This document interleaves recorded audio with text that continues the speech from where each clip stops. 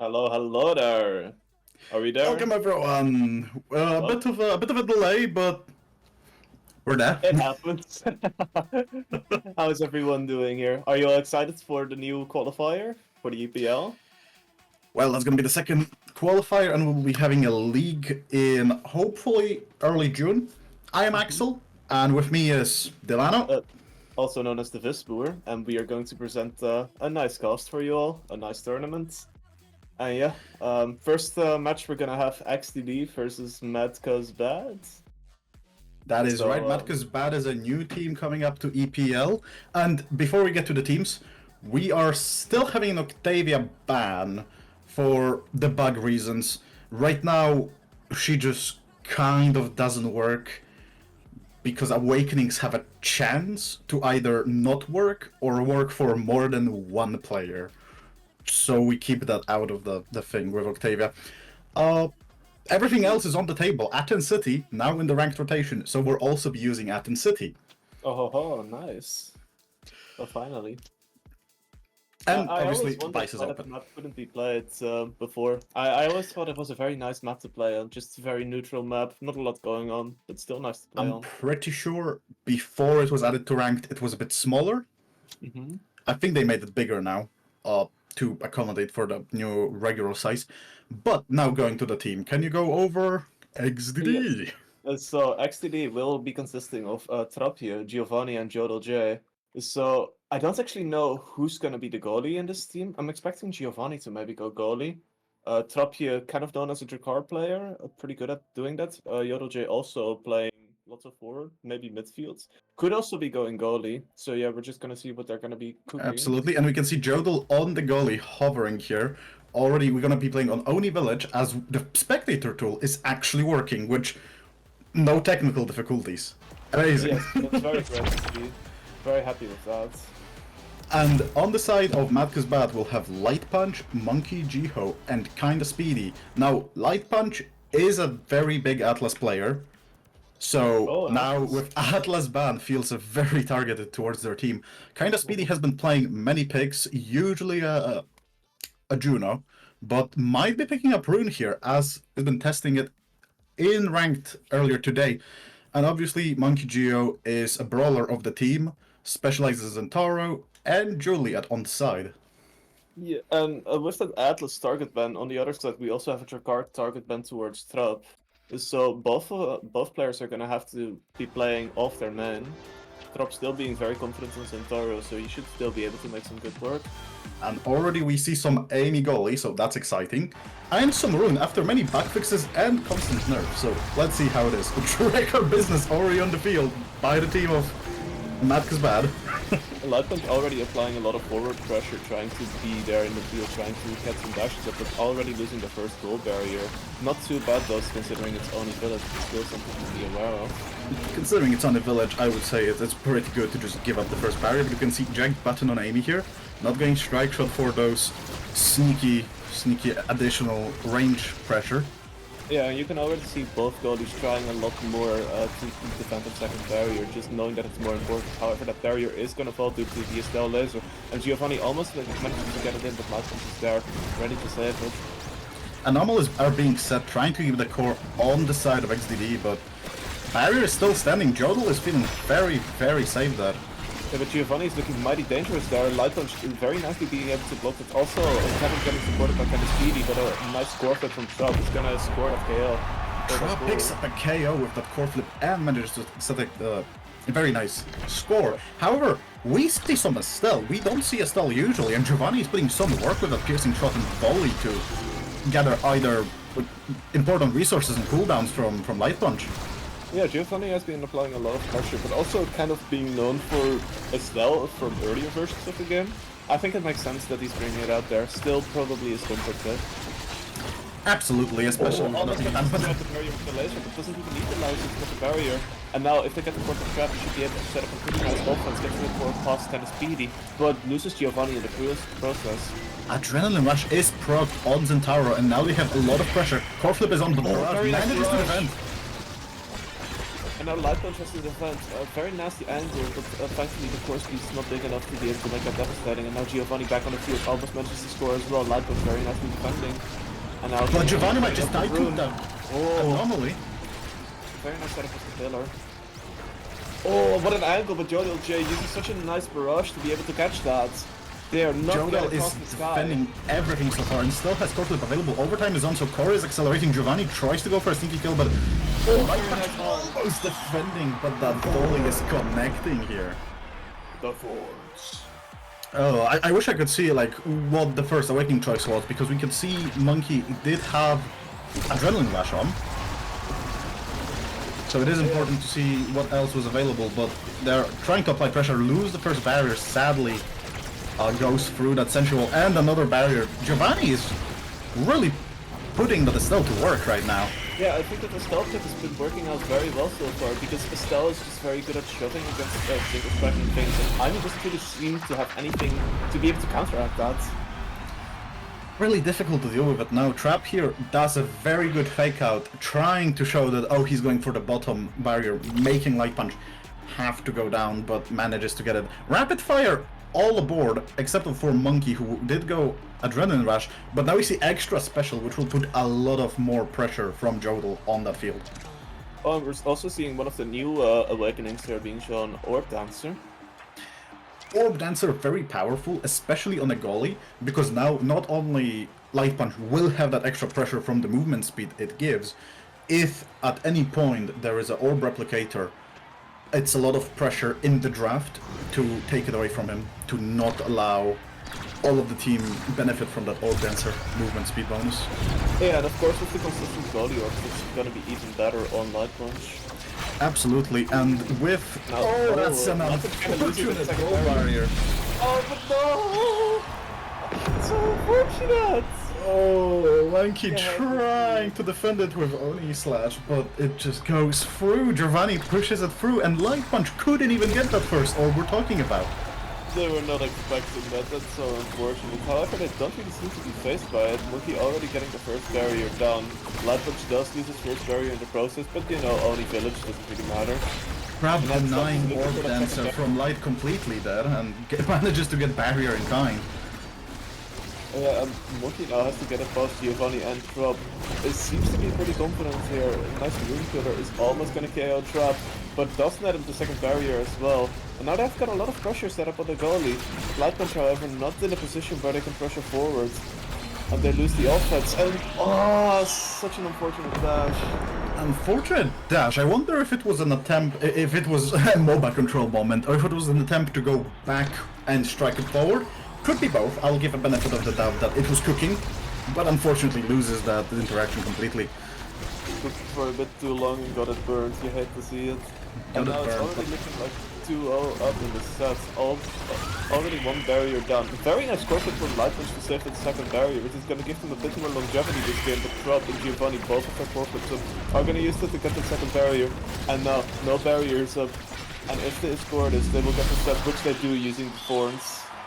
Very, very strong Crystal Thorns covering all of the goal arc. Very difficult to defend, especially as Amy. It's difficult. Giovanni simply puts too much pressure on that goal, and Orb Ponder is available. No, it's Is the Estelle going to be denying the Orb Exodia from Amy? Probably not, since Primetime is on the field. The problematic thing is, the orbs are not really stacked up. It's really difficult. Orbs do share their own counter. Like, if one orb is at 10, both orbs are. But they are not really stacked up, so it's really difficult to see if they can manage to buy enough time. Aerials on Kai for even more range, that's gonna be scary. And Twin Drive on Zentaro. Whew. We're gonna see what this is gonna do to the table. A lot of the training's being picked for XDD, so they might be able to snowball off the second set already. Oh, absolutely. Very just omnipresent everywhere. Trap was trapped in a very bad situation because he was banished most of this set, this goal, but managed to find that one situation and it paid off tremendously. The tiniest of openings is gonna give him enough room to be able to get a goal with a nice dash. Absolutely. Light Punch trying to go a bit more forward, trying to apply more pressure, knowing that if they don't do this, they will get suffocated in pressure. And it doesn't look to be paying off too well though. One barrier already gonna fall, and there follows the second one. Very All difficult Giovanni has to do is get it past. Almost gets into trap, but he's not in position. Misses the strike barely, but the dash is gonna secure it. And now they just need to get one more goal to be able to win this set. And this seems like it's gonna be a really fast game unless Matka's Bad manages to pull it through somehow. Giovanni is setting up really good scores for Trap, and the barriers are not really lasting. Yeah, I don't think they're fully out of the game yet because Speedy has been showing some good setup. Lightbird has been defending some very close situations. Also does a sport flip on the field. So there's definitely things they can do. However, it's looking very dire so far. Yodelj very nicely defending that one barrier. Even defends that one as well. And now Trump is looking to get the second one. Still has sport flip up to be able to score. Is gonna use And it. that's gonna be it. That was an unfortunate situation. I think the ban was very influential in this game, denying Atlas, especially on Oni Village. Huge. Very big. And obviously Kai was open for Jodel. Jodel could apply a lot of pressure with the Giga Blast here and there. Didn't get too much use of it because obviously Giovanni and Trap did very well in that game, but very fast game, very big stomp. Orbs could not be secured for that comeback, so unfortunately here. Yeah, very unfortunate. However, I think it wouldn't really have mattered either way. Trump was also not playing on his best character. So, in that case, I just think it was a better player differential for XDD. Absolutely. A very good team, and I hope we can see more of them during this tournament. I really like seeing their gameplay.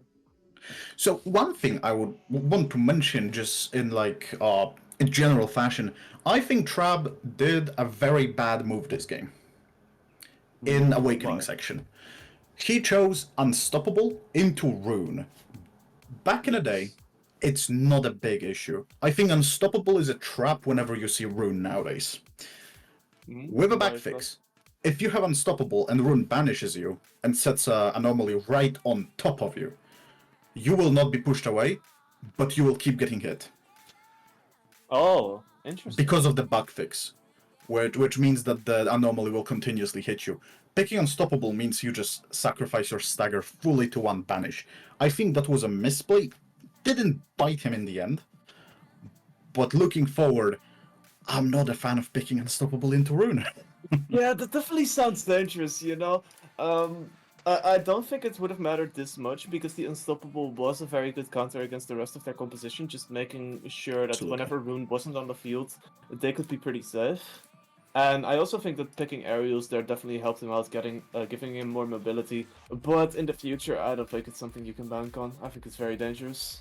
I think picking Unstoppable into Rune is pretty dangerous. We didn't see it much. I think we've seen one setup, which oddly enough did not hit twice, which is the bug fixed actually fixed. But let's just trust it's fixed. You know, maybe I do trust it fixed because I've seen it happen many times. But right, I'll trust your expertise on this. I haven't played. We know Omega Strikers. We do some Omega Striking here and there, so. Yes, goofy game. Other than that, Amy Gully did not pay off too much. we will see more of it. I'm pretty sure we will. In last qualifier, we've seen plenty of it, especially on Demon Days. Which, what's your opinion on Demon Days? Because I hear mixed things about it. I am indifferent about it. I think it's fine, but You're I also first. don't like it that much. It doesn't bother me. Let's just keep it at that. What do you think about it? Oh, I love it. I think that's my favorite map right now. It is? Well, it's above Atlas Lab. It's way more chaotic. It's like equally fun as Atlas Lab to me, but the thematic is brilliant. The fact that the barriers are a speaker, and if you break them, they open, so the sound waves get released. I'm a sucker for thematics. It's such a nice touch. I just love it. But yeah, we'll see what's our next game once the brackets get updated. Yes, and because we're playing a Swiss round, if not all of the matches are done, we basically cannot go to the next match because every match is dependent on how the other matches go.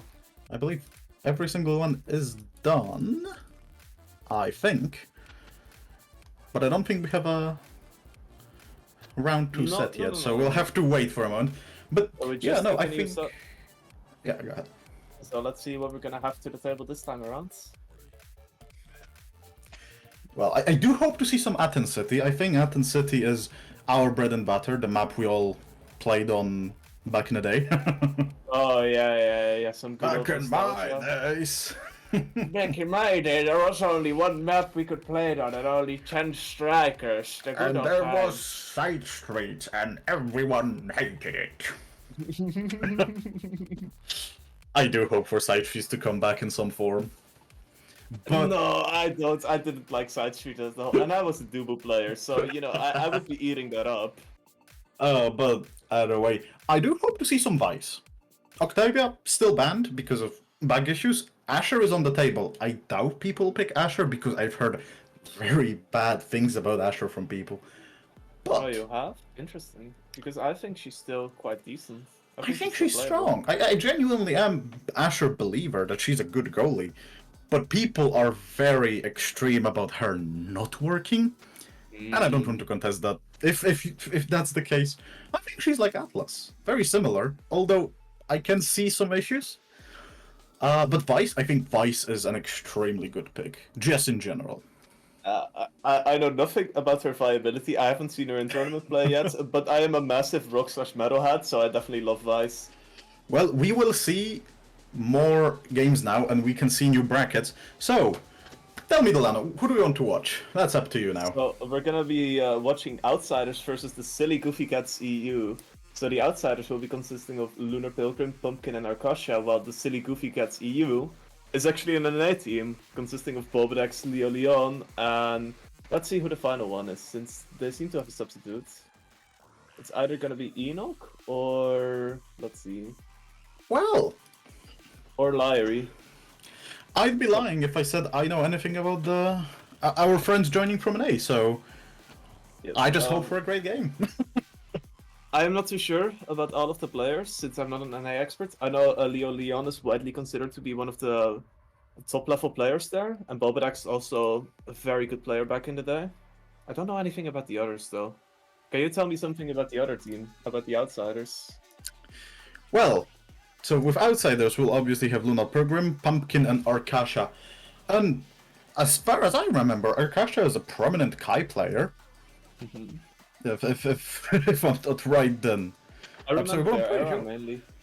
Were they mainly Era? I think I've seen a lot of Kai, but I might be mistaking names. Pumpkin. Pumpkin is a new name to me completely.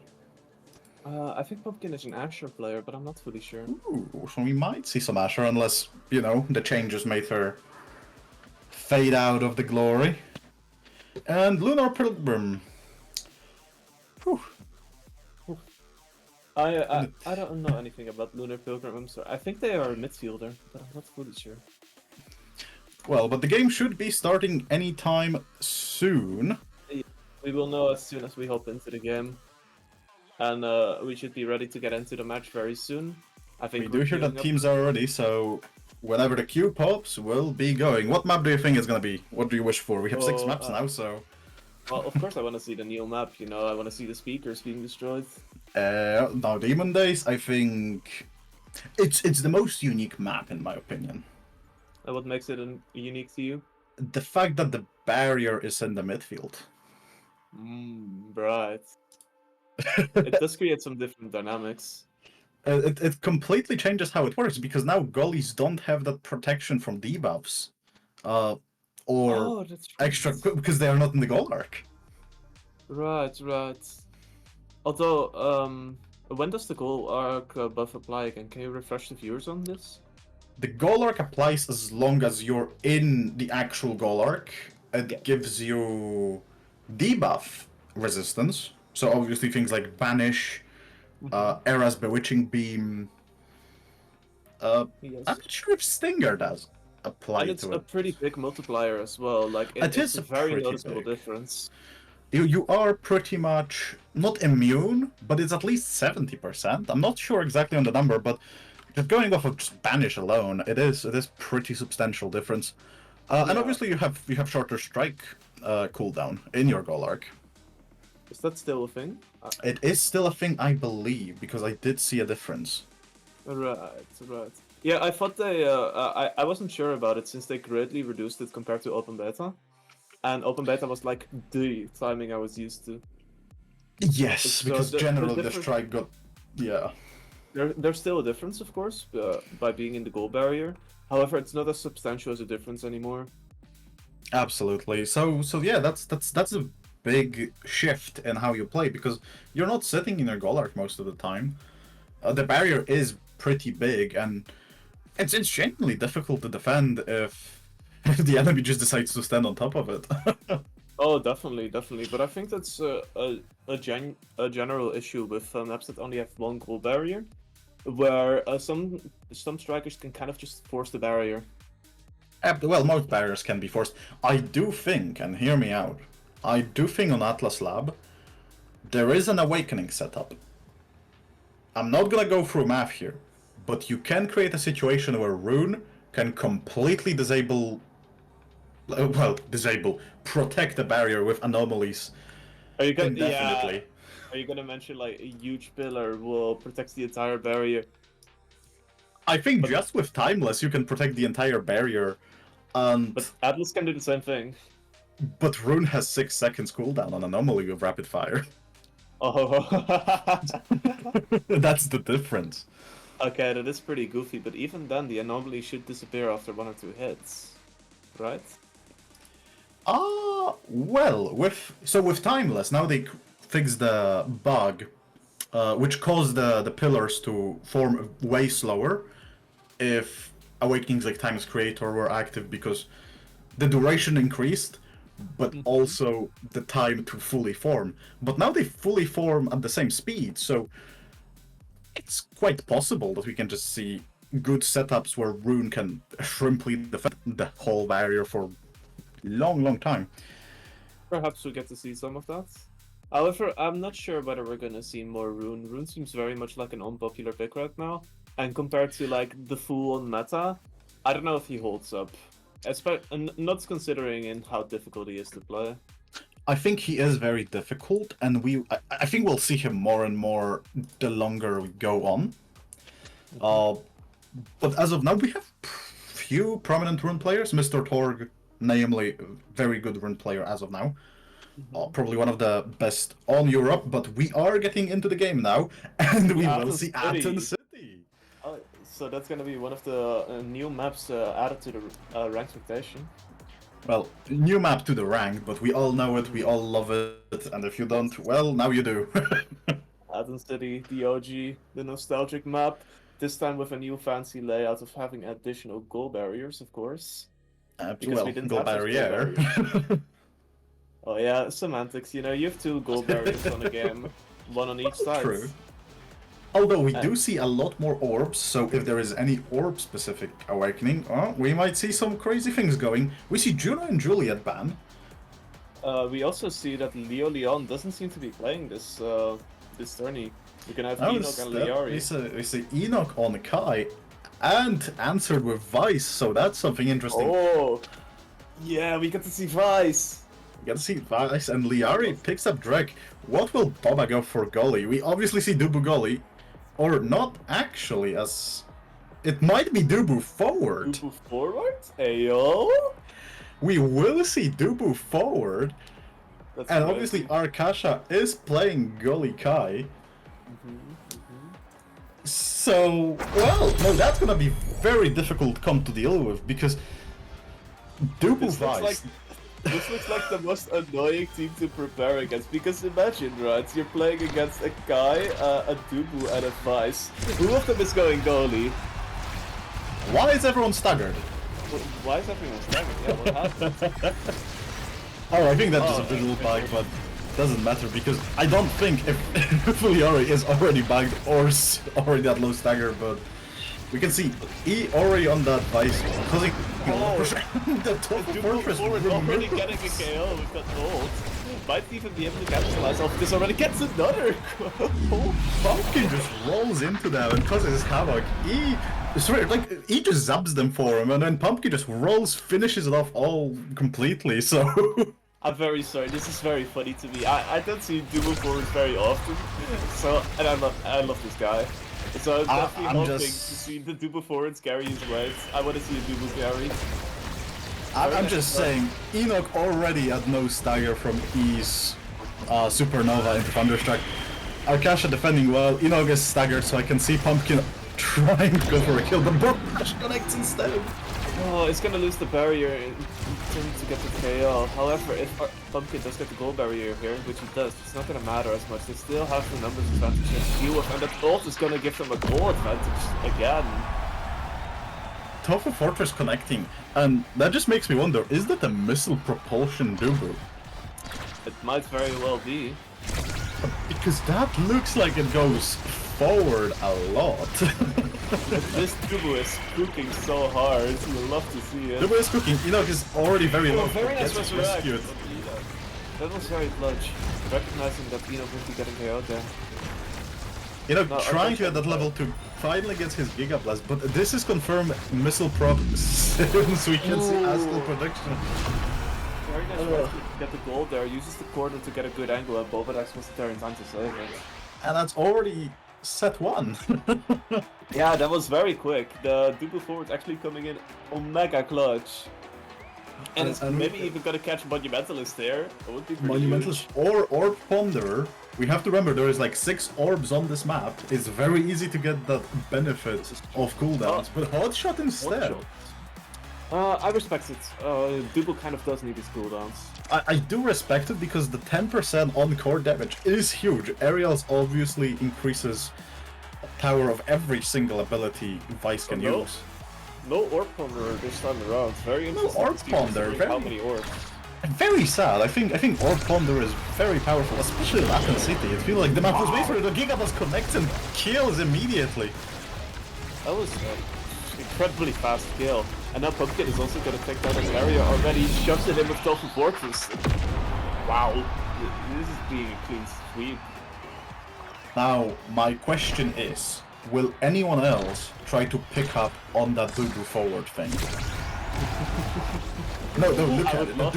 The fortress. The fortress is extremely oppressive. Giga Blast connects again, and oh, very powerful kill.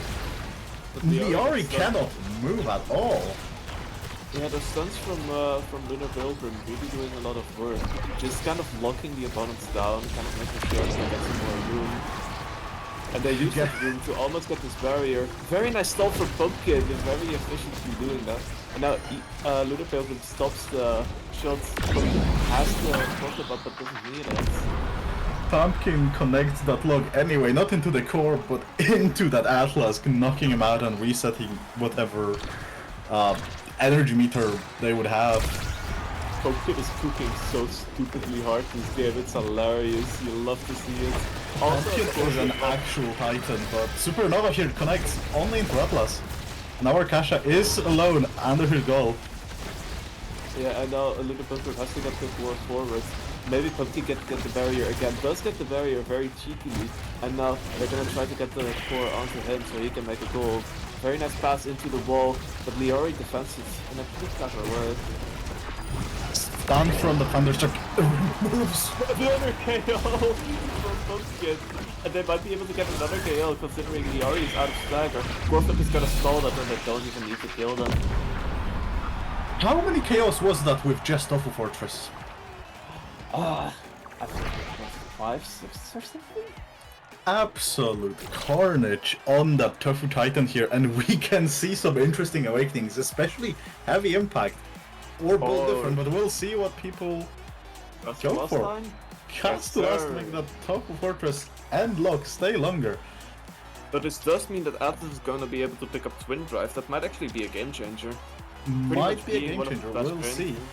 But build different. Now on Enoch, not heavy impact. That's also odd. I understand that build different is just a very good training in general. It is, but I think heavy impact has a lot more power, especially on Vice. So denying it would be generally better, as we can see that power change. Enoch gets completely deleted.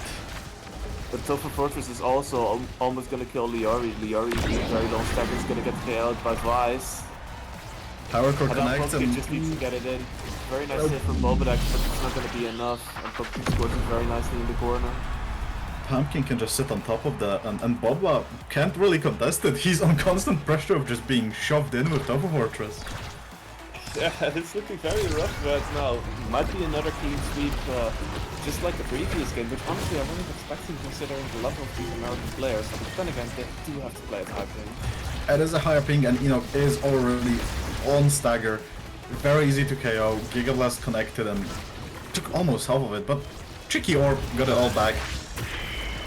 Oh, nice score flip to get past that Tofu Fortress. I don't know if he would have been able to get past there without it. Well, for certain, it made sure that the Tofu Fortress actually protects, but Supernova connects, and now everyone has a core flip. It's most likely a goal here. 3 core flips up, 2 core flips up, and they're not even gonna need it considering that a dash is gonna KO them. A lot of kill pressure from Vice's heavy impact, and just Dooku in general, shoving people around. This is amazing. You love to see them people just goofily walking around killing things. I would absolutely love to see those things, but this might be all they wrote. As both problems get used, but everyone else is staggered on the field. Oh, Atlas. A blast from Enoch, getting the goal barrier in a very complicated angle. Can they get that one score? Can they redeem that NA can score at least one on high ping? Maybe they can, honestly. They already have the goal barrier down. All they need to do is get a pass. And unfortunate, expands a bit too late. 3-0 victory, but they did give a solid effort. Yes, a very valiant effort, but the Google forward is gonna be too strong. And now, whoever is keeping the stats for EPL, well, you can add that Dubu is undefeated as forward and has 100% MVP rate. This is true. That means he must be the best striker in the game right now. Average of 7 goals in a game. Absolutely viable pick. Pumpkin obviously did show off a lot of cheeky kills. Tofu Fortress, surprisingly deadly. I mean, we all died to it at one point. In this case, surprisingly deadly. There were so many kills using Tofu Fortress, it's actually insane to see. There was way too many kills for, like, I wasn't expecting that many. Genuinely. It was a very silly, goofy game, you know? It was a goofy game, but we need some games like that. Obviously, it's still a very good pick. I don't think Dubu Forward is bad. Because I did play it, and it is it is really, you don't expect it. I don't play forward, so don't ask me anything about this. I have no clue how it would work. I've been picking up more goalie and goalie. I have stopped playing forward. I think I'm not a forward fan anymore. I've never been a forwards fan. I think I've only played like 3 games of forward in my whole life. Because I just love the goalie since it seems cool. Fair enough. No, goalie, extremely fun. I think unconventional forwards are really fun. Like the Dubu forward, it's surprisingly deadly. Especially Super Surge. It doesn't sound good at all. Like if I tell you Super Surge Very Dubu, funny. you're looking at me and you're like, is he on something? Is he under influence? Is he like, What are should you I call a talking doctor? about? What is am I bro talking talking about? about? But forward, you just see this rolling ball of death. And you're just there in front of headlights. Like, what are you doing? Nah, bro. That was very goofy. It is goofy, but it can be terrifying because I played against it. If you see that, you just freeze. What do? You just see it's a literal ball of death. I would piss myself. Oh, but either way, we have to wait for everyone else to finish their games, and well, we'll be seeing some more nice games coming. I, I'm definitely more of a I just play whatever is meta person myself. Like, Ooh. I just pick whatever is currently the best. I switched from Atlas to Dubu to Kai just because I thought they were the best characters at that moment. And I think I would do the same with forwards, I'll be honest. I don't like playing things that I have to think about. I just want to win. I do a little bit of trolling called pressing the random button till the timer turns off. You are the worst. I am the worst. That's why I don't play ranked because I would troll everyone.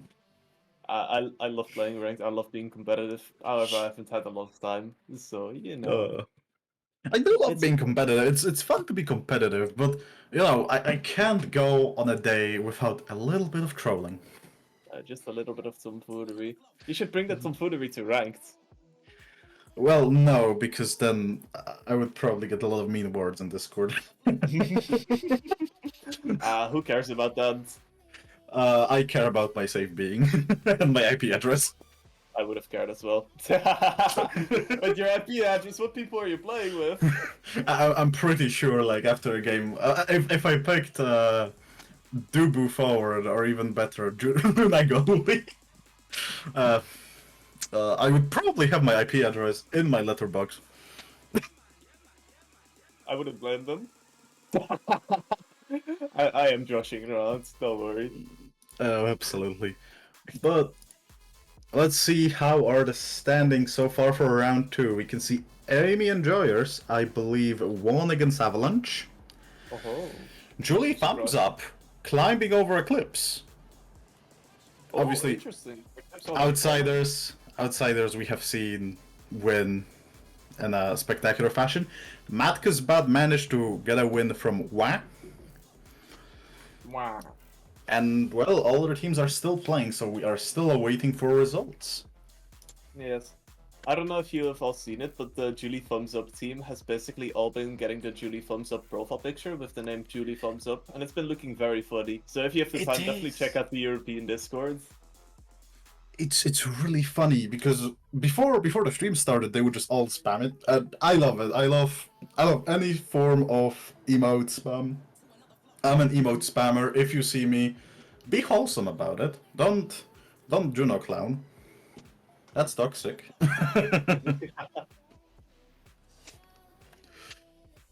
But well,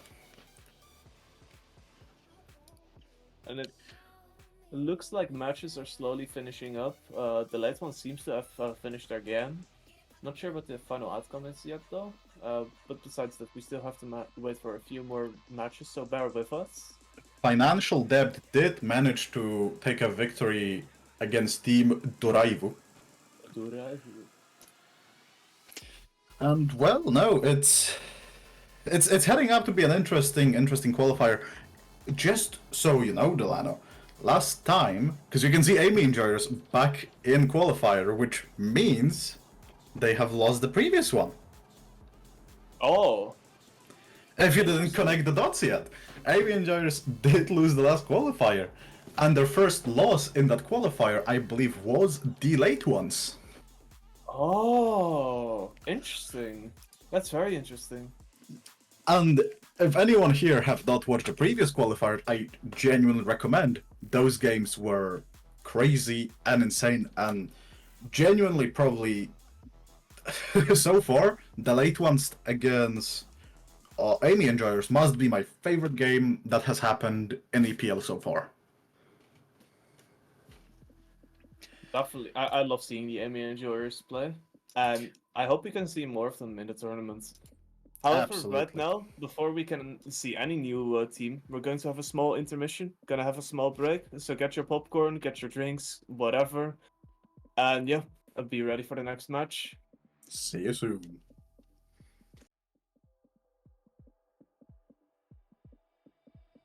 Don't need no problems, no, don't need no pain. I came for one thing, so don't get in my way. Don't need no problems, no, don't need no pain. I came for one thing, so don't get in my way. Don't need no problems, no, don't need no pain. I came for one thing, so don't get in my way. Don't need no problems, no, don't need no pain. I came for one thing, so don't get in my way.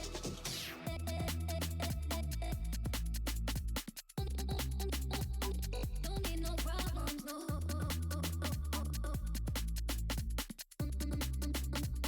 Don't need no pain.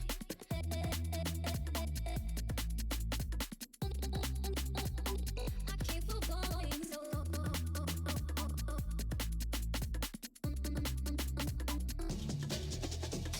don't need no problems, no. Don't need no pain. I came for falling, so don't get in my way. Don't need no problems, no. Don't need no pain. I came for falling, so don't get in my way. Don't need no problems, no. Don't need no pain. I came for falling, so don't get in my way. Don't need no problems, no. Don't need no pain. I came for falling. Till you get it closer, closer, closer.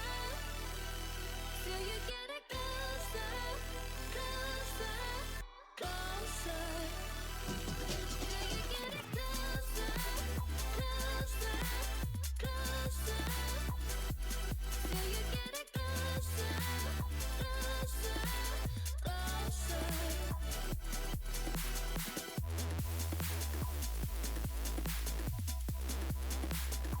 Don't need no problems, no.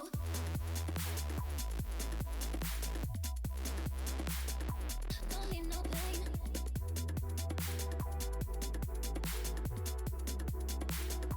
I came for one thing, so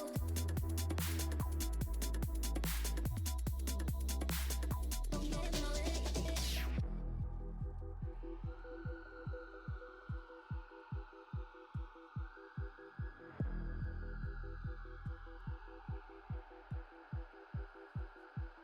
Till you get it closer, closer, closer. Till you get it closer, closer, closer.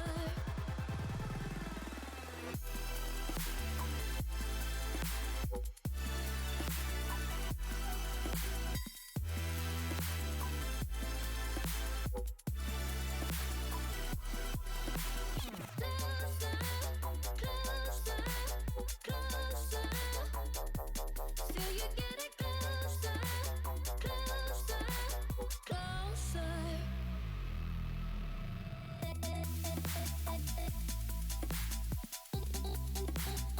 Don't need no problems, no.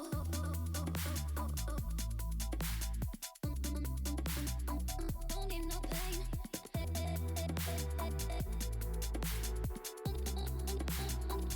came for falling, so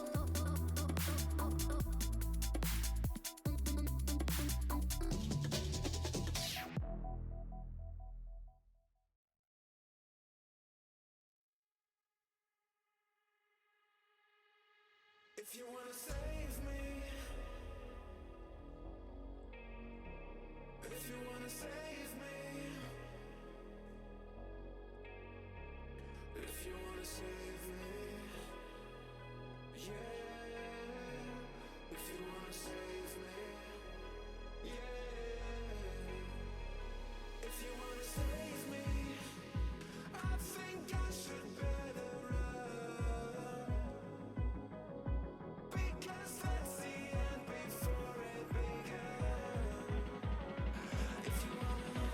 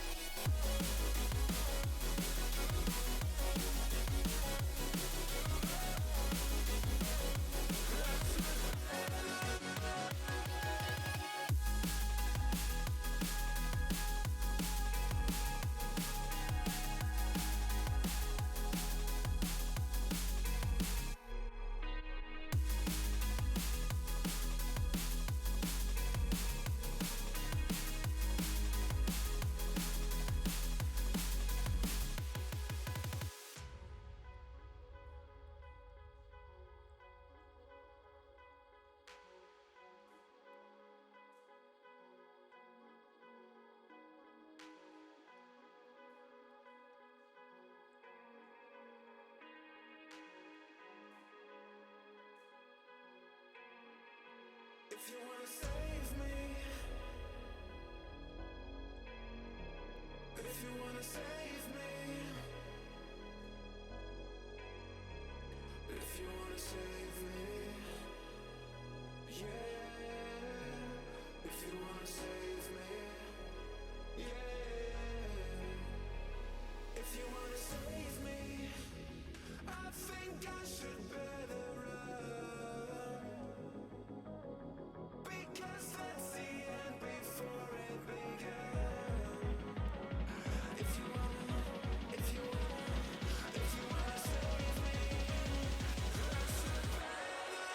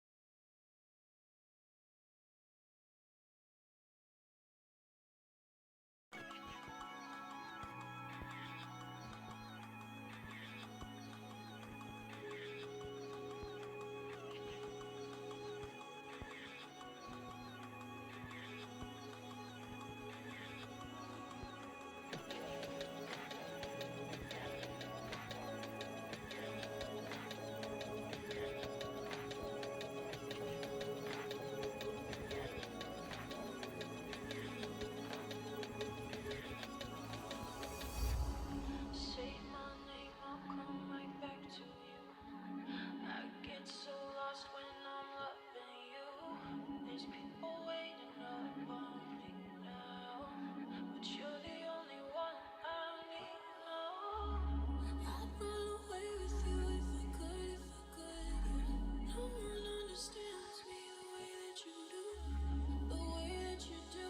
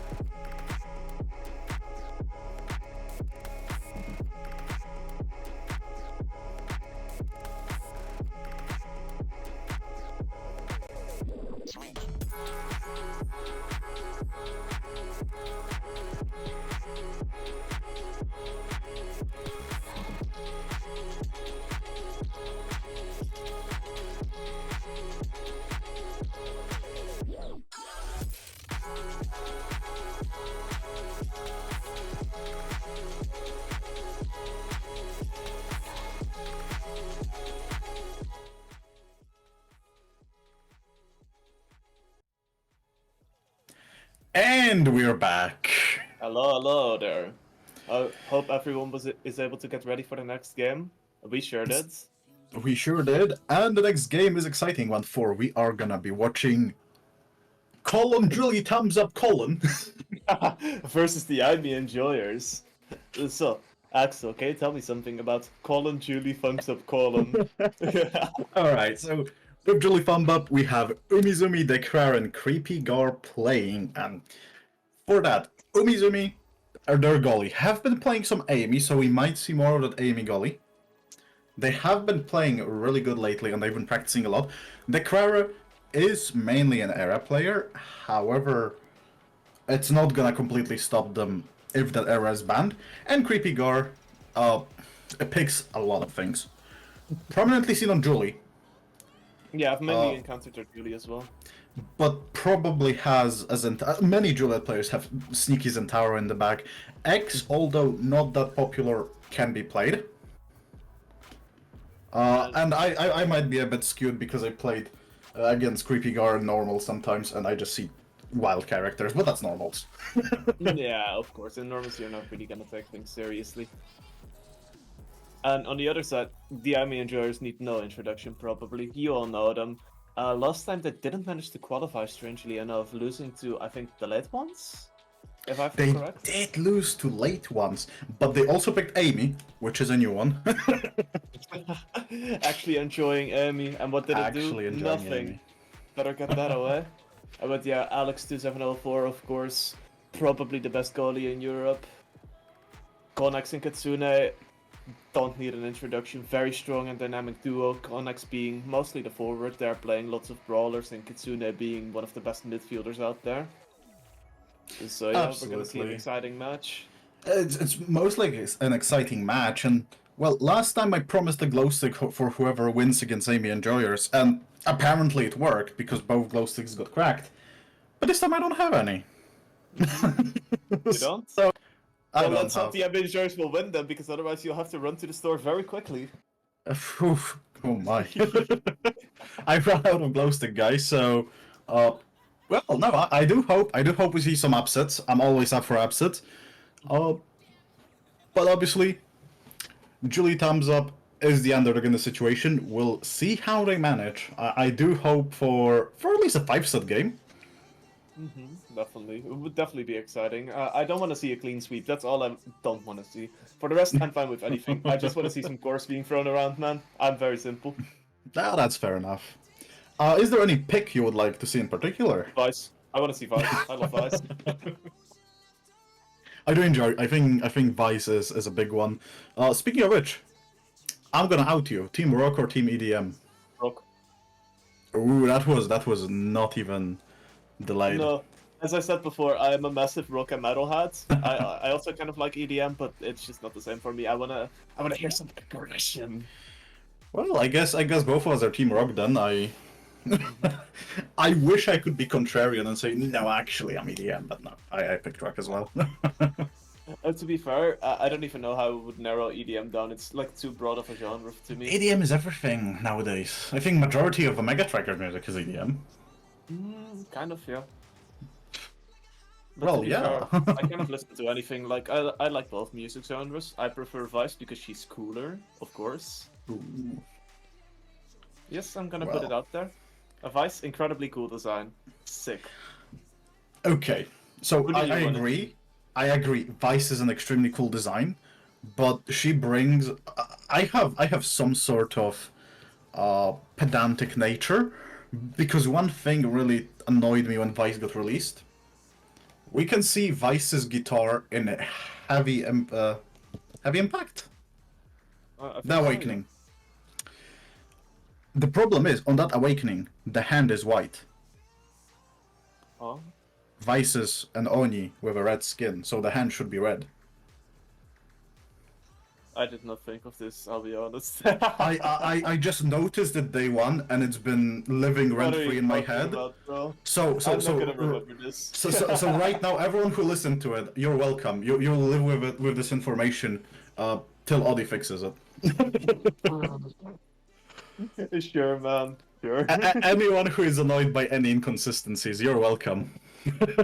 Is there any striker you would like to see, or any map or whatever? I know you're an Atlas Lab enjoyer. I am an Atlas Lab enjoyer. I do want to see Demon Days.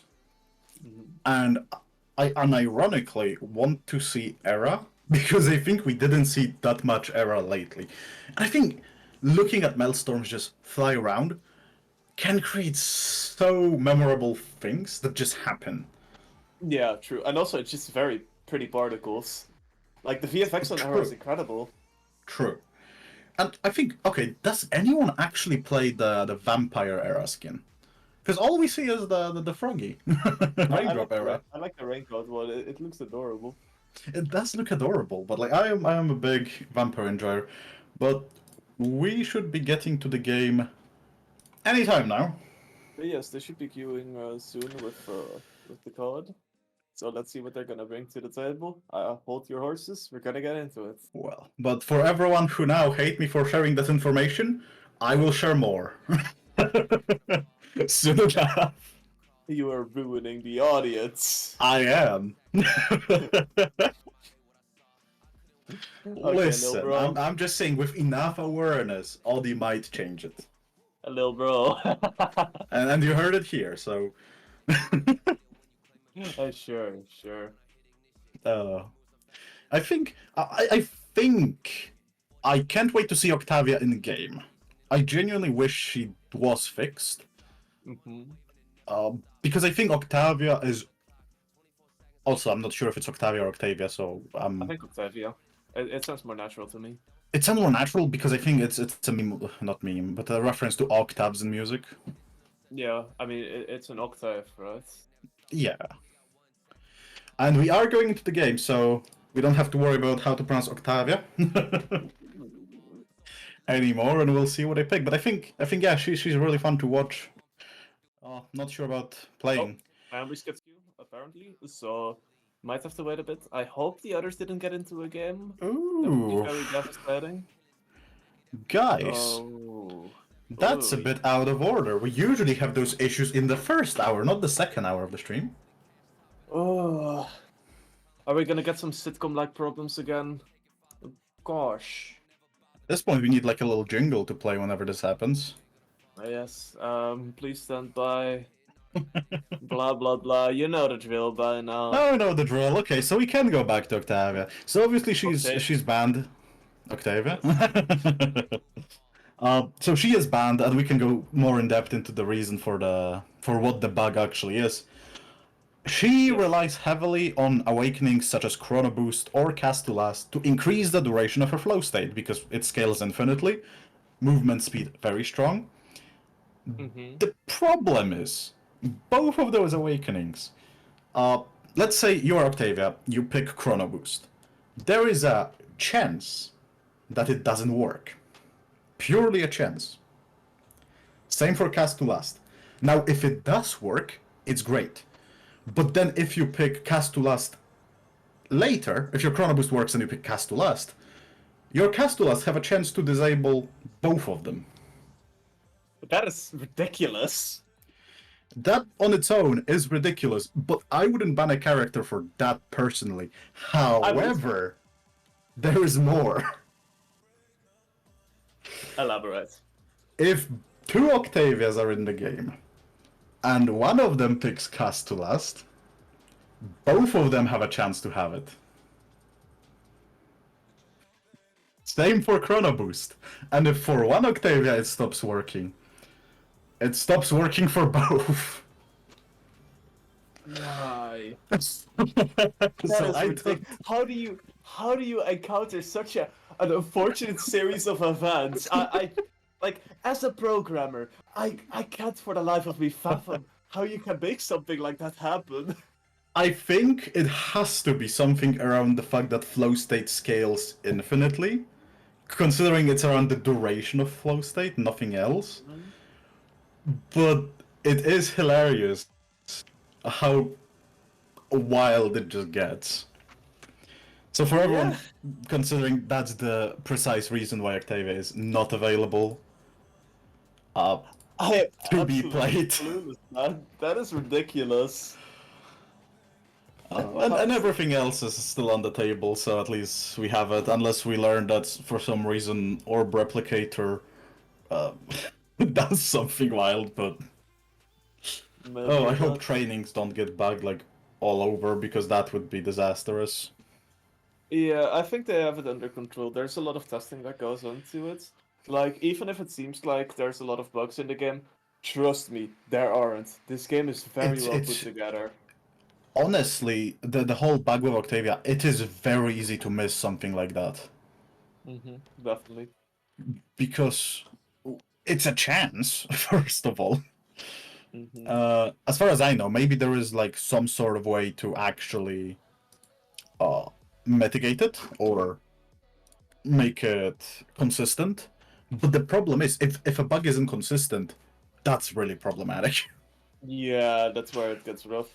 And there's like a Because you, lot of variables that go into it, like for example matchups, interactions with other things, interactions with other awakenings. And if you are playing a game with this many variables, you're not going to be able to test all of them. You don't have a pipeline that's able to cover everything. absolutely, and just in general, the fact that core physics in general looked difficult to code. Hmm? Actually, I don't think it's that difficult. Really? With It- like It's it's very basic vector mathematics. Anyhow, nerd things. I'm not gonna get into that. nerd things, too much nerd Things. things. Okay, hear me out. What if rune anomalies were triangles? Aren't they though? I think they are, maybe. What if they're wait? So they are like so I Yes, cannot speak. everything in games consists of triangles. Everything graphic. Okay, you just said we stopped talking about nerd things, and you immediately backpedal to the nerd things. Dill, my man. I'm No, but very like, sorry. Okay. imagine if the anomaly wasn't like the circle, but like an actual triangle. So, changing the code didn't help for getting us into a new game. We might just switch over to having one of the teams stream for us on Discord. Back to the scaff. Can't have. So we're gonna have a little bit of a scuffed setup, maybe. It shouldn't be anything different from the viewer experience. All it's really gonna do is we're gonna have a bit more time. We might be going into a small break real quick just to get everything set up. So hold your horses, stay right there because we'll back in a whim. We'll be back with some scuff or possibly fix, but well, we're gonna be back soon.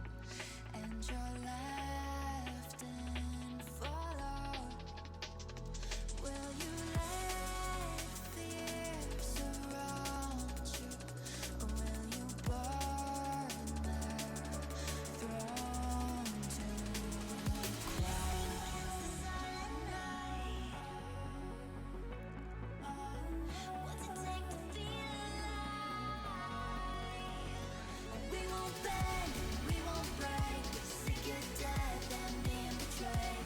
One world and then you made me see it all. We're not afraid.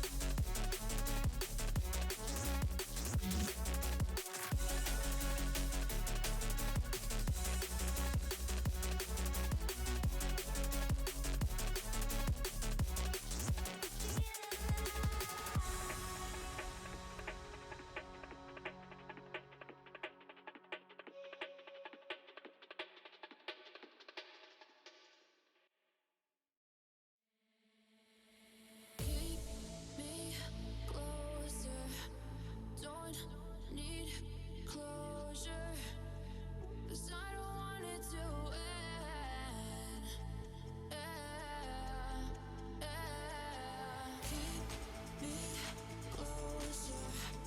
Don't need closure. 'Cause I don't want it to end.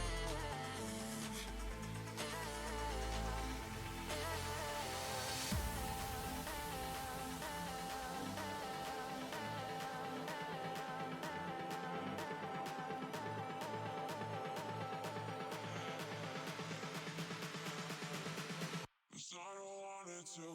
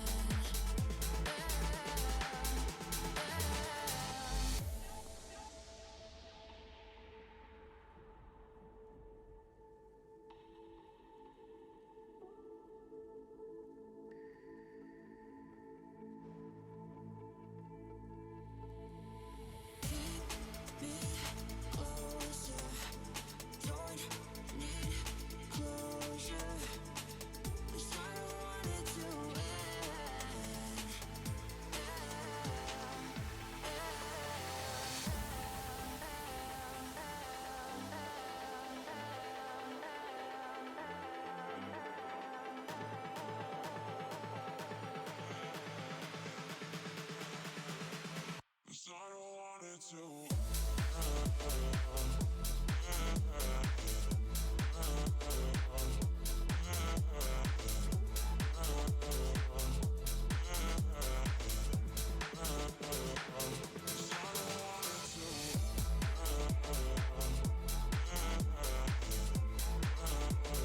Yeah, so we're watching your stream. Okay, Demon Days. Oh, that's how you pronounce it.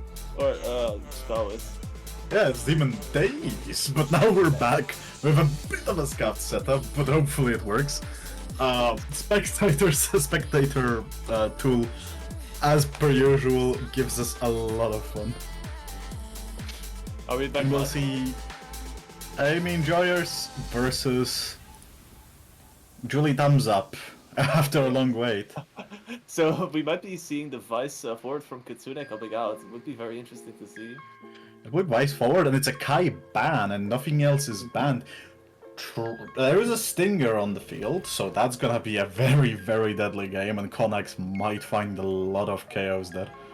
We can see both players probably opting to go for the Aimi goalie, knowing that Kai is banned. Probably, I would say a relatively good call, considering how good Alex is on Kai. Absolutely, and obviously with Stinger and Siphoning Wand, Vice very powerful. Her power cord can jump on all enemies, especially on a smaller map. And we can see Vampire Era, as we were talking about it a bit before, from the Quarry. Yeah, you love to see it. As a big Castlevania fan, I am I'm definitely loving this. So yeah, let's see what this is gonna bring to the table. Absolutely, Barriers. and then yeah, as you can see, the barriers are very forward. So already a first knockout from Connex on um.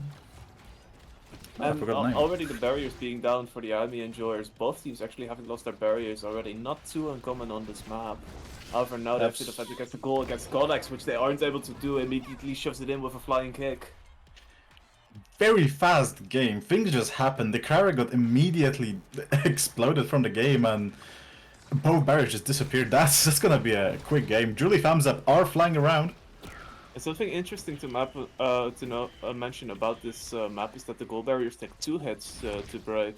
So it's not like on Imi's app where you think, oh, 3 hearts might be 3 shots. No, this is actually 2 shots.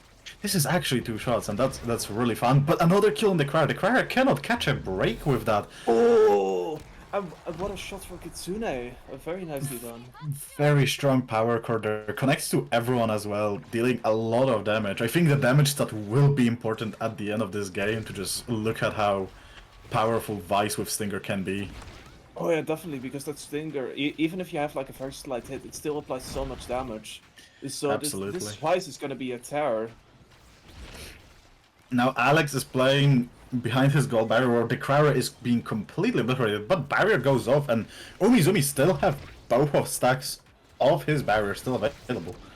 And Alex is kind of seeming to struggle defending those barriers. However, we know Alex, open goal master, is not going to be able to let anything through. Now Connex with the core flip, almost going to score, but it gets blocked very nicely by Creepy Gar. Very good block there with that power core. Now Alex kind of delaying the core. Creepy Gar has an opening, but it gets dashed away. Very nicely done from Alex. Alex has core flip up to be able to defend against this push, whatever's going to happen. Doesn't need to use it yet though. Very comfortable spot still. Against Creepy Guard does intend to use it. It nicely gets it away. Connex tries to KO Creepy Guard. Now Kitsune Both vices has are the very one. low and overtime is now kicking in. The core is accelerating and Alex manages to kick Oh, off. very nice dash from Yubizumi, barely Creepy. saving that. Now Kitsune though, they're gonna get the core, gonna get it to Connex. Connex barely misses the strike, and now Alex has to get it forward to Connex. Connex trying to go in for a KO, but doesn't seem to get it. However, does get a self pass into a kick. Very, very good setup here. Kitsune was sharding Supernova to cover entirety of goal arc for Yumizumi to not be able to pass anywhere else but towards Konax. Yeah, and now with the awakenings on the field, we see a big fish for Connex can be pretty huge. And also We can also see Prime Time Missile being, Propulsion and Prime Time. maybe even Monumentalist for Annie, if they really want to go for something. Probably gonna pick Missile Prop Brother though. No, it's gonna pick Monumentalist. Is picking Monumental is probably just to deny it from the Crowra. We don't want to see monumental, timeless Maelstorms there. Oh, definitely, that would have been devastating for them. So, good, good insight, not to tackle. That would be very, very devastating to see Maelstorm larger than the barrier Wow. itself. Very nice Supernova from Creepy Guard being able to get that first barrier down. Or the first hit of the barrier, rather. It's a very deadly game. Stinger available to almost all players. That was just brutal. Umizumi is almost dead here again. Konax is looking for a kill. Yeah, and Alex is very nicely defending around it, however, almost gets KO'd by the Maelstrom. Or the Tornado. Very, very difficult. Now Konax is small and very good cyber side from Alex to defend that from a stuffing. Oh, think the- one hit of the barrier is gonna fall. Kitsune gets the second hit as well. And now Konax up in their face. 3 against 2. Alex needs to use the core flip to be able to save it. Barely mistimes it, but however, gets the core onto Kitsune, who is able to score. So you see, the problem is Vice on this map. Everyone is very clustered on this map, and with Stinger, her power cord connects with everyone all the time. That Stinger and siphoning chunks of everyone's stagger very quickly. And now Kitsune is low, but charges Supernova to get out of danger. Yeah, a lot of damage being dealt already. Kitsune though, recovering back to stagger. And now, almost being able to get that barrier, Nado's gonna come out almost KOing Konax, who's gonna take it a bit further back. However, because of that, they don't have enough pressure to be able to maintain those barriers. And again, it's Alex with the open goal. Konax getting a KO though, should be able to grant them these goal barriers. Now, Yubizumi also looking very low because of the vice pressure actually does fall to Alex. And A now all they lot need of to do is damage shove the core in. pressure. But they don't seem to have enough time to shove the core in. However, a very nice glitch probe from Alex is gonna bounce that core in. They managed to put it in, and they have a huge level advantage. Look at the cover, still level 3. Konax is unrelentingly killing him and Creepy Gar all the time. Yeah, Konax has been keeping the off and on because he is cooking this game. Now the Kara very cannot nice. evade, so that's a stagger completely, and now Konax can pick up the kill easily. Kitsune has core flip up, might be able to use it for defense here as well. Could very well use it for offense as well, or for a KO. The Crore almost gonna fall. It's gonna fall to Alex's dash. And now it's gonna stop the fight shot. Kitsune tried to steal that ball, get from Izumi. Did not use core flip and lose it all at the end. Alex is very good with this flip. I'm gonna get a lot of it. Very nice goal from Alex. He's even gonna get the barrier. And now if Kitsune gets this, it does. That's amazing. And that was so blind. Okay. Hear me. I have a theory. Because it looks like players are picking up those barriers quite safe. Like they are very confident on picking barriers. And it looks like because those barriers are so forward, if they can get sorry, if they can destroy the barrier because it's Izumi will be forward because they play barrier, giving Kitsune the opportunity to score. Yeah. Definitely makes sense. All never happens.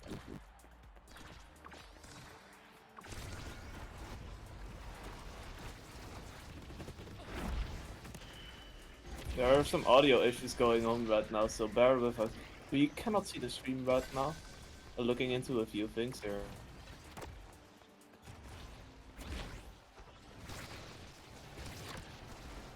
But yeah, You can so see that we should be back Umizumi now? is Are we here? lost his barrier already there. But as casters right now, we are a bit blinded. So we can only see the goal arcs of both teams. I can see Alex lost the barrier, but that's about it, all we can see. Oh, and Kitsune gets KO'd. Now Alex has to get a bit of a defense going. We actually cannot see the game. Very sorry for this. Oh, and the core goes in. And we're back to see the game as the We're cover back to falls. the game. Oh. What is going on, man? Oh, technical difficulties, ain't you loving it? But yeah, one important thing to take out from that Awakening draft, Konax managed to get Stagger Swagger, which in that game will be active majority of the time. A very nice core flip from Alex is gonna get that first hit of the barrier down. Now the Crore is trying to get it past him. Very Tries good to, weaving from Kitsune, and now the core is just active there, tries to defend it, but Konax Konax is just is core so flips it dominant in. there. Didn't need Besides, to I use the don't core need flip I don't need the core flip, I just can use it. There you go. With the amount of KO pressure they're exerting, I don't really think they need the core flip. However, it would have probably been better to keep it there. Alex almost losing 2 barriers right at the get-go. However, also losing one of their teammates. Konax being Kitsune very gets goal pushed striker. off, and Konax is almost dying here. Because of Stinger and Siphoning 1, the Stagger Swagger region does not come out in clutch too fast, and now they have Striker and managed to Wow. get the core onto Alex with that power cord. Very well played from Creepygar. Yeah, I think this is the first time we aren't seeing a 9-0 on the stream.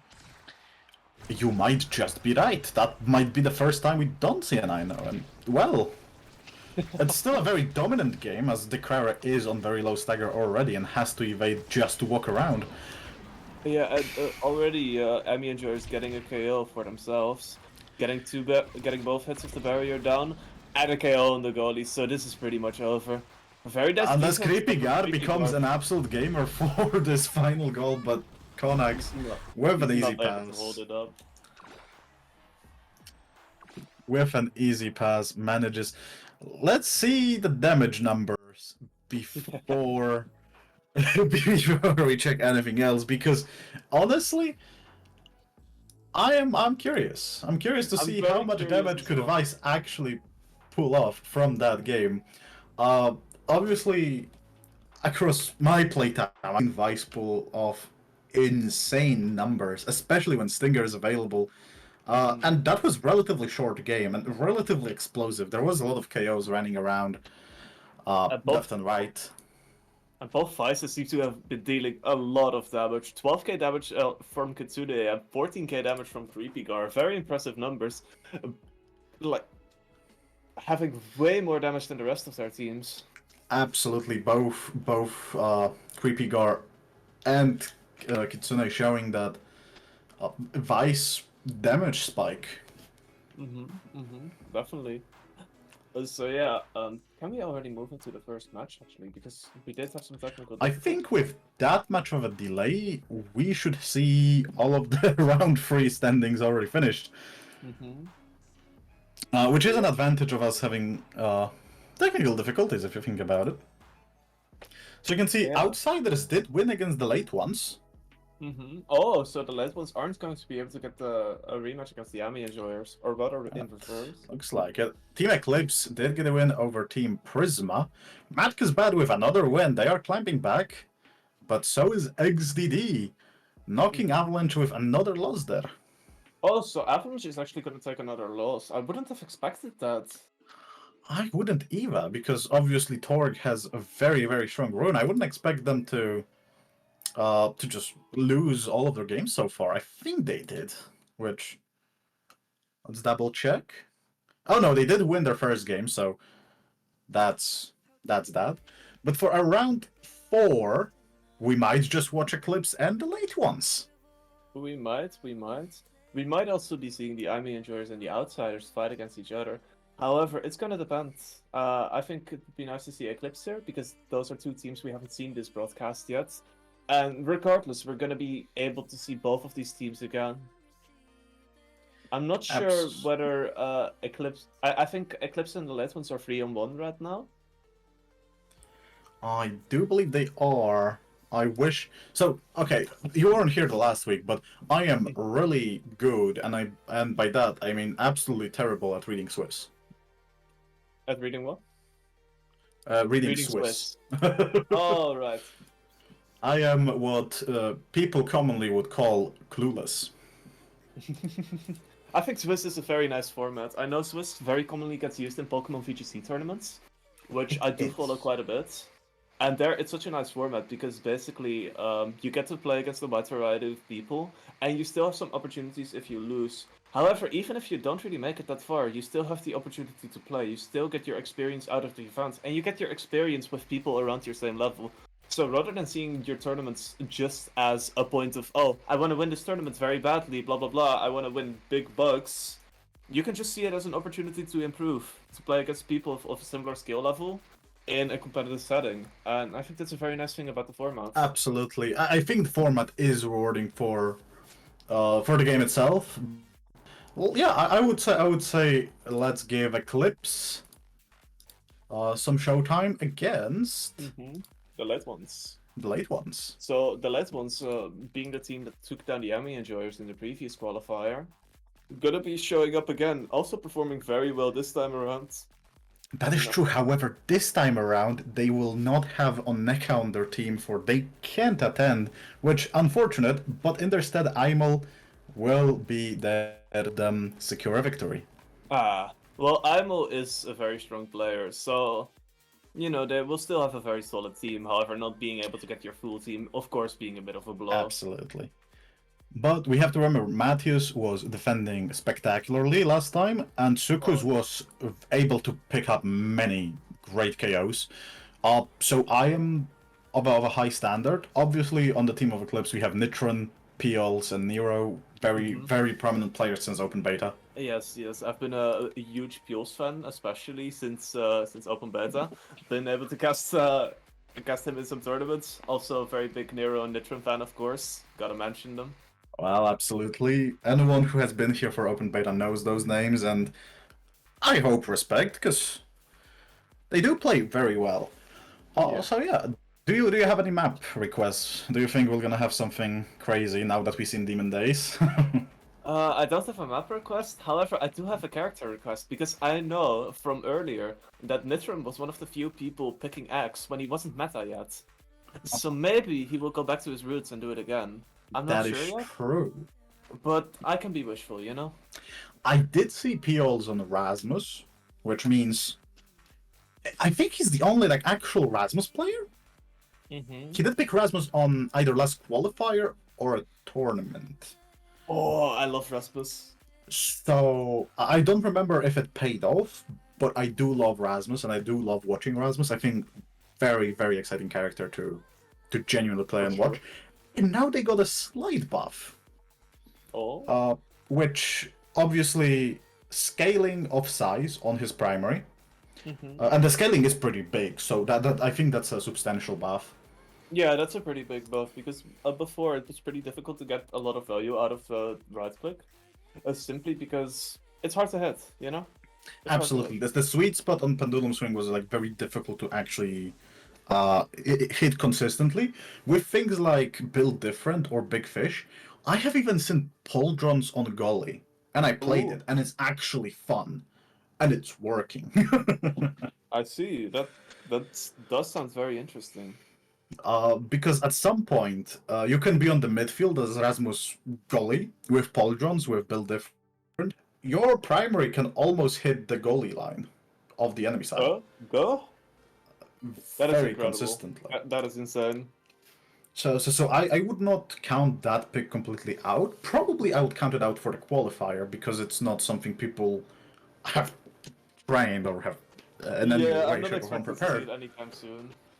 But maybe for the actual play in league, we might see something crazy with it, unless Audi changes something again and introduces some more interesting And strategies with a balance patch. we seem to be having the same issue as we were having the previous match. Ah. Well, no, as I said, usually we have the first hour that's the issue. Mhm. Now, obviously, we have a little switcheroo. The second hour of the tournament. Eventually, when we get to like league, it might be the third hour, and at some point it will just go to obscurity and never happen again. We will not have issues anymore the next broadcast, surely.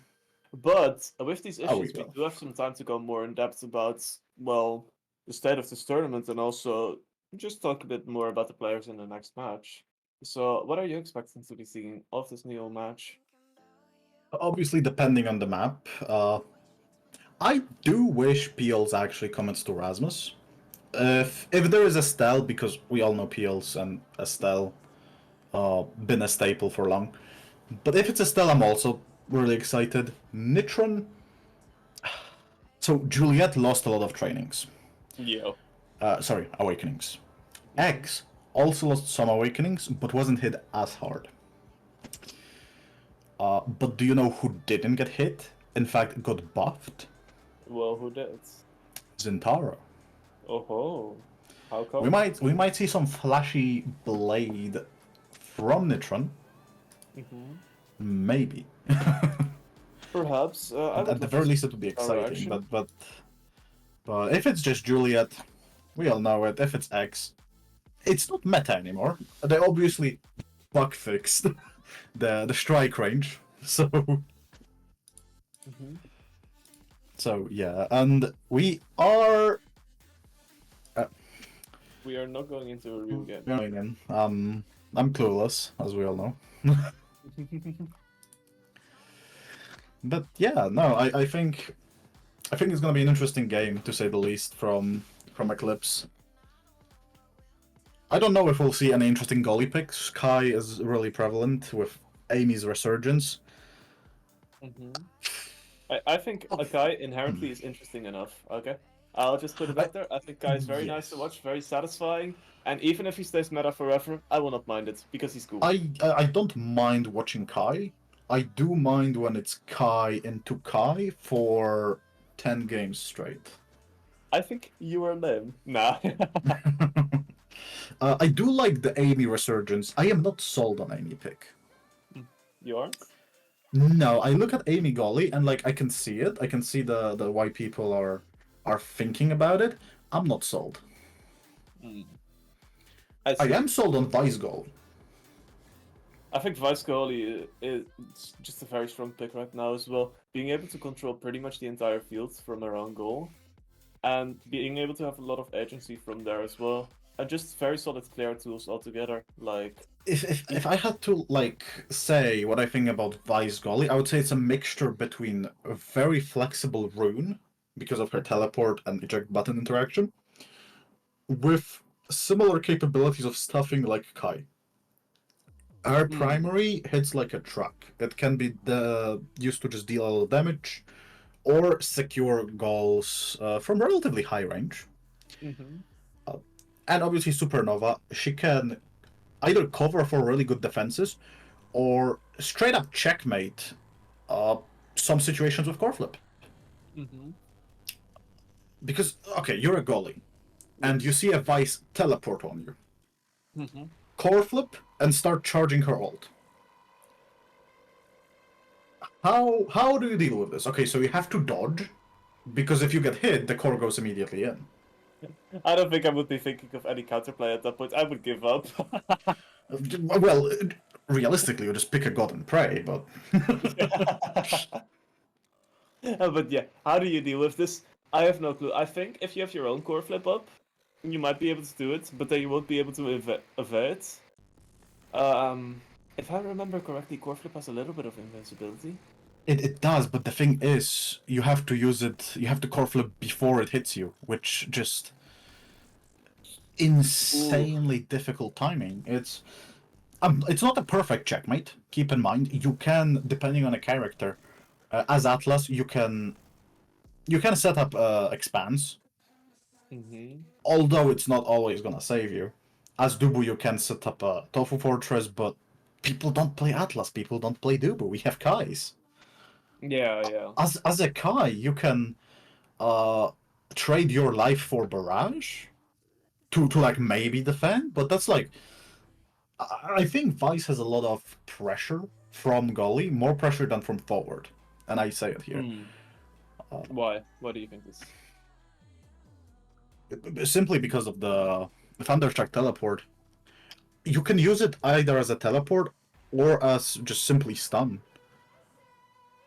You can secure strike wars between people, because most characters can't, well, either have to evade, which having an ability that forces an evade is good in itself, especially as a goalie.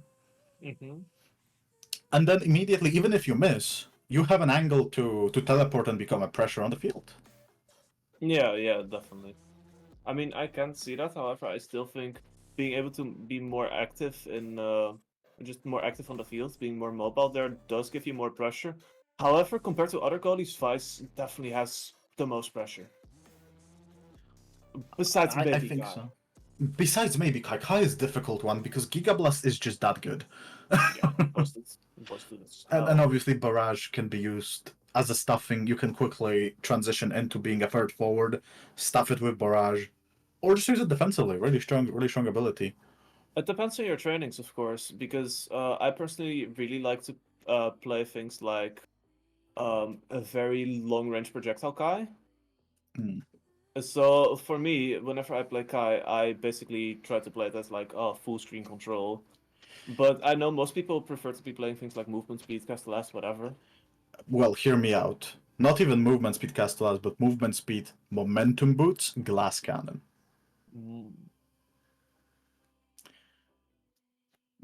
That's like 40% movement speed just for not being hit. Fast. And then like this is very simple setup to just keep a lot of movement speed while having option of still picking good trainings such as missile propulsion or extra special. Mm-hmm. Because you don't need range if you're that fast. You can easily just approach midfield, throw something, and go back. Definitely, definitely. And a combination of speed and range makes things especially stupid. Because it makes you yeah, a lot safer as well. absolutely. And I think everyone got hit at least once with that barrage that just simply went from one goal arc to another because of all the range buffs. With strike shot, missile propulsion, aerials. Yeah, definitely. But we But yeah, are waiting for a game, and we yes, are we are still hoping waiting. it will work out soon. We are very sorry for this again. In the meantime, I hope you all have been enjoying the matches. They haven't been as close as we're used to so far, but the longer the tournament goes on, the more close the matches will get due to the nature of the format. Absolutely. At some point, we'll get to the matches that will go for 5 sets, and every set will be 2-2. Yes, so definitely stand by because we're gonna head into the banger matches very quickly. And I do believe a banger match is coming out next. If obviously we can manage to get it working this time around. Yes, we're still trying very hard to get things working, but bear with us, it will work surely. Absolutely. Well, it has to eventually, right? Like one way or the other, we'll get it. Definitely, definitely. But yeah, we're gonna go into another attempt right now. So, are you excited about the match, Axel? I am. I do. Okay, there is one map I really want to see between those players. Because I know the players are extremely explosive on both sides. It would be amazing to just see Amy's up. Yeah, yeah, definitely. Especially, well, I wouldn't want to see Amy's up because that would mean Rasmus is likely to get banned, and I really want to see Pios's Rasmus. I have very strong opinion about banning Rasmus and Amy's up. And that opinion is look better, dodge more. Just don't get hooked. It's not even like that good pick. Rasmus is not even that strong on Amy's up. I'm gonna have to disagree with you here. I think he's very powerful there because you can't be paying attention to everything at any point. Well, you can, but that's gonna apply so much. It's gonna apply so much pressure onto you that you're basically not moving around the center anymore. It's not like a question of look better, dodge more, etc. It's a question of Okay. you are not Listen, gonna be able to reach this area. You're screwed. but Juliet does it better and covers more area more often. I guess. I would rather play against Rasmus that can hook me or attempt to hook me because I can look, okay, Rasmus is at the top, I can just not be at the bottom for a moment or like not be close to the hole for a bit. Then he loses the hook. It's 20 seconds of freeway. If Juliet loses one ability and she's just standing in the middle, I still cannot pass. I guess. I guess that's true. It's still, like I am a big believer that banning Rasmus is it's not as strong as people are saying. I just believe that Juliet is way stronger, Drakkar is way stronger, and Amy's up. Perhaps it is, you know? Perhaps it is. But maybe that's just my inner Rasmus screaming, "Stop banning my character." I don't like it whenever people ban Rasmus simply because they like the character a lot. Like, that's all there is to it. It's nothing deeper. But yeah. Um. We're gonna be looking for some kind of outlet to get this going. We're gonna have to resort to going to a Twitch stream again, so the quality should still be up to par. However, it's just Should gonna work. be taking a bit longer. Should work good enough. Better any game than no game at all because Yeah, we can only sit here and pray that the spectator tool gets a nice tweak. and as we know, in Axel upcoming definitely has weeks. game, so we're gonna get game regardless. Well, yes. But yeah, we do need a lot improvement on the spectators tool because okay, you know what's funny? I was laughing about it with Lumos last week. It's genuinely like watching someone stream is genuinely better than spectators tool because you can see the first awakenings. You have a point there, yeah. That is W- actually kind of ridiculous. Now that We you were think about it. genuinely laughing that, oh yeah, actually, if we watch someone else's stream, we get to see the first awakenings. Yeah, you do. However, it's not a consistent play, and I am happy that the spectator tool exists. Like, don't get me wrong. I think it's great that it's there, but it's not consistent. I wish we could spectate not just customs and just, oh, you see your friend playing, let's hop on. I think that's too difficult to make. Really? It's very difficult. However, Even with, it's like, not gonna delay? matter because we're gonna be going into the game on Oni Well, Village. we are going to be going into the game and we see Oni Village, which means Rasmus should not be banned. And we'll see if we'll see that Rasmus or any other pick from Priols. We are seeing an Amy Hovers, so I'm not expecting the Rasmus to be coming out, unfortunately. We are seeing Amy's Hover and we are seeing Juliet ban and Atlas ban for Atlas Nero. Oh, that is interesting because I wouldn't really say Atlas is that like a bannable type champ or a striker. I think on Oni Village it is very difficult to deal with well-placed expanses and generally how defensive Atlas can be. However, we are seeing Estelle being locked in by Peels. Hey, oh, you love to So see it. back to I've the been waiting roots, for this we'll see moment. some nice offense here and Vice. So I guess both of us are satisfied this game.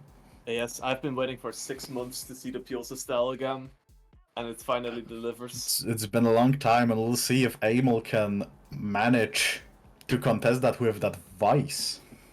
Amo should definitely be able to perform. Amo, of course, being a very strong player. We're seeing matches in goalie, of course, as expected. A Kai Mirror. I'm very happy with this matchup. I'm seeing some stuff I really like. Peel's already Peel's taking the first already barrier putting down. that pressure on the barriers. Very important thing to mention, both Centauros are committing into Spark builds with that initial Oh, pick. that can become kind of an issue if they don't get a level advantage. Oh, very nice laser to get the second barrier. And Dash gets the goal already. Peel's immediately showing why he's noticed probably the best style in Europe. In terms Well, of Estelle scoring. is coming back, resurging into players, and Giovanni played it before. Now Peels is back on probably his favorite character, if you think about it. Yes, the Swedish sniper back at it again.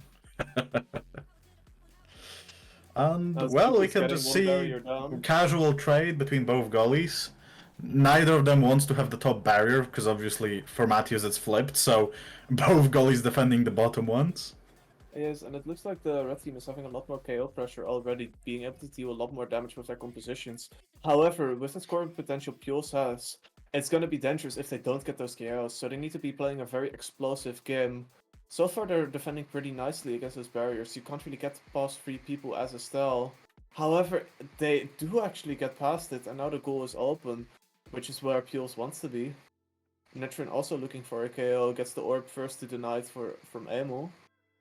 There was an attempt of a very close and narrow car flip, but unfortunately it did bounce off the corner here for Nero. Oh, And Giga Blast connected into Matthews. Now they have striker advantage, so this is difficult to be in a situation like that. Overtime is on, so Core is accelerating fast. Slice and Dice trying to connect on that barrier, but Nero just manages to defend it all. yeah, and Sukos actually gets the second barrier. Core flip the stall and snipes it into the corner. Very well done from Aimo, definitely pulling his weight there. As I said, he Nero manages to checking his defend it control all. I think I cursed him. I should not be saying that he defended it all, because every time I say it, it immediately backfires, and PLs gets that barrier very neatly with the Crystal Thorns. Giga Blast to Ooh. reverse to yourself. A wacky bounce. Peel's getting the second barrier already. Another wacky Giga Blast bounce is almost gonna get a beautiful pass. However, Peel's not there to receive it. Now Peel self passes and scores out of it immediately. He is so fast at setting those things up. I'm actually so impressed. Aimel essentially self-scored here. Sorry, cannot say it otherwise, but he hits Nitron with Power Chord, which connects with the little hit from the lightning into Peels into the core, allowing for that setup to begin with. That's an interesting way of looking at it, I guess. Nitron gets KO'd already.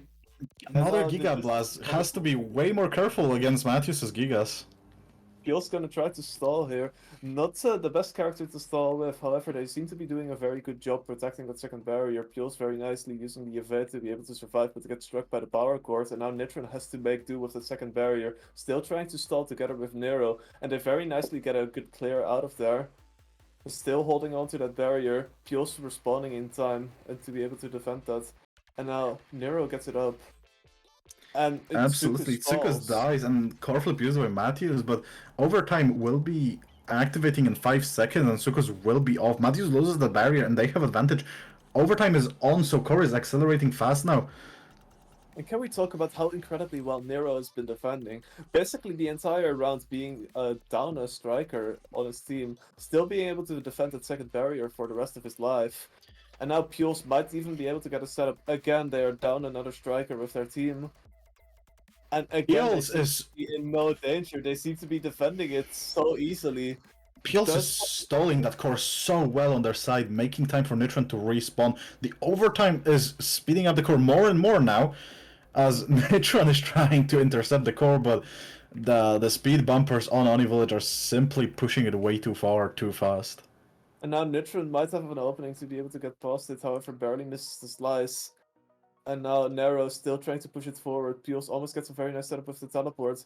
But Aibo manages to defend everything with the Supernova. Now Aibo is pretty low on Stagger. If they get a KO on him, that could be huge, but they don't seem to be fishing for those KOs, rather opting to go for a strike. Pios also being very low on Stagger. And this Peels is the trying to get that in, but he just simply can't. It's a little sliver too far Yeah. from it every single time. They're fishing so much, but they can't really seem to be able to find anything. Now, for the first time, they have a striker advantage during this round, and immediately get to convert it into a goal. Give them a little bit of room, and they will Ooh. score on you. There's no Matthews other way. trying to get that core flip in, but sadly misses the core, and Peels manages the first MVP for his Estelle this season. Yes, and that means that this is now going to be able to pick prime time, if he wants Prime to, of time course. or Aerials also on the field. I wouldn't be picking Ariels here because I would just want to deny prime time for whoever uses it better. Oh, Like- absolutely. However, your goalie is an X, so Vice usually will go for that stinger in this situation. Very powerful on her. Zentaro to pick up big fish, making his small posture a bit bigger. And the Ariels is gonna go to the other Zentaro. So not a lot of Ariels being picked there, contrary to what you would believe. But I think, Not honestly, a very lot of fine sparks awakening either available. yeah, you were saying that both Centauros were opting for a Spark build, so that's quite interesting to see. Well, I believe they just didn't want Chrono Boost, but still, like, you would expect to at least see one spark there. Yeah, definitely. Now Nitron getting the second barrier even. Now, with both of them being alive, they should be able to get an opening very soon. Absolutely, Nero- Amel is very low, might be picked up very soon, but so is Peels. Yeah, Pios applying even more pressure onto Aemul, does get struck by the power cord. And now Nitron in front of the goalie gets it with a nice dash into the slice. Oh, very good fake out here with that slice and dice, slowing the core, making Matthews waste the strike. Yeah. And now that level advantage is actually not that big anymore. I was expecting it to be very different considering how the game was going, because it's been looking like a very dominant game from Eclipse. It has, however, that one round where they could just spend a lot of time, all of them just playing between each other, and a lot of KOs are thrown, especially on Nitron. I guess that's true. So Now they Peels did still have happens- time to manage, but Matthews very low, has no evade, so does Amel. Both of them are really low and can be KO'd if not careful enough, and that just happened. But at the same time, Nitron is also quite low. It's definitely a threatened to be KO'd right now. However, Nero actually joins forward knowing he still has a barrier up, knowing they can apply that extra pressure. And was that a self-score? That was a self-score. Ooh, you hate to see it, but there was not a lot that could be done in that situation. That was basically their only resort. It wasn't a lot. However, it could have bought some time. It would jump off a corner, and Matthews was not that far from coming back to the game. However, self-score happened, and that's how volatile Vice Yep. can be. How quickly the tables can turn, for sure.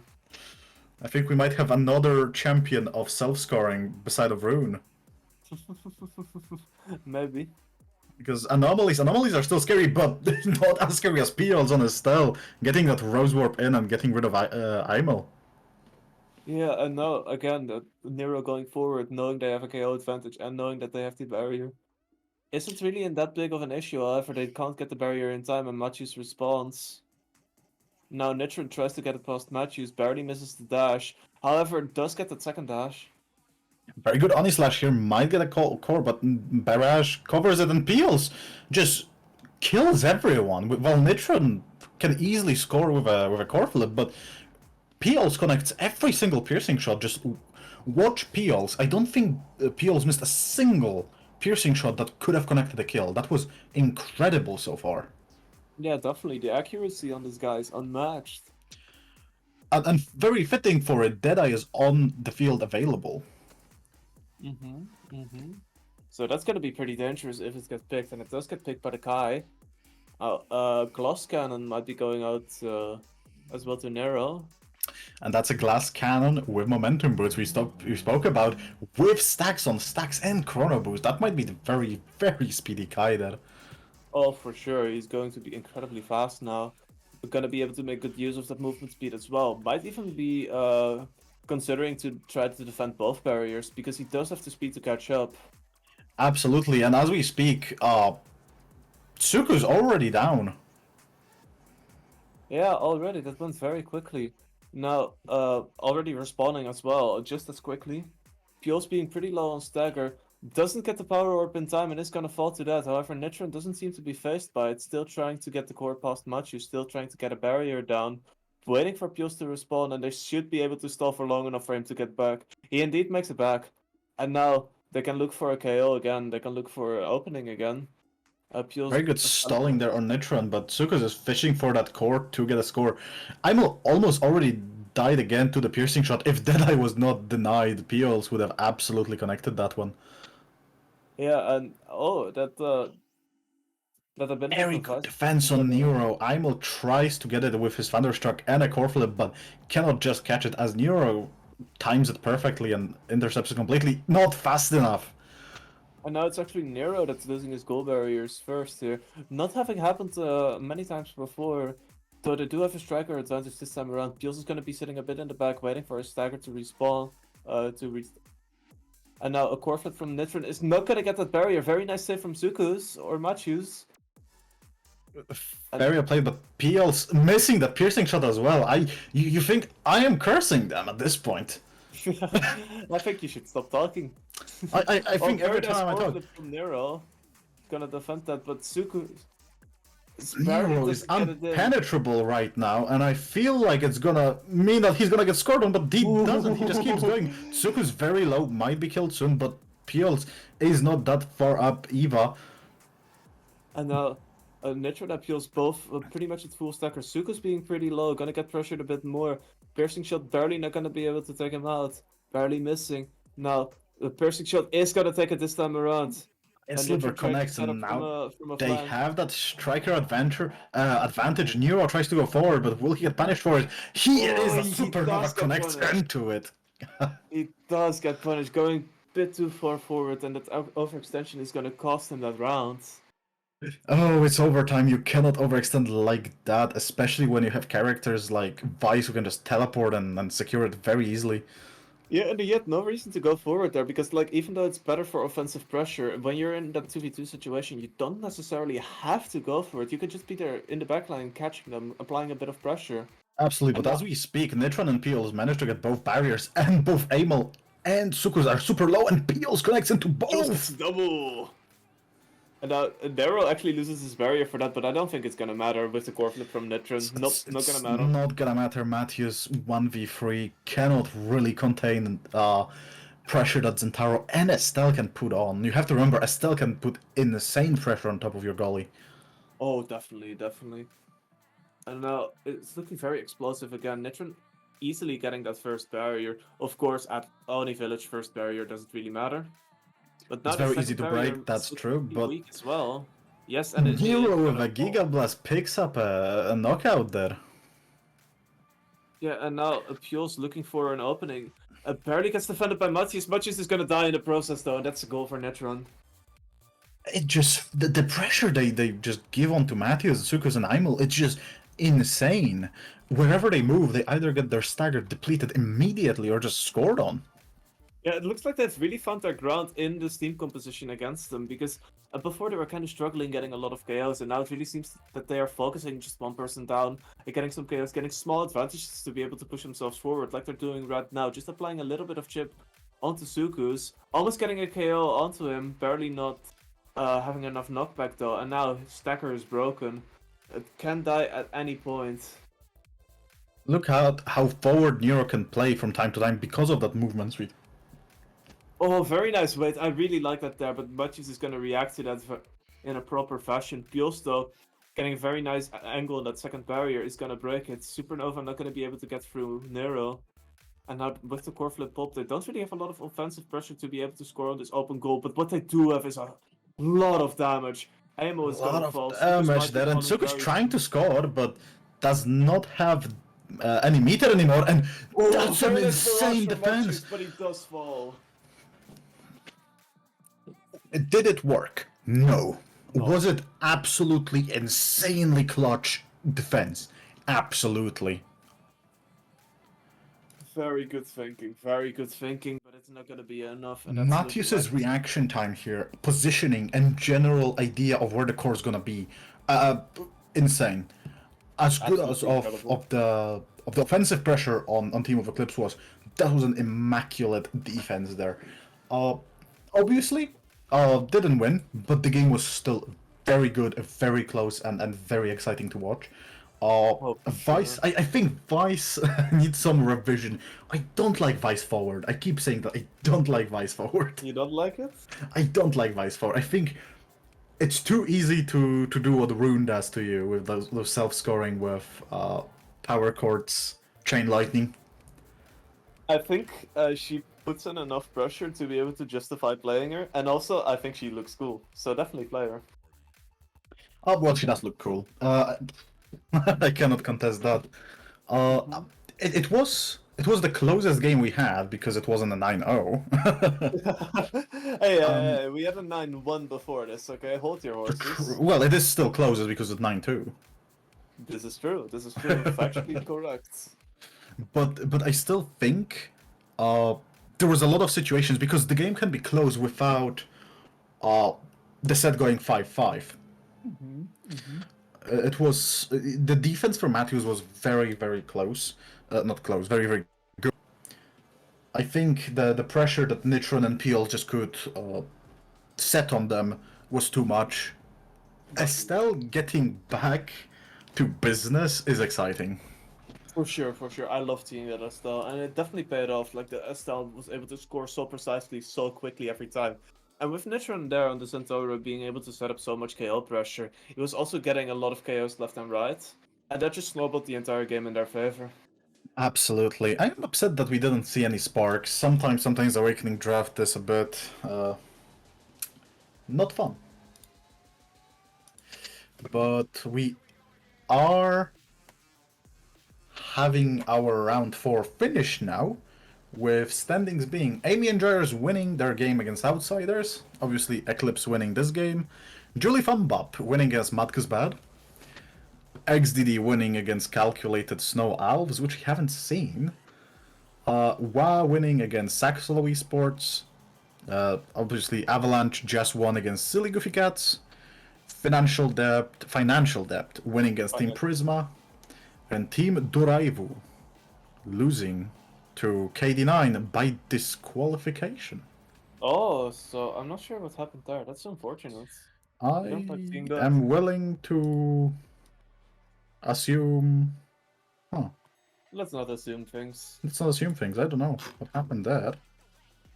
We can see a Let's just look DQ. at what we're gonna be seeing next, because honestly, I'm not too sure right now.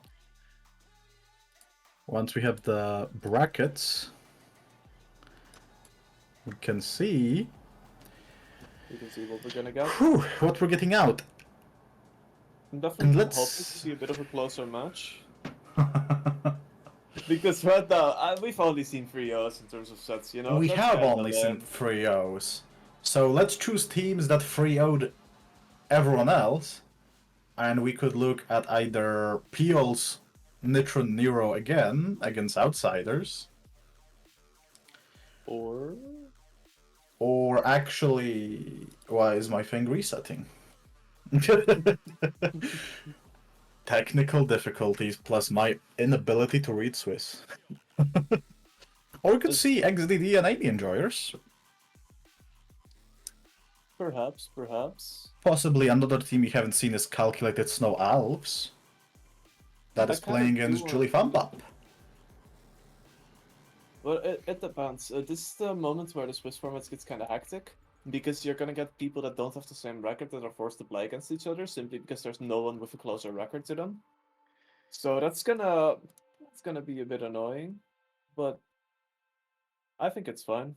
I think we're gonna be seeing very soon what we're gonna bring to the table. I believe Calculated Snow Alves and Julie Thumbs Up would be exciting to see more names and more players in general. Definitely. So yeah, do you know which match we're gonna get now? Let's see if we are. Well, we'll see. We'll see in a moment. As of now, let's look at the standings and see. Amy and Joy are so far at 4-0 count with 100% win rate. Financial Debt in second. However, okay, I don't understand Swiss. In the meantime, though, So- while we're waiting for the next match, there's gonna be a similar format to the EPL in NA with the NA Strikers League. I definitely recommend you to check them out as well. NA has a great community, great players, and also some very high-level mega strikers. I know it's not Europe, but hey, whatever content we can get from this game is a win anyway. So feel free to check them out. Absolutely, go check out our friends in NA doing God's work with their tournaments as well. As we are waiting for our next game, but yeah, I don't understand the Swiss because Financial Debt is second in standing with a 2-2 score. Oh. So yeah, Delano, I really need to just sit down and study how Swiss works. Well, I think you can read it left to right, just like a book. You can just read it like a book if you see the brackets, and then you Oh, can see it it's- based on their records. So the highest that's match is going to be difficult. Outsiders versus Eclipse, I think. And other than that, you have XTD and the Amy Enjoyers. Oh yeah, I was just going through the standings, you see. Yeah, for sure. In the rounds, you can just see it. But we shall be getting our game anytime now.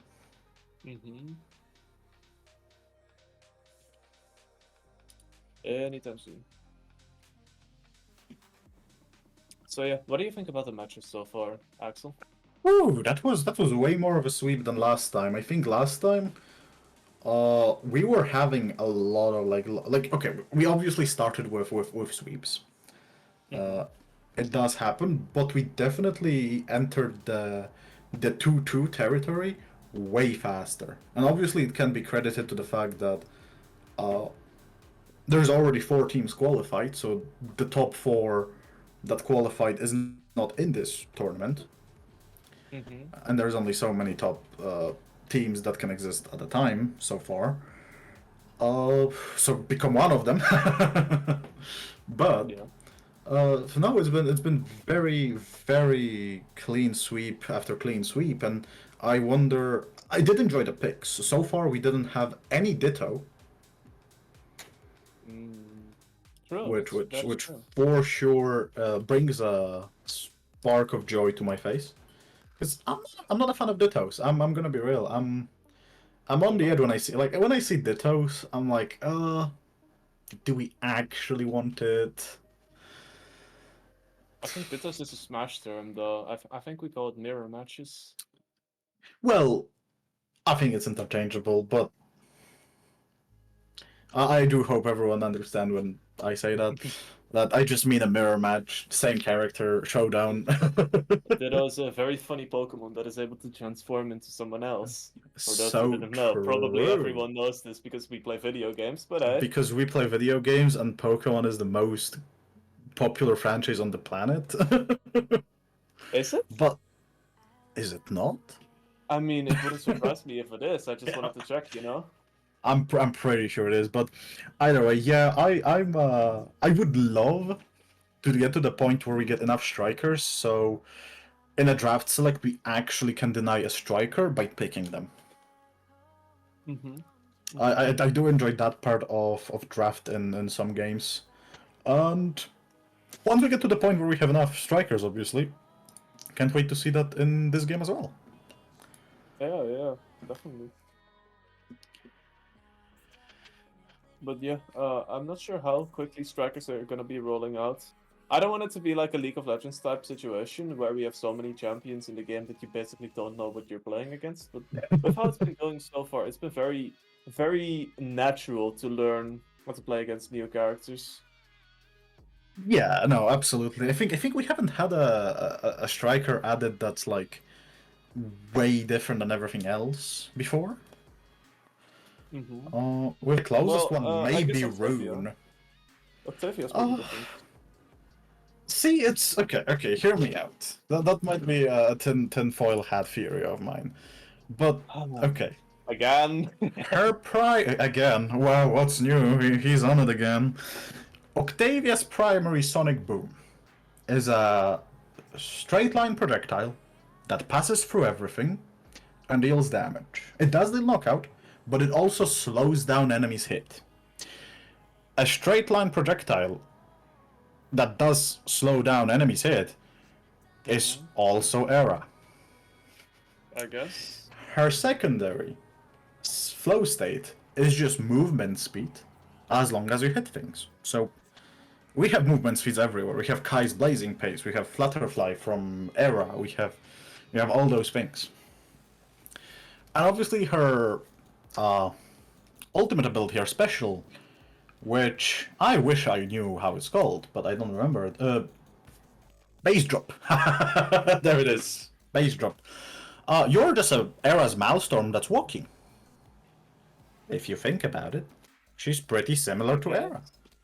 I guess, but if you're gonna discuss in that logic, you can basically get anything down to just a few fundamentals, because in the end it's all kind of projectile that does purpose, but that purpose is gonna be different, and if it's slightly different, you're still gonna bind it to something else. I mean, both slow. Either way. And they are the only two abilities that slow in the game. Either way, we're gonna head into a small break, waiting for the next match. Please stay tuned. We're gonna have a banger match with XTD versus the Ami Enjoyers after this. But for now, sit around, get your popcorn ready, get your drinks, and we'll see you in a bit.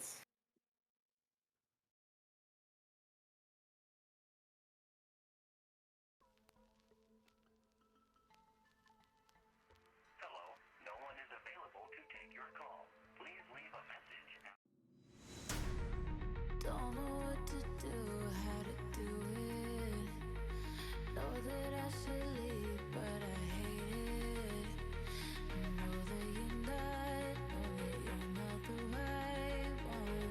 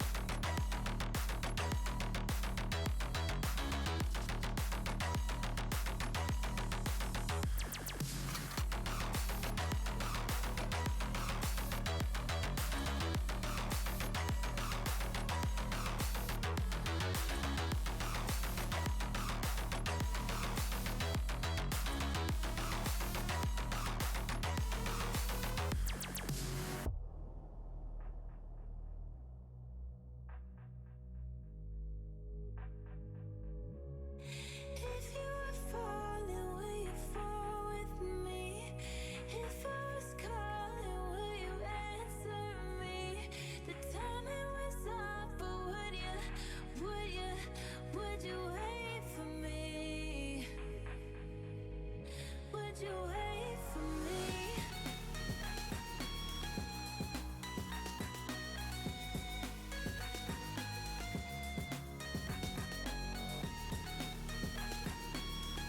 Would you wait for me? Would you wait for me? Would you wait for me?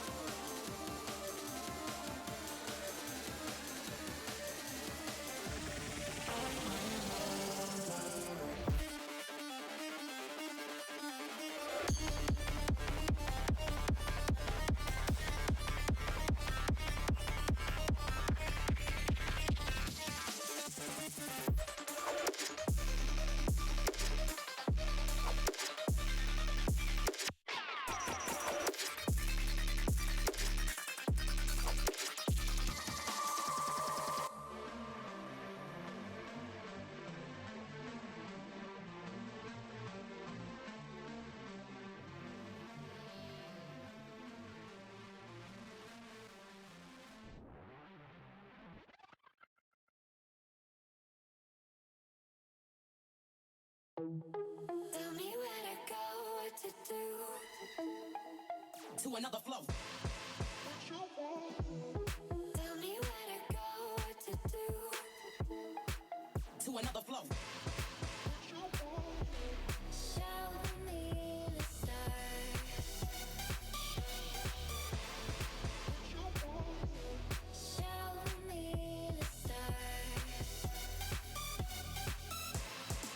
Get it poppin', put it.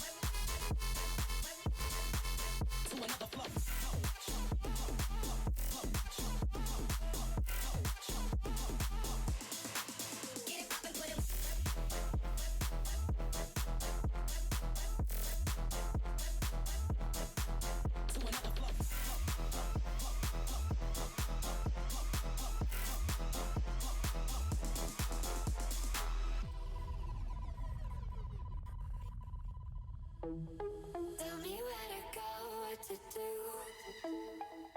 To another flow. Tell me where to go, what to do. To another flow. Show me the stars. Show me the stars. Get it poppin', put it.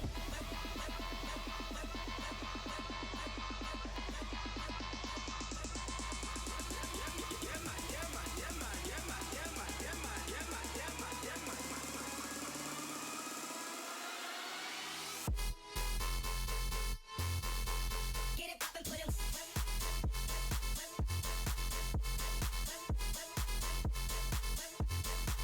To another flow.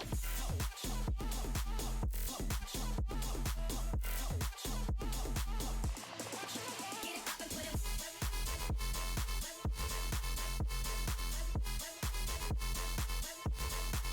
To another flow.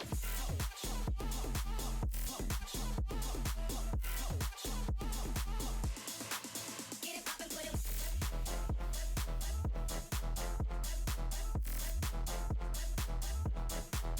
To another flow.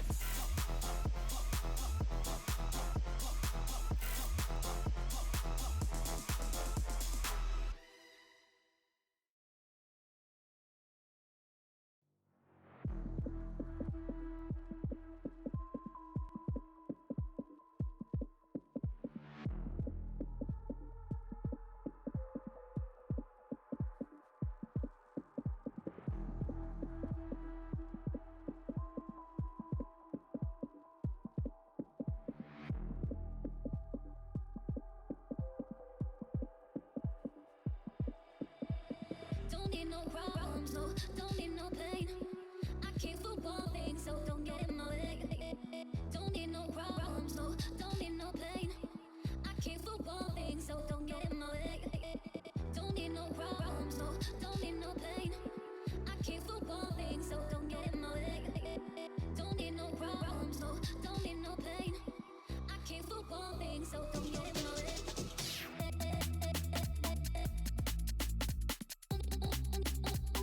Don't need no problems, no.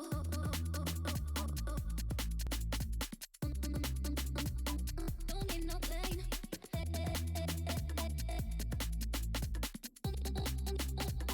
I came for falling, so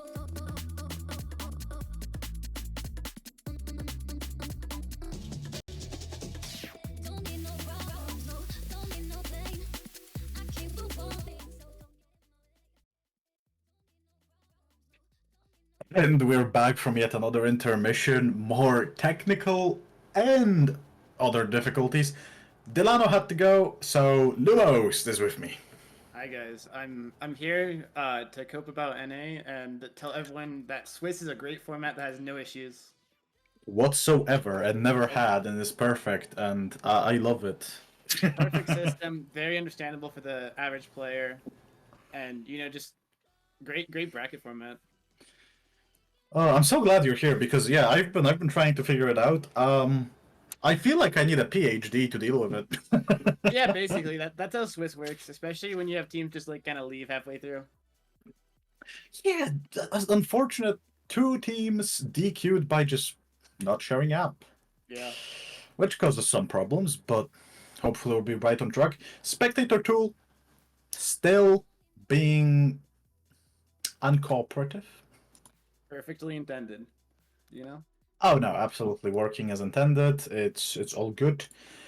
But anytime now, we should have a game between XDD and Amy and Joyers. Indeed. I personally have not been watching a lot of this tournament. I'm not gonna lie, but Amy and Jers are almost flawless in the Swiss stage again. I think that's a bad thing for them. You know? Are they almost flawless or are they flawless? Well, if they win this game, they're flawless. They are Th- flawless. This game can go either way, so we'll have to see.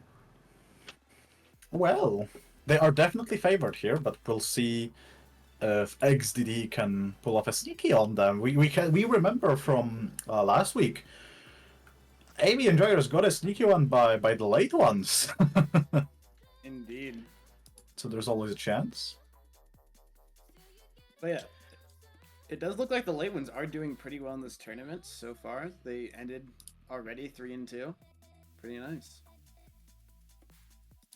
And we will have gameplay coming up now. And we'll see Amy's up, so that's gonna be an exciting game. Tempo Swing Aerialis. Ooh, Aerialis. Yeah, Aerialis. That's how you pronounce that, right, guys? Me habla no englando. So true.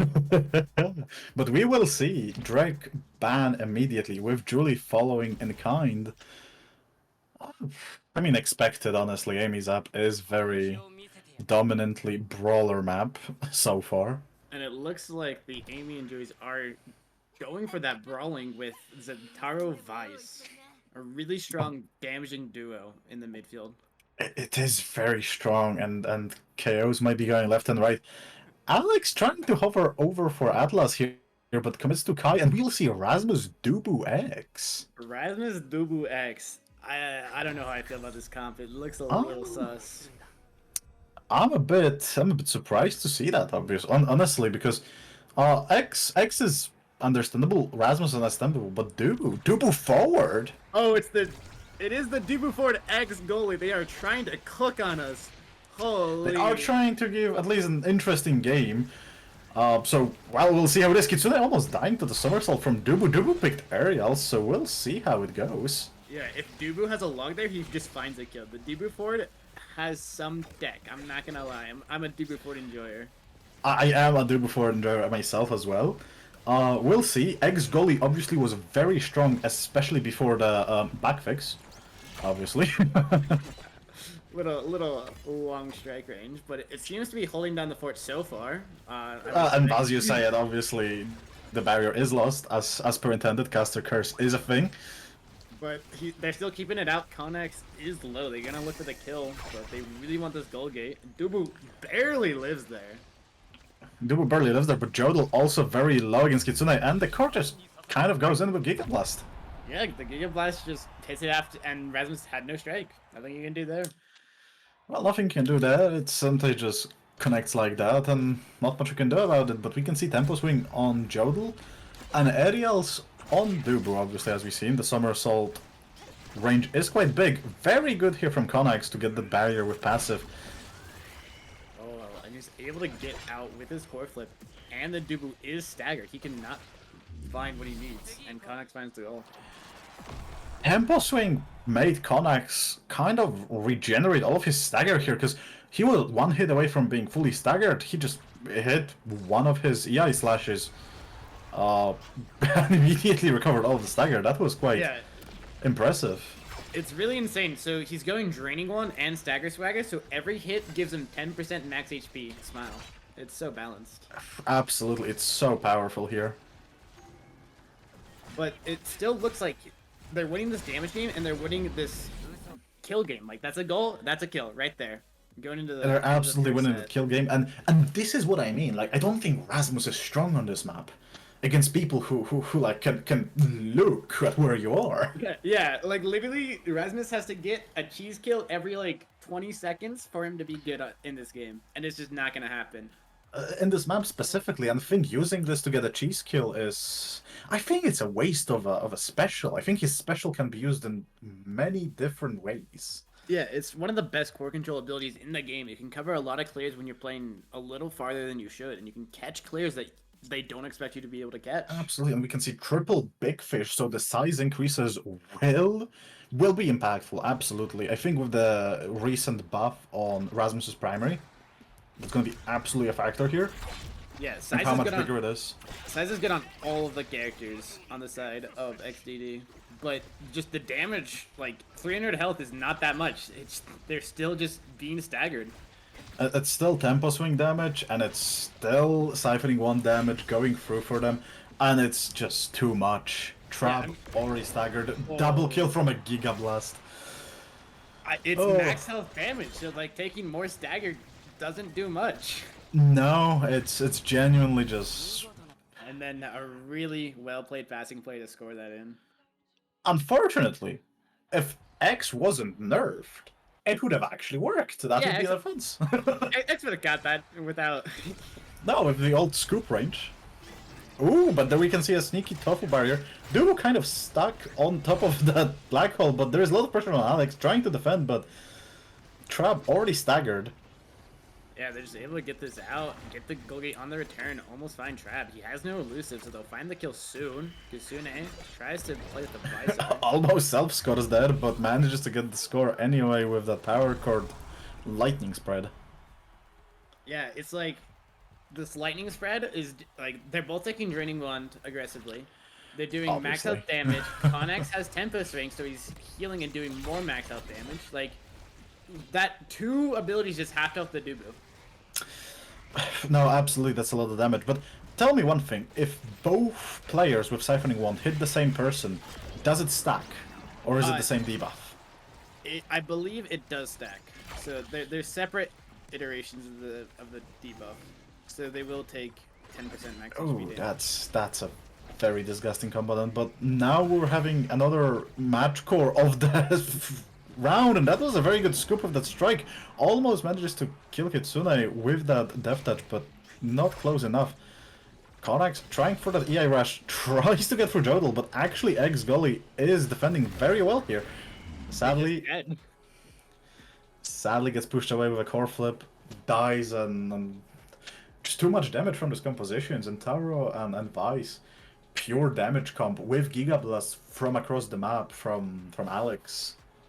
Yeah, and this is the thing that makes Siphoning Wand such a good gear, is that it's more damage. It's the only gear that actually gives you more damage.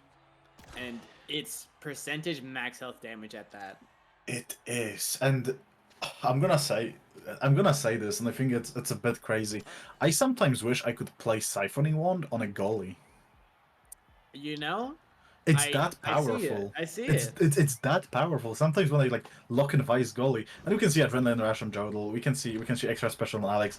This is gonna be like crazy, but sometimes I just want to pick that Siphoning Wand on goalie. Yeah, I mean, it's looking really good here. Like, they might not get the goal there, but they're half health. Crab almost getting that sneaky kill on Kitsune, not close enough, almost there, but Like, was in position and hit it. Just didn't pull in close enough. yeah. XDD has found this goal gate, but it doesn't seem to matter. They're keeping it forward, but they can't actually find a goal angle. Ooh, As I and say as you that- say, Giovanni manages to stunlock Alex and just shove it in. Really well played. The Dubu lug has a hitbox while it's casting, which makes it really good for stuffing and defending. The issue with forward is you can't get it on top, but when you do get it on top of them, it's just so over. It is very over, but they are suddenly like getting a very good angles here, and Kitsune almost saving it, but manages to find that barrier. Both barriers are open, and Giovanni is low. Core flip available, but Trab makes pendulum swing and a very good angle. Jodel misses by a sliver, and it was almost a good defense. Yeah. Zen was just able to hit it through the X, which is not what you want. It's definitely not what you want, especially if you have Big Fish already. But this is a 1-to-1. Damien Jars are still favored. They do get this goal, they get a kill, and they almost get the goal there. But Trav And does they keep it forward. might keep it long enough to just get a barrier, and Trab almost getting a score here. Really well played. Oh, that Duper roll was really risky, but it works out. Trav is dead though. Jodel is back, so we might see something going on. Core flip available for Kitsune, but doesn't need it. Power chords it through, and there is not much Jodel could even do that. Yeah, just well placed power chord. Jodo not able to hit the strike to counter it. Absolutely, Connex was close enough to cover any other like up angles as well. XTD is able to get this core forward, but it doesn't seem like they're actually able to get it forward enough. Double Fortress did stall it enough for Ooh, Trap to just get Trap. Kitsune in. You have to be careful. It is not as good as you might like think initially, but it's still a possibility for Trap to just yoink you into the hole.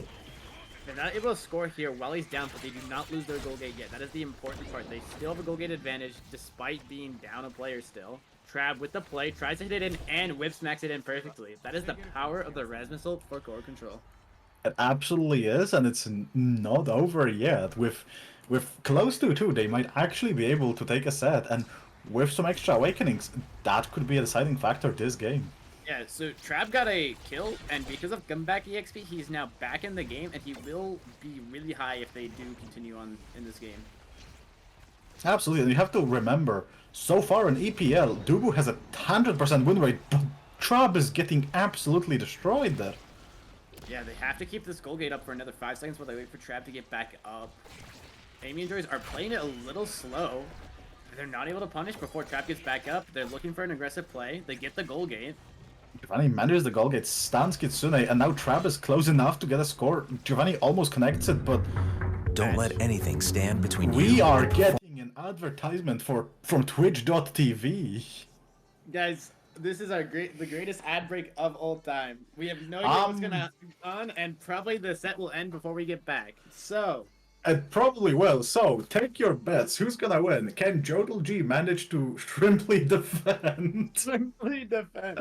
Guys, it's like 3 minutes of ads. Like we're gonna be like, it's not even like 30 seconds. It's literally like 3 minutes of ads.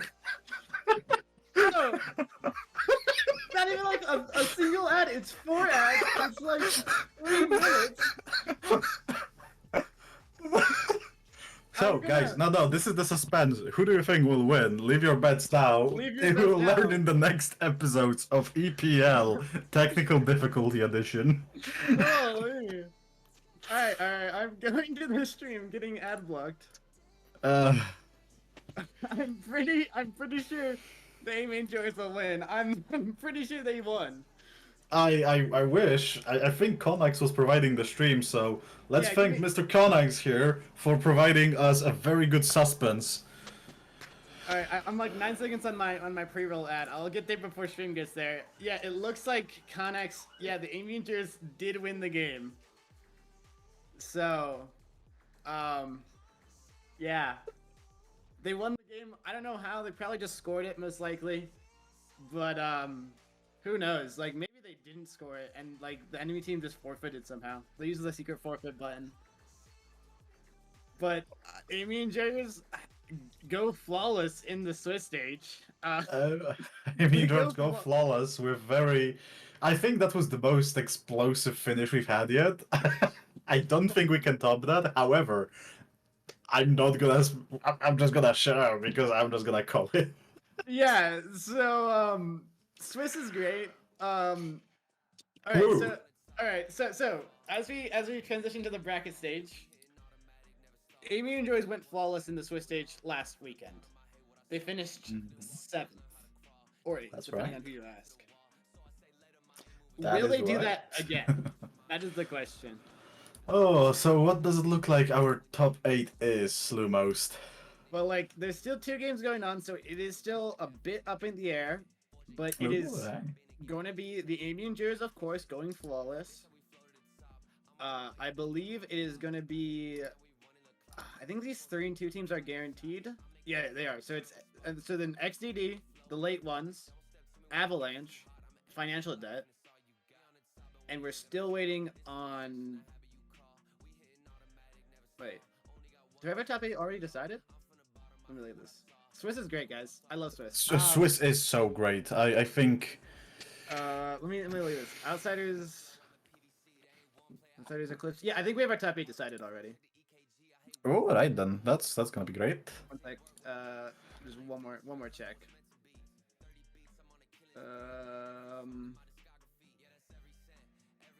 All right. We have our top 8 mostly decided. I think we have our top 7 fully decided, and our top 8 maybe. It's a Okay, so who's fighting for the top 8? So who's fighting for the top 8 is, I believe, Juliet Thumbs Up and Calculated Snow Owls. Whoever wins that gets that top 8 spot. Oh, right. I'm pretty sure, if I know how Swiss works. Well, that's a big if because Yeah. not many of us do. Otherwise, so the guaranteed top 7 is Amy and Joyers, XDDD, the late ones, Avalanche, Financial Debt, Eclipse, and Outsiders. Oh, right then. Well, we'll see if Amy and Jairus can continue with their unbeatable streak and actually qualify, unlike the last week. I think like I'm talking about it too much. I think I'm like putting them down. Yeah, there might be some weird Swiss things that go on after we see this. If Calculated Snow Owls wins, there might be some weird things that happen. If they lose, then just totally chill and just Juliet thumbs up our eighth team. All right. Well, I have to see how that one And I resolves. believe it has ended as well. I'm seeing them type in chat, so I'm pretty sure it has ended. We are waiting for the result of that. Yeah, it's been going on for 31 minutes. There's no way.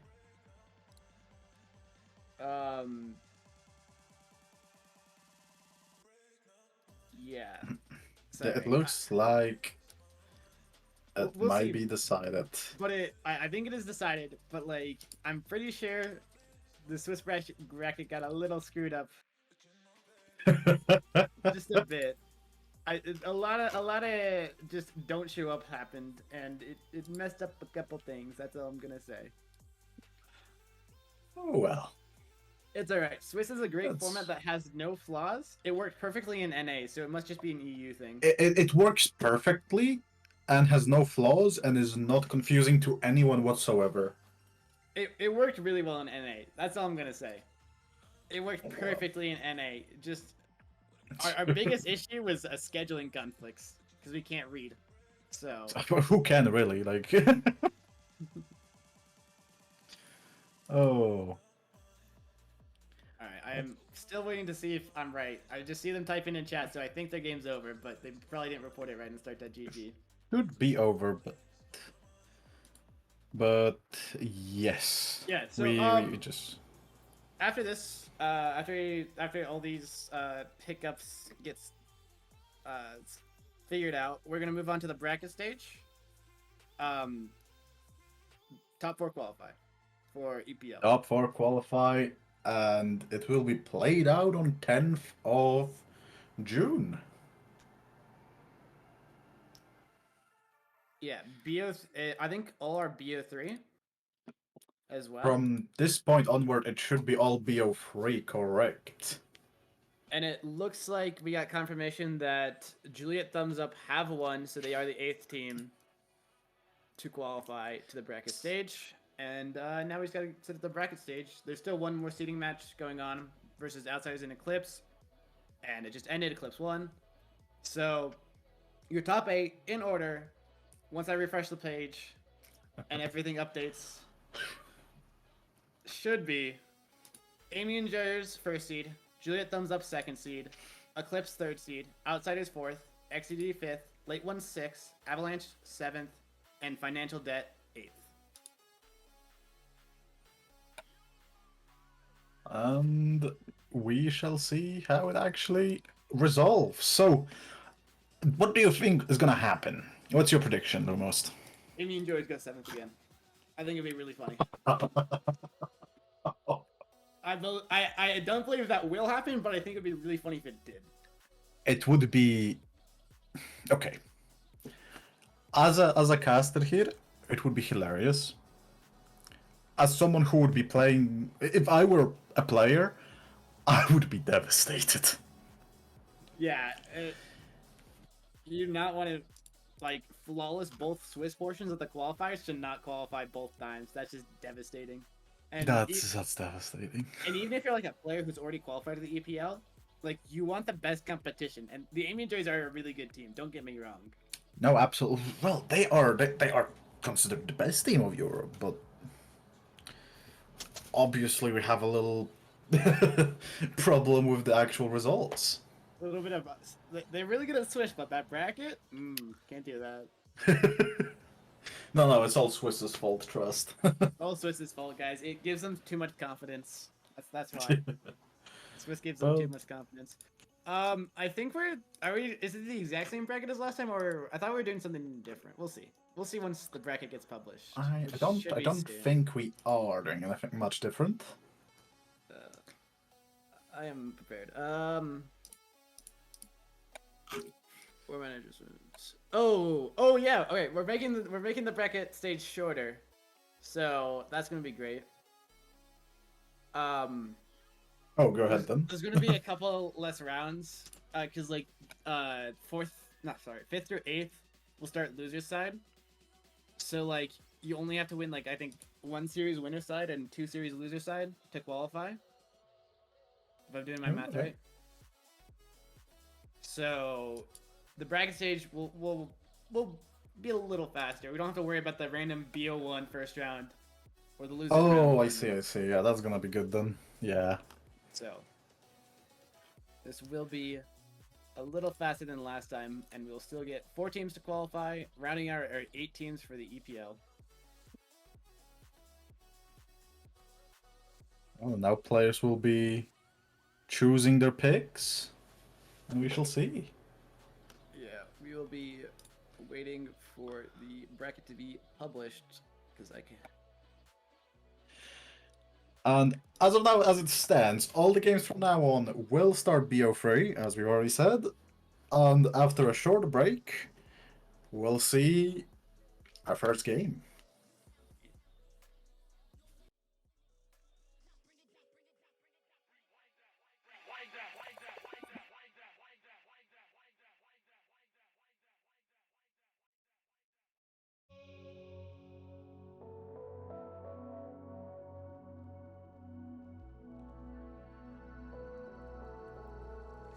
When their silence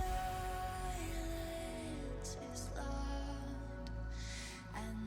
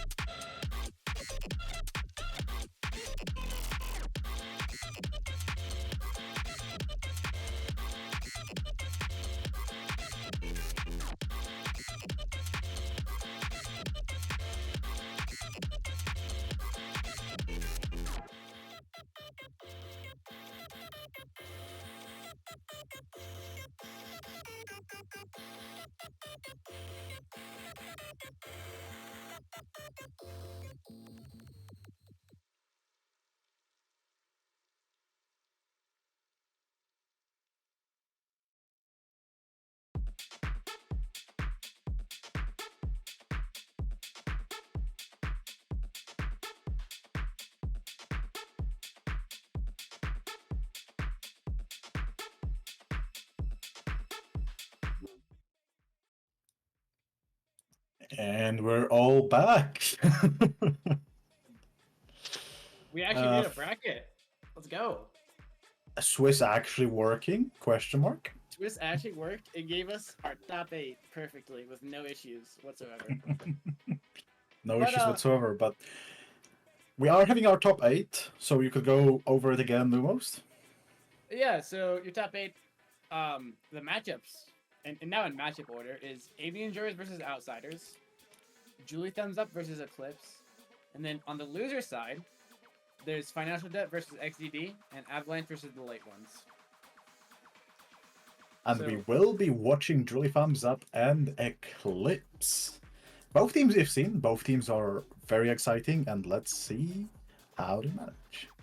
Yeah, and with this different bracket format, with some being put into the loser side, the winner of this BO3 is qualified to the EPL. And we're in the game, and we'll see Night Market first time today.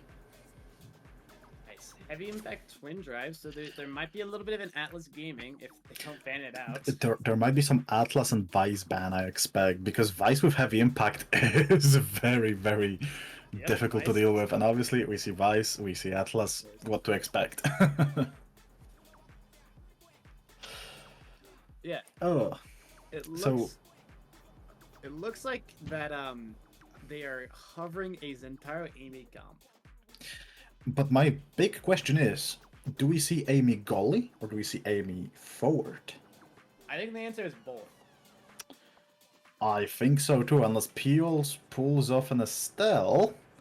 But that seems like a hard cover on Amy, unless there is any surprise Drakkar. Drakkar. They did surprise us. That did surprise us and- for sure. Zentaro Drakkar is a very interesting midfield matchup into Era Juliet. I think they're trying to go for another hard damage comp, and we'll see Amy goalie from Umizumi again. double draining wand on the side. Double twin drive on side of the Krare and Creepy Gar here. The only players that actually did choose those trainings. So Julie Farms up looking very bad right now, already losing both barriers and are very low on stagger. Yeah, the Dracar should win the midfield control against the Era, and it looks like they're winning the damage as well. They find the Juliet, and they want to go for this goal, but the Era stagger as well. They can turn onto that at a moment's notice. Nitron trying to go for that kill ignores the pass from PLs, so they manage to defend it completely, but Really nice play by Umizumi there. a very nice interception from Nitron, but Creepy Girl was here to take it, and the Cryer manages to get that core into the barrier. Now Corfield from Umizumi, and now Nero has to defend. Defends very well, stalls out the speed, and manages to get his core flip in time to just score with PLs. Very close clear that. That was almost a goal by the side of Juliet's thumbs up, but they turn it around with that core flip and with that angle from Peels. Very, very good angle, very good pass to Peels, and very good interception from Peels to get that core in. It looked like a very, very big of a troll here on the size of Eclipse with those attempted kills, but the Kara almost already with no stagger. Nitron got his core flip on, but is staggered nice to strike shot. The Zentaro's dead. They have both gold berries. They have a core flip on Julie, and they force it through. Really well played on the side of Juliet. Thumbs up. Very good. It was a conflict situation because what Neo can do, if he goes down, the sentry wall can just stuff it in and you cannot do anything. But they managed to get it through the sentry wall to the Quara, who was in position, but Creepy Guard gets pushed. Yeah, Nightrun able to find that kill just with knockback alone. They turn into one gold bear, not the second yet. Looks like Umi's Very good able to there. clear it. Pass here, but Umi makes this work. Loses immediately after cyber swiping. And Peels is wins the game with a chicken. Sometimes it's difficult. You just try to strike to pressure gets to you and you just lose. Yeah, got the core flip, and there's nothing Amy can do at close ranges. Not really, not that situation, but that's a very long turret range because strike shot. We did see strike shot kill, so obviously that's availability here. Peel's already low and Creepy Guard is covering that orb very well. They're trying to get this forward as well as keeping Peel staggered, but it's a little hard. Nitron finds a goal gate. Core flip to stall the time, but Peel manages to win that strike war there. They have Nitron almost has core flip here, but they might just score it without it. Can't get the good strikes though. Core flip comes out, wasted. Trying to get it through, but that Amy's sentry wall is very good at defending here. Tries to pass to Peels, and Peels hits it in. He is fully staggered, and he just hits it in with a shotgun. Really well played. Oh, very unfortunate bounce for the Karate. He tried to pass it under it, but passes it immediately directly into that wall, bouncing it off for Peels to set it up. We see Orb Ponderer. Let's see if players prioritize it at all. Missile Prop is for free, so... Yeah, and Adrenaline Rush. It's really big for the side of Eclipse. Going with this kill comp, the Adrenaline Rush can lead to more goals. Absolutely. I think Orb Ponderer is actually really good on Era, but she decides to go Monumentalist here. I think Under is really good on goalies a lot. It's a little mid on forwards, but I can see it working out. But it seems like no one wants to go Ponder here. No one wants to get a Ponderer. I'm a fan of Orbs in general. I think they're really good in a lot of situations, and I think even like as long as you don't plan on dying, right? Which we can see that both teams want to go for each other's throats. Yeah, and Nightron finds the kill. He has that Adrenaline Rush now, so he can try to abuse the pressure, but he gets killed by Umizumi really well. Gets a bit too confident here and then pays for it a lot with that Adrenaline Rush, putting him in right spot for Cyberswipe to connect. Creepy Guard misses his combo, and NPLs can safely defend from it, but all players are back. Flip comes out, doesn't really find anything, just a good clear. Creepy wants to get a dash punch, tries to set it up, doesn't have dash apparently. Doesn't have cooldowns, it seems, used to try to get PLs dead, but PLs defended well. Now Natron manages to get that nice barrier here, but Creepy Guard is low. Nero has to defend. The Juliet are kind of cleared it there, but they still have pressure. They're still keeping this forward. Oh, unlucky bounce at the split roll. Creepy is low, though, so he cannot commit to the core right now. Very unfortunate bounces all the way through. Nero has to defend. Very stressful situation for him. Creepy is still low and uses his special. Uses dash punch, so has no cooldowns at all. Is not as scary as he should be. And Peels manages to find the shotgun score. Very simple. Hit the shotgun, win the game. Missile propulsion being infinite is really paying off for them.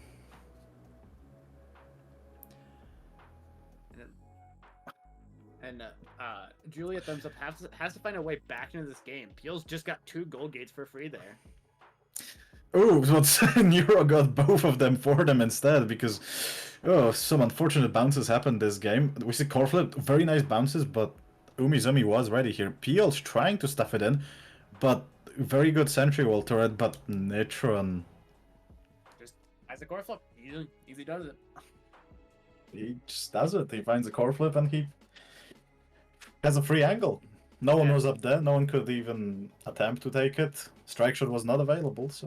there we EPL is go. trying to play forward here, but he's losing the damage battle.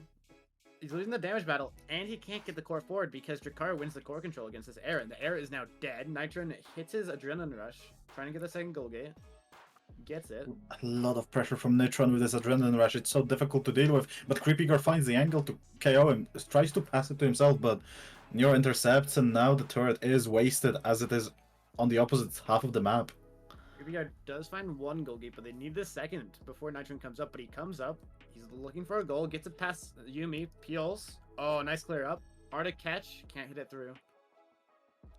Oh, very dangerous cyber swipe here from Umizumi. That could have been devastating if they did not have that twin drive there. Peel's playing for It is. cooldowns to lock and load it right into the goal, winning that set. Yeah, just shoot him. It's that easy. Oof. No, very, very strong showcase so far of how much damage Zentaro can pull off. Especially with assistance of like a Drakkar. We'll see build different, and I wonder, will anyone pick Orb Dancer or Unstoppable? I think Orb Dancer in that crazy kill combo team is not a good choice. Sparks of Strength, so we can see Creepy Gar tries to go for the comeback and says, okay, listen, if we are to win this, we have to win it now, and I have to get the sparks, and we have to just steamroll it. Spark Your Resilience is already gone, so I don't know. It seems like a really interesting pick. It's desperation. I think Dancer might have been better here, but we'll see. I don't think it will be better, and you have to keep in mind, Spark of Resilience being gone is not that big of a deal, considering there's only 2 more Awakenings this game. Possible. Possible. Creepy Guard is able to get both goal gates. They are getting this comeback, but the Era is one shot and is now dead. The Adrenaline Rush procs, but Creepy Guard gets a score attempt but can't hit it in. Kimura tries to be in position at all times, and Umizumi is defending very well here against Nitron and Peels, but can't defend forever. Eric is back up, able to clear with the AMR and the AR. They try to go for this goal attempt. Creepy Guard can't hit it in. Nero with a good save, and it is Eclipse on the re-attack. Almost hits it in. Really nice core flip to save. Very good reaction there on Umizumi, yes. Peels loses all of the stagger, but doesn't matter as Nitron with Peel just completely obliterate the team. But score flip, but win spec wars. That's all that's all you need. That's all you need. There is no defending that. You have Adrenaline Rush, Zentaro, and Peels ready to lock and load your goal. Oh, unfortunate. Very good attempt there from Creepygar and the Crowder, but that was just unfortunate. As we say that, Nitron dies. Yeah, the AR just caught him out after Juliet used her combo, but Peels is able to get a goal gate. 5 seconds on Nitron. And he's back up before they... Oh, they say that Umizumi it was going one-way. very offensively here without eject button. It's a very big gamble, but at this point they do need a gamble to stay in game. Nitron manages to find that barrier, and the Crowder dies again. Peels just able to slot that in with Era dead, with the Adrenaline Rush on top. Just not able to find anything on the side of Juliet Thumbs Up. They're getting these double goal gates, but they're not able to actually get a good score attempt. They are trying a lot, but Nero shows how well he is when it comes to just defending the goal old style. He doesn't need the goal gates. He doesn't need the goal gates, he's perfectly fine without them. And there's a lot of pressure just from Nitron and Peels. Core flip a bit too late, managed to get the barrier, and oh, simple pass. Simple win, game 1. Yeah, and this is a BO3, so there is a chance to come back, maybe with a different comp, because I do not want to see that Era Juliet again. It is a BO3. It did not look like it was able to find the value it wanted. It was not able to suppress the Zentaro. It was not able to keep the core control above the Drakkar. Absolutely. I have one problem though, and I wonder if you noticed. So I generally really like strike shot on Amy Golly. I think Yeah. strike shot is better than eject button. However, there was a twin drive. The twin drive that was available would probably make more sense to be paired with that eject button for way more aggression outside of their goal. I don't know. I think if you play Amy Gully correctly, you don't need a eject button. Every time you dash, I you're agree. hitting the ball and the player clearing it every time. So I think I eject agree. button is just a waste there. And I feel like he did a pretty good job. The times where he failed Yeah. was when he didn't have that midfield core control he needed from that era. No, and I absolutely agree. Like 99% of the time, I agree. Strike shot is just infinitely better. But with twin drive just available from the start, it just feels like there could have been a lot more shenanigans going on if eject button was considered. I mean, you have that extra range, you have that extra availability to just do something silly because you're not as punished. Yeah, I personally think the strike shot was worth it. I think a lot of the issue with that game was just that core control in the midfield. But we are going to get into our next game, and we'll see if they can close it out or if we go We'll see game any three. adaptations. We can see Chrono Boost and extra special available, so Drakkar is feasting on that. So is Era. So let's see what bans are on. Let's see if our Atlas ban happens. It does. Extra special here is really good if they want to go Amy again. Absolutely, extra special is very good for Amy here, and I think Chrono Boost. Ooh, excuse me, really strong on Drakkar and Era. Considering it's also Oni Village, it's gonna be really important to have that speed control. And we will not see Era this time. Drakkar Ditto. Or Mirror. It took the advice. They played Jakar, and if they're the better Jakar, they should have an advantage here, as long as they don't die. But that's pretty hard. But that's pretty hard when there is Nitron ready with his blade on Zentaro, and, well, both teams have pretty similar setups. The Juliet did go for the draining one, siphoning one here, so we'll see if that works. But Umizumi gets the first goal gate. Absolutely, we'll see, especially with extra special having more of your flurry of blows available. See if it works out. Eclipse here is looking a little weak in the midfield. They can't really get this forward. They, Juliet Thumbs Up tries to come into the top goal gate, but it doesn't work out. It does, and already you can see Creepy Gar almost stagger, tries to heal up with that orb and manages to do it. Nero peppers him, and, well, there is no dodge, but barrier's broken. Able to find the goal gate. Not able to find the goal yet. Creepy Gar is staggered, but they can't find the kill. They're just wasting abilities on him. This is exactly what you want to be as a Juliet staggered. Just waste their abilities. Hopefully get it forward eventually, but it looks like Peels is keeping this pressure forward. Well, it is a very good way to make Nero waste his barrage into that attempt of kill, but it's very interesting that Nitron's primary does not manage to push them that far up. Yeah, it seems like Creepy Gar is just allowed to. Oh, really well played by Jakar. Able to find that stealth into a shotgun, just winning the goal.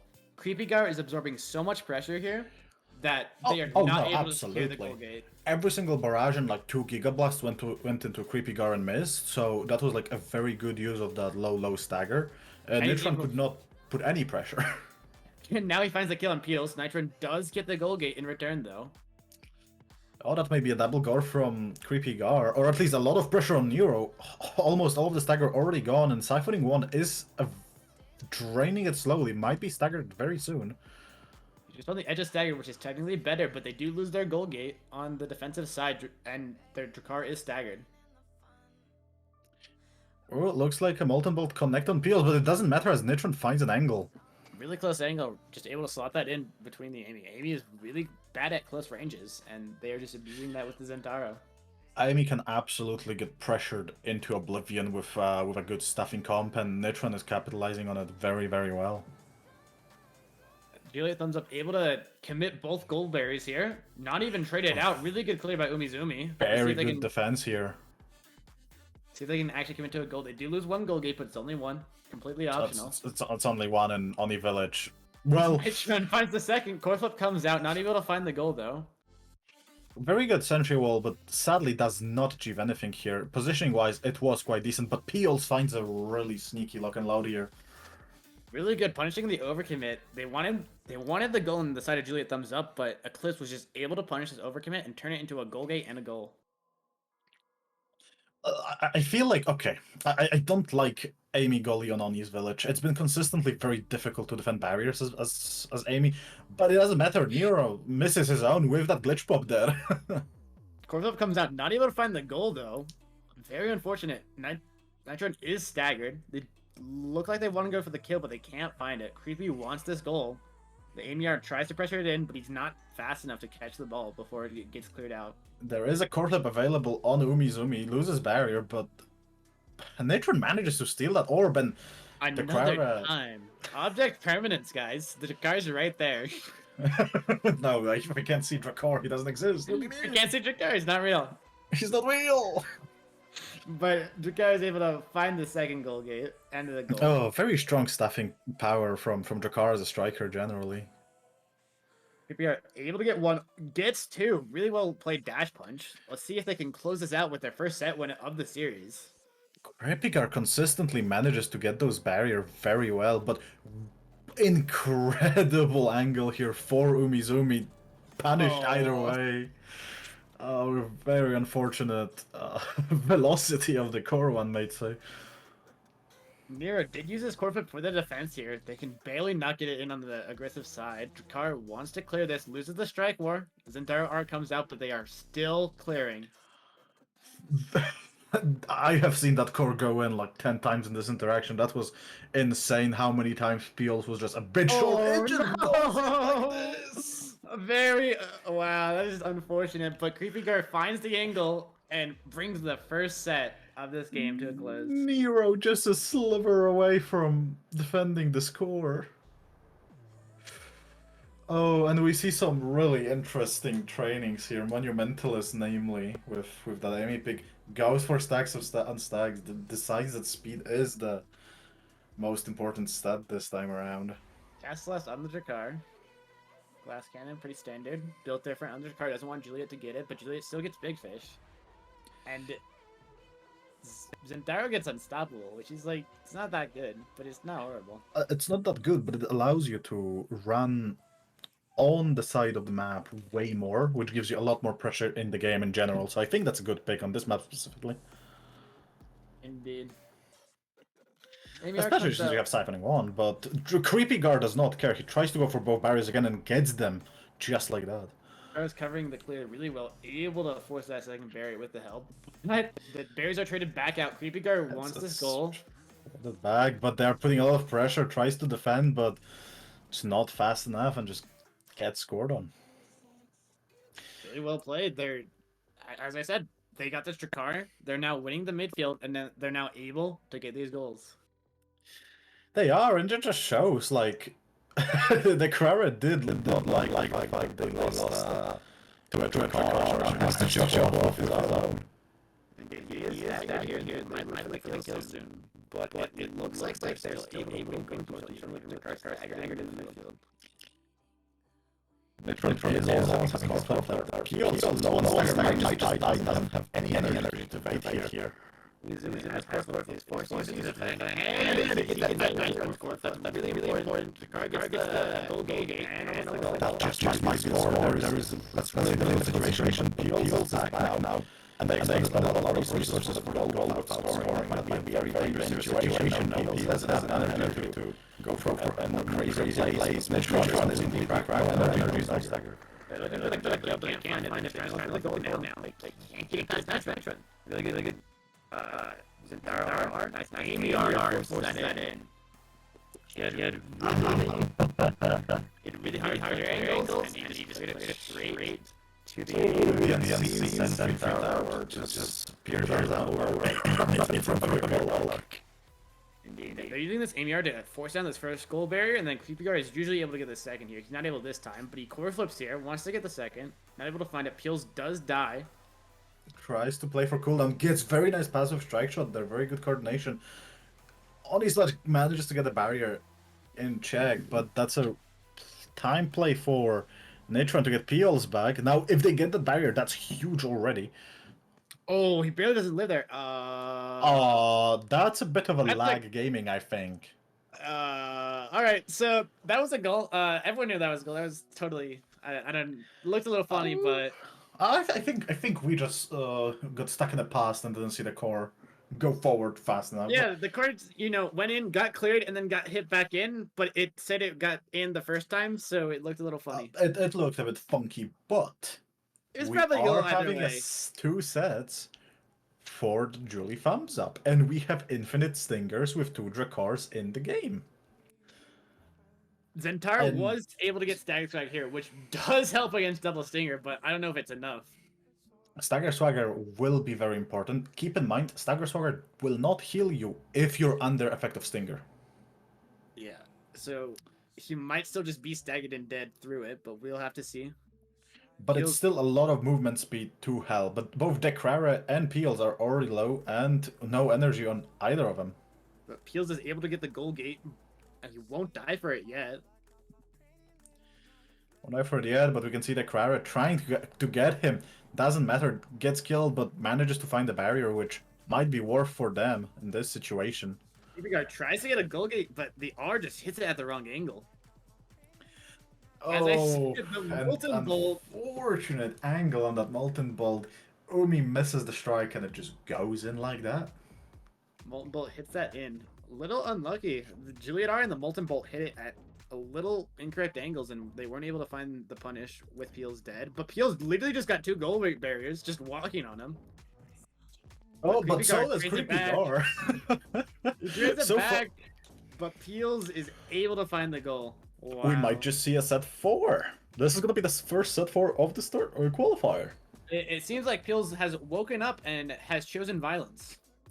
I think that missile prop being left for Peels instead of Stinger is just the biggest change maker here.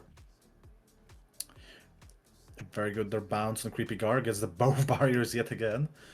But the Krara tries to get it in. Nitron is staggered, but that means Stagger Swagger gives him that movement speed. The Krara is here, tries to get it, and manages to throw a pellet right behind Nero. Really good play. Able to, but this missile potion is what's making the difference between these goal gates. Peels is Also- playing at perfect range to get these. Keep in mind, Lock and Load is considered a melee ability, which means Build Different actually increases the size of it. It's great. The melee projectile. I'm not kidding. I know it is very funny. It's so funny, but it is making a difference, and you can see how easily Peels can just find and lock down on those barriers and make Umizumi immediately regret picking a aggressive goalie. Indeed, they are trying to find that kill on Peels, but he's just living and he's just scoring. It just covers half of your goal arc. You just cannot do anything about it. It's essentially Estelle's Crystal Thorns, but on a primary. Indeed, that is the best part about Jakar. He's now a core control character. And we can see 3 sparks in 1 draft, so I Yeah. feel bad. It is not a Sparks angle. Zentaro gets Super Surge no matter what. There's really nothing for Creepy Guard to go here except bulk up, and the enemy Jakar will probably. Oh, he isn't taking Well, it. it is always a spark of agility or spark of strength. We've seen it already, but most likely bulk up. Yeah, gets the bulk up. He does have extra power. There's an argument that Spark of Strength does give more power. Well, it's similar. It's weird.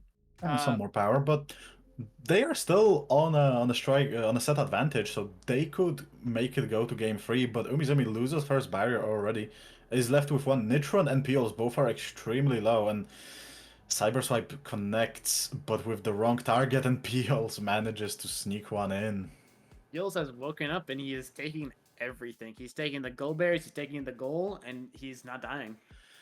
He's large and in charge, built different. Oh, you can see how much bigger the shotgun pellets are on PLC's side, just the spread and it's it's oppressive. It's really difficult to deal against. Especially against Amy, who struggles at close ranges. The Dragar shotgun just says, "I win. Good luck. Have fun." I feel like the Krara got tunnel vision on that Stinger, and it would have been way different of a game if the Krara just picked that missile propulsion from PLs, because it's just so impossible to deal with for Umi. Yeah, he's just getting these double gold berries, and he's getting these goals eventually. And now if PLs ever gets a chance to shoot, he will shoot and he scores. He clears into the Amy art, and he just wins. Just wins. This is the strength of missile propulsion, and I think if we get big fish, it might become or aerials. It Yeah. might become a very Big Fish has difficult already been game. taken, but Aerials is really good here. Heavy Impact is also really good on Peels because that shotgun hits so many targets that you'll get that CD refund, but he goes for the Aerialis here. Absolutely, but he already has hot shot, I believe, which pretty much means his cooldowns are negligent. It's a really good deny on the Adrenaline Rush, denying any chance of the kill comp game back into this game. And I think that's gonna be a reverse sweep here for Eclipse. This is very difficult to deal with now that Peels is essentially activated. The size of his primary range and in general like cooldowns and power is insane, but that doesn't mean that Nero is impenetrable. Julian Thumbs Up gets both gold gates really fast, but Peels is on the aggressive, trades one back, and Nero's still able to save for the moment. But Creepy Gar with that dash punch with the Amy R, there's just too many hitboxes, and there's nothing that Nero could do. They refuse to go out like this, and they are fighting back against the oppressive lizard. So we'll see. Can Nero now withstand it? Because this is anyone's game. This is still not over.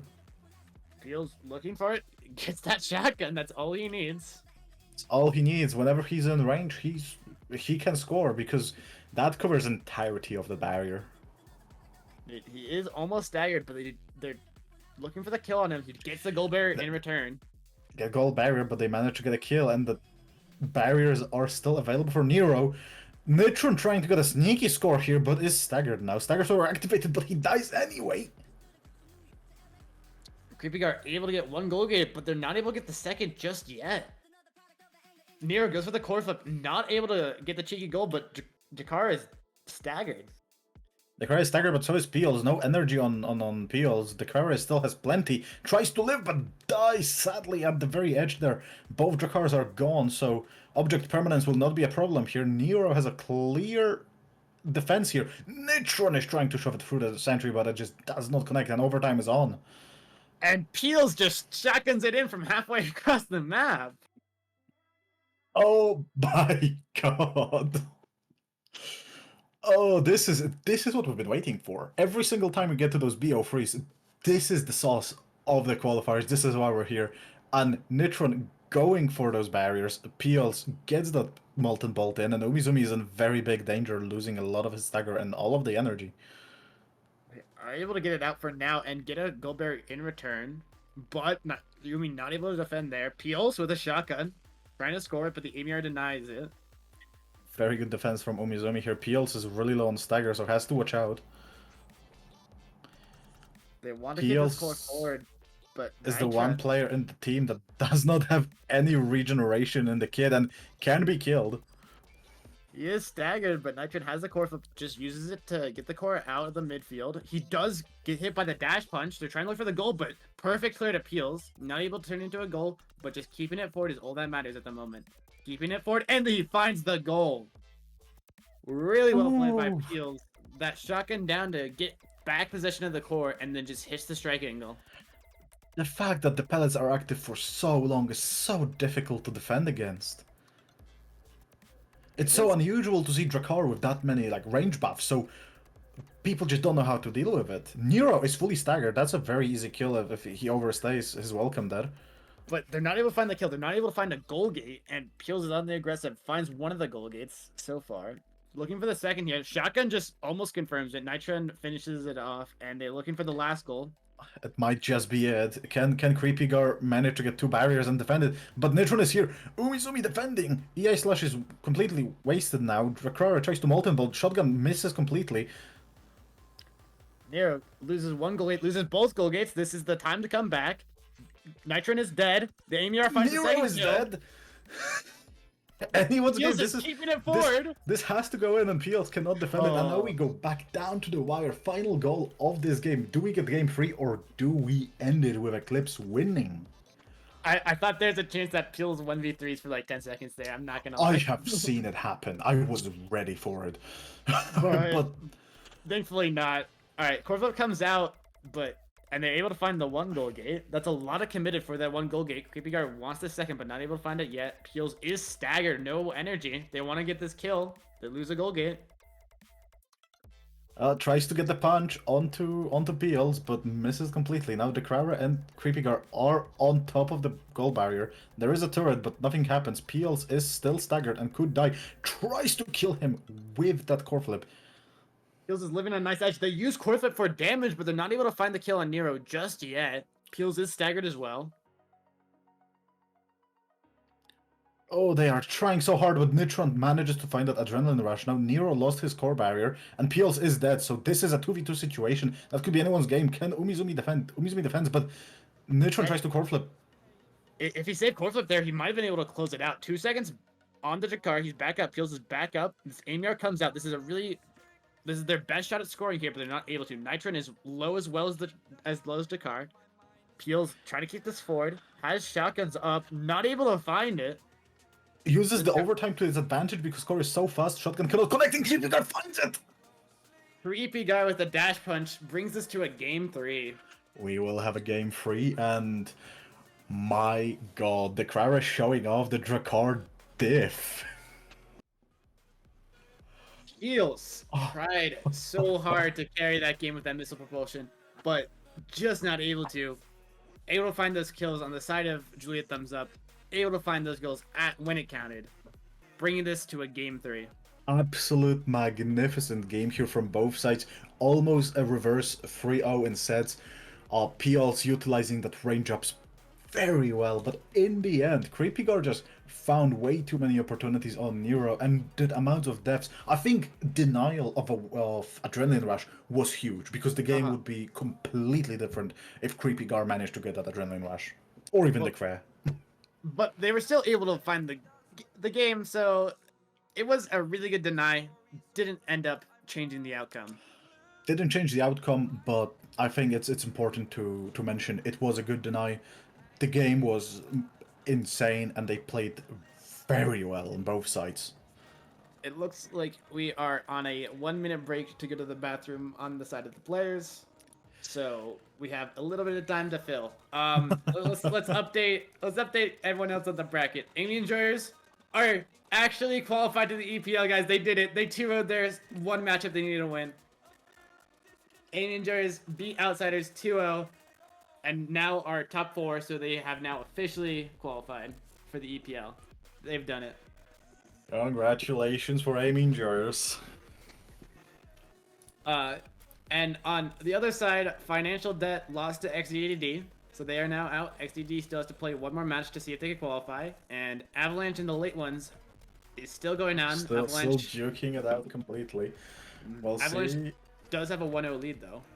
They do have a 1-0 lead, but so did Eclipse for a while. So did Eclipse. Bring us back to 1-1, and we will see the next game once the players are back. Oh no, that was an intense game, and I was not seeing that Amy pick. In the end, it worked, especially well with those sentry turrets, making sure that Peels cannot just brute force it in, which is very difficult once you have Drakkar with that many range buffs. It was very close, and then came out with a very well coordinated dash punch combo from Juliet, Creepygar. Just one dash punch sealed that game. It was a really it's set 5, goal 5. You can't get much closer than that. No, it's very stressful for the players, and I think they realized a very sneaky win condition where Creepygar just said, "Let's kill Nero." Yeah, Let's just he even ignore them. I cannot kill Nitron because of Stagger Swagger. Peels is dying to glitch pops left and right, so like I don't have to focus him. Let's just get rid of Nero. yeah, and he was even using core flip to just try and get that damage down. Like he was using everything possible just to try to That kill was a Nero. very heavy commitment, and it paid off. I think it was very good adaptation mid-set, and well, having game 3, we'll see how players adapt there. We'll see if Drakkar keeps appearing, And we'll see if the if we'll see bans are the anything same. else. Because And both we games, will have Oni Village back at it. very interesting. We'll see if it's a near Stagger Swagger Infinite. Ooh, Dagger we hate Swagger this game. Infinite. That Stagger Swagger Infinite. ooh, that might be a very snowbally game. You know what would make it more fun? If first set gave you Infinite Unstoppable. I had a game like that, but it was different. It was Infinite Orb Replicator and Infinite Orb Ponderer. It was great. Orb games, very fun. It is quite exciting to just realize that everyone wants Vice gone. Like, players actually respect Vice as a pick. Yeah, it just does so much damage in the midfield, and the primary is really good for core control. They just want it out of the field. Absolutely, and like the primary is so much damage.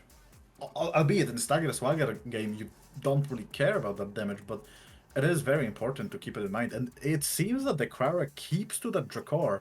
Same team on the side of Juliet Hamza, but we'll see PLs diverse to Estelle. Indeed, and we are going into game. It is Estelle instead of the Drakkar, and we'll see if it works. But I felt like the Drakkar was the reason they won that game. Well, the reason the game 2 was so close. So Peels is very proud and good Estelle player, has a lot of expertise since open beta, so I would not count it back too fast. We'll see if the Crier can manage to get that barrier, manages it quite freely, and it's one barrier on each side. one barrier on each side. They want to go for the second, but it's a little hard with Umizumi pointing out the defense. Absolutely not tempted by that orb of orb replicator, doesn't have to stack anything yet, so can completely focus on defending. Very well patiently waited here on Umizumi, doesn't let PL's piercing shot it in. A nice dash. They're trying to commit with this AMR. Not able to find it. AMR is just not that long at early stages of the game. They're still trying to get the clear. Nitron has core flip, uses it for damage. Peels finishes the goal gate.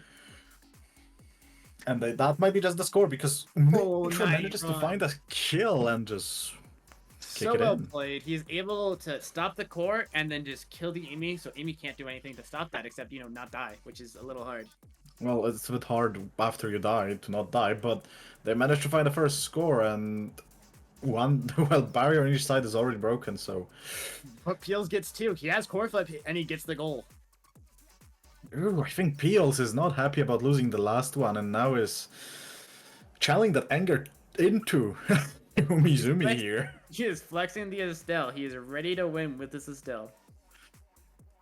Tried to build a Drakkar to have infinite volleys, but that failed, so back to the original volley character.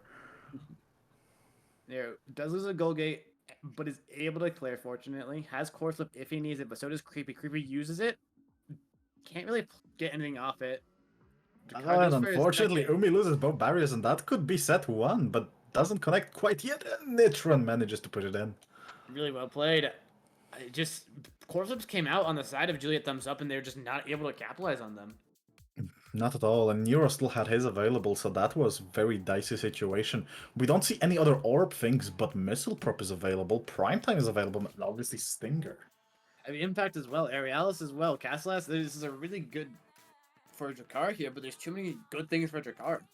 There's a lot of many good things for Drakkar, and the problem is those things will not show up again.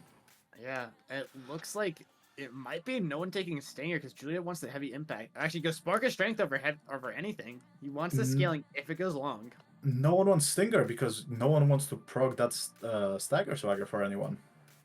Indeed. I'm surprised he didn't take heavy impact, but he guess he wants to go Sparkington City. We'll have to see if it works out.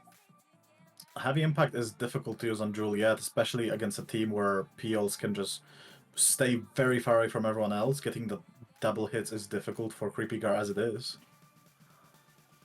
They do trade goal gates, but they are opposite sides, so it makes this midfield a little awkward. Nitron looks for the kill, not able to find it. Really good barrage, clears it on the side of Eclipse, and peels just with the Estelar, finds that goal gate. And just goes in. Goes in. No tools available for Umizumi here to defend this. Looks like that missile propulsion will become a problem now that Estelle can cover entirety of Umizumi's goal with a single volley. Yeah, they're able to find another goal barrier really early on. Tries to find the second. Umizumi does have core flip if this gets dangerous. Attempts to use it, but peels, just catches it. Tries to get it. Creepy Guard playing very close to the edge here with Nitron committed to a kill option. That would have been dicey for them. They want to get this forward on the side of Juliet thumbs up, and they're just able to get their first goal gate, but Nero with a misstrike. Creepy Guard expertly punishes that, and they want to get this goal gate. And then Nero uses uses core core flip flip. prematurely.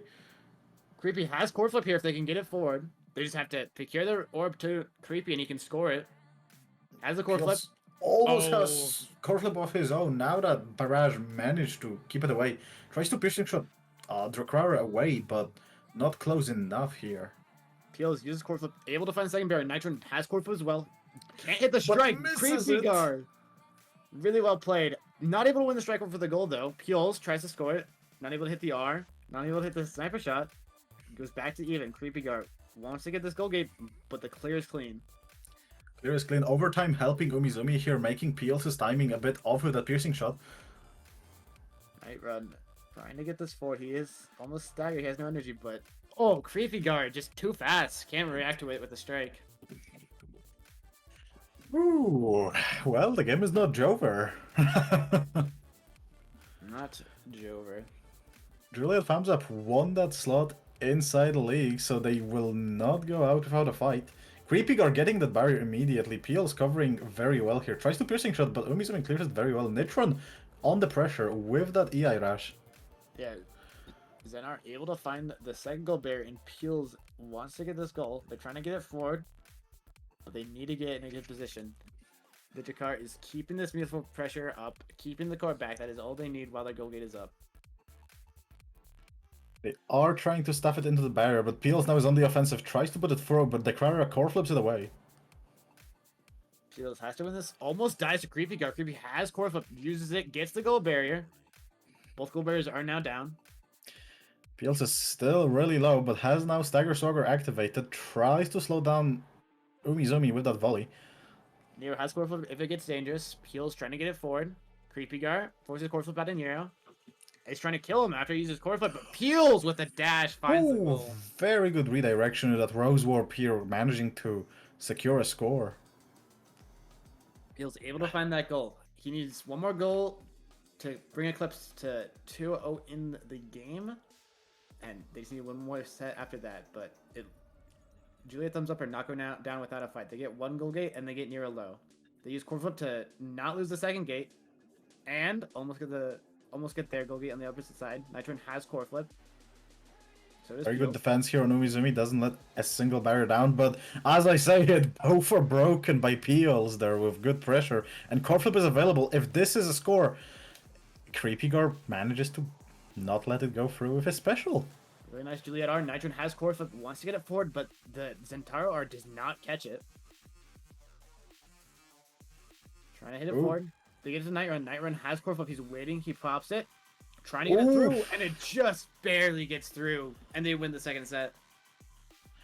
What a masterful core delay, because he immediately core strikes it and tries to stop it with his primary, managing to fake out Umi into striking and then just having a very free kick-in. Very well played here.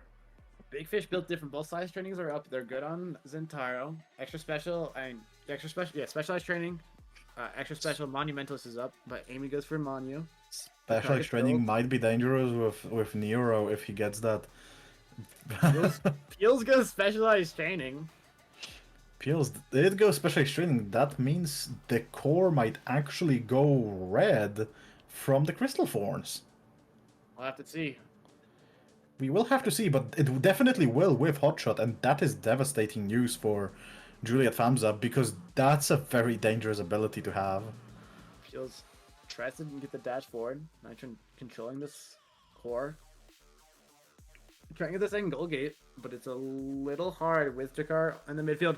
Creepy finds the kill on Nero, but Nah, they're that's not a able very- to find the goal gate yet.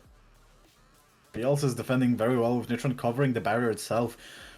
They don't lose a goal gate with their goalie dead.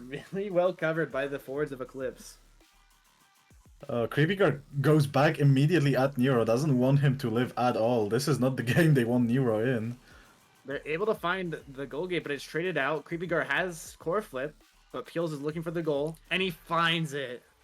The pressure Peels did through the Krara trying to win the strike war once manages to just punch it in eventually. It's very, very solid pressure from Peels. Well, pressure, and it brings them up a goal in what could be the last round. Creepy Guard gets a goal gate. He has core flip here. If they want to win, they have to win now, or else they will be in the last goal situation very soon. Now that Nitron almost getting another barrier here, Peels is very low, has to watch out. Creepygar is on his side, but Stagger Swagger is available and keeps Peels alive just barely. Very good evade elixir. here. And he's able to get the second goal gate. Nitron tries to cook it. Trying, oh, barely. Just missed one strike there. That could have gone in. But they get the second goal gate, and they're using this pressure to try and pressure for a goal.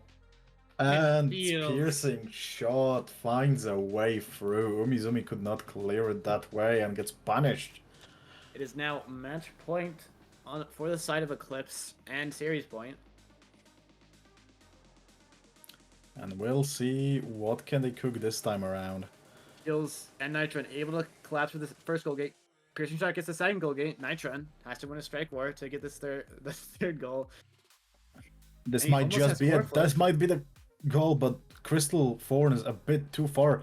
Now Oni Slash almost punching it in, but tower is available. Can they actually get it back now? Now or never. It's on the Oh, core very flip, good but core flip. Yumi with the core flip to defend. Peels almost has his though. He's waiting, passes up to Nitron. Core flips can't find the core. But the crowd is very low now and cannot really contribute much without being killed. As I say it, he almost gets the barrier himself. Peels pushing it forward. He is almost staggered. He has no energy, but the piercing shot just stun locks Yumizumi. Stun Zumi for exact time they needed to score, and there we have the victors. Eclipse have won their BO3 and are now qualified to the EPL again. Well, not again, but they are now qualified to the Well, EPL. they're Our not sixth team, qualified. our sixth team to qualify to the EPL. We have 2 more slots left. We have 2 more games to decide who will qualify. It is going to be one of the games will be Juliet Thumbs Up versus XDD, and the other game is still not ready yet. It's Outsiders versus the winners of Avalanche and Late Ones. They're Well, so while Avalanche and Late Ones are playing it out, shall we? yeah, they've gone to game 3, so see how that turns out. See how that turns out, but I believe players want a break from Julie Thumbs Up, so throwing them immediately into a game wouldn't be as fair. And, well, Yeah, we're gonna have to wait on Avalanche Late Ones to decide that last losers quarterfinals matchup. But XCD versus Juliet Thumbs Up will be played for a spot in EPL, and Outsiders versus either Late Ones or Avalanche will be the second match. So, personally, who do you believe in to take the last 2 spots to qualify here? I would be disappointed to not see the Late Ones. I agree. They had a really good qualifier 1, and they've had a pretty good qualifier 2. Last qualifier was so good. I think that was my favorite game in EPL so far. It would be such a disappointment not to see them qualify. So I do believe they actually manage to get it. And I can see XDD pushing through. However, Julie Thumbs Up, purely because of the logo and the attitude and just the emote spam. I'm an emote spammer. What can I say? I've been called an emote spammer as well. Just a bit of XDD. Never hurts. A little bit of XDD here and there, a little bit of Drakkar business. Hmm. And glowstick here and there. No, it's all great. Yeah, it looks like we are actually going to get that matchup a little sooner than we thought. Of the XDD and Juliet thumbs up. It seems like they are ready. We are just trying to figure out spectators. Great system, smile. Do you believe in the spectator system? No. Well, at least that makes two of us. Listen, I believe in underdogs, but there are things that even I can't go behind. Yeah, spectator system. Believing in the spectator system is just like, why? It's not gonna work. I mean, you're just throwing at this point. Yeah. Alright, we'll see if we can get a more consistent stream than a Twitch stream that we get ad block done, but it's gonna take a little bit to get that set up. But... Listen, all I'm saying that we haven't seen. It's like the anime rules, right? So we haven't seen them lose, so they're not dead yet. Exactly. If you haven't seen it on screen, it didn't happen. It's the same as in anime. It's canon. Indeed. But for this, I'm an XDD believer in this matchup. As much as Juliet Thumbs Up had a really good chance to win that series, like they were 1 point off. They won the second game in a really close game, and then the third game just wasn't as close. But I think they could have maybe pulled that off. See, I feel like if I'm not on the side of Julie Thumbs Up, they will just queue me into normals and then Juno clown me like yesterday. well, yeah, I don't do EU, so I don't have to deal with that. So yeah, you're lucky, but like I'm gonna- I'm kind of here like there's life on, like my life depends on it. I'm gonna be an XDD believer in this game. I'm an XDD believer.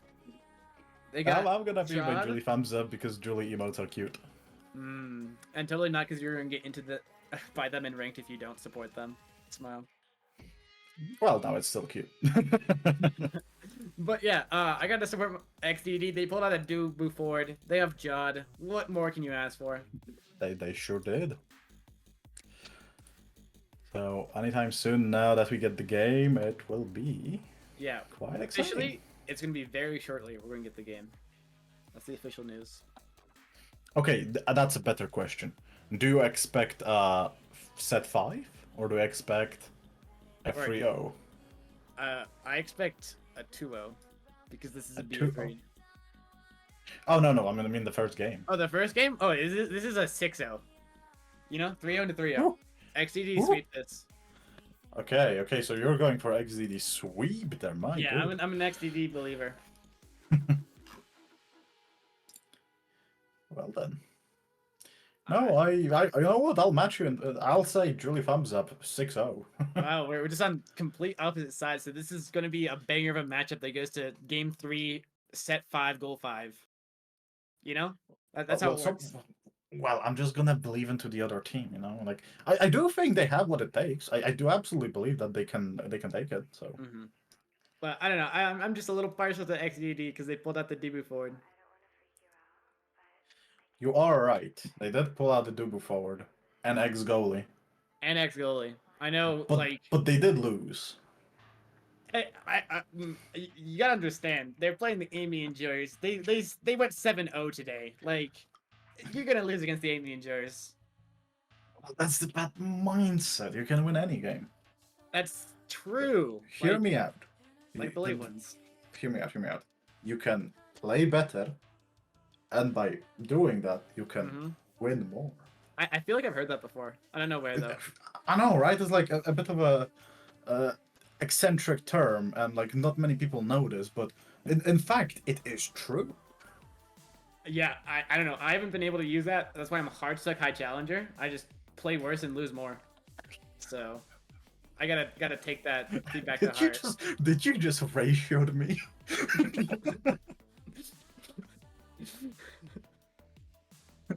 No, I just got ratioed here. Oh my god. I never ratio you. Oh. Well, we are just setting up who is gonna stream. Very fun. Oh, are we not trusting into spectators tool at all? Well, Not even we're slightly. we may not, but we'll see. We should we just gotta get one guy to stream their Discord, or I mean that's all we need. We just need one guy to stream their Discord. So Will work either way. Oh, it's but gonna yeah. Do you predict we'll have functioning spectator tool next patch? next patch. If we don't have one next patch, I'm really worried, but we should, cause you know, they gotta run the NA invitational, and they have to have spectator tools for that. So they're gonna fix it Bro, with that. if the official invitational on NA wouldn't work because of spectator tool, now that's an oopsie. Yeah, that's where it goes wrong. Like, who cares about EPL, Nassau, Yeah. Primetime Tuesday, any other Primetime tournaments? Tuesday. Primetime Tuesday. This Primetime Tuesday. Shout out. But yeah, they gotta fix it for their big tournament. with all If they NA don't, then whew. Yeah, I mean, it's basically like I think they know a fix for it. They just have to do it in a patch that isn't a hot fix because they can only do so much with a hot fix. Yeah, I think we'll have a micro patch next week. Yeah, I think they're shooting for like a micro patch every week. This week's micro patch was a little weird. I'm not gonna lie. It wasn't micro. It was not micro. It was 2 new awakenings. No, sorry, 3 It new was awakenings. 3 new awakenings, a new map to competitive, a lot of changes, Yeah, a lot of changes. and like removal of 3 awakenings. That was not micro. Yeah, it was not a micro patch, but I mean, I guess the initial 2.1 patch literally was just the new characters Yeah. and the mini rig to Asher, and that's like basically the entire and bug fixes. Speaking of new characters, Lumos, now that you ratioed me, are you team EDM or team Rock? I'm Team Rock because Octavia is a useless character and you should never play her in ranked. That's my only reasoning. Shots It's- fired. It's all my entire reasoning on Team EDM and Team Only is competitive viability. I think Octavia will be playable after backfix though. I mean, I think it is funny that there's just a chance that Cast Last and Chrono just doesn't work. And the funnier bit is there is a chance that both Octavias get it, even if only one pick it. That's just funny. And there's a chance that one Octavia gets it and the other just doesn't, even if they take the same training. Like one gets the bucket, the other doesn't. It makes no sense. Yeah. No, it's crazy. I think even with the bug fixed, I think Octavia is still like pretty bad. No, I don't. I think people take a time. The problem with her, she's a very selfish character. Mhm. But if the whole team plays around her, I think there is a chance I mean, for I don't know. her to pop off. I don't know. I feel like you're just playing a speed character that strikes, and that's just like a worse Juno. Because Juno has less speed, but is striking from like longer ranges. It's difficult to say. I think her special is underutilized, and obviously, as it's always, spectator tool refuses to work yet again. You know, I think we're gonna get it to work soon. Just give us like 4 years. Okay, hear me out. Last broadcast, it stopped working immediately. Mhm. This broadcast, we had 1 whole hour where it worked. We had an Next hour of work. broadcast. Ooh. Next broadcast, if this continues, we might have 2 hours when it works. Holy. Possible. But yeah, no, I'm Octavia believer, but I am Team Rock. Vice is just better design. I'm sorry. Vice is just better character, you know? I do enjoy Thousand Absolutes more as a song, though. I don't like it. I like vice versa, but I am more of a Thousand Absolutes enjoyer. So Yeah, I think I listened to both songs with the lyrics like once maybe. So I don't know. I did play it on repeat Oh, I on, like on day of release. the only time I listen to the music is for like I put it on the background of my stream and that's about it. So like Fair enough. I don't know. I probably need to like, you know, consume more Omega Strikers content, but you know. I do have a playlist of all of the themes, and I just pop it up sometimes when I go for Yeah. a walk or something. It's a good music. It's good music. It is good music. I'm not gonna lie. It's like really good music. I'm really surprised that like it's that good of music. For I have video every games. single song but Zentaro because I'm not into lo-fi beats. I think the ones I don't play is Any Go Strike with lyrics. The instrumental version's fine, and Yeah. then Juno theme. I'm not a Juno theme enjoyer. You hate ice cream. Yes. Okay, fair enough. No, if you said that no Ghost Strike at all, I would probably I would find you. No, Go Strike is good. I don't know if I just the vocals it feels off. Both versions. Fair enough. I like the new English version a lot. Like The I new was English version is a popping lot off. better. Yeah. Especially when the Studio Trigger came out with the animation, I was just gushing over it. It was so good. Yeah, that was really good. So it looks like we're switching plans up because production never fails and this tournament runs perfectly. So we're gonna have to wait for Avalanche late ones to finish, and then we're gonna watch the winners of that versus outsiders. So we So I can talk- suppose we can take a small break and well. yeah, that's probably the play because we're still waiting for Avalanche late ones to end. So we'll be back once we get the conclusion of that game, and then we'll start with outsiders versus whoever wins.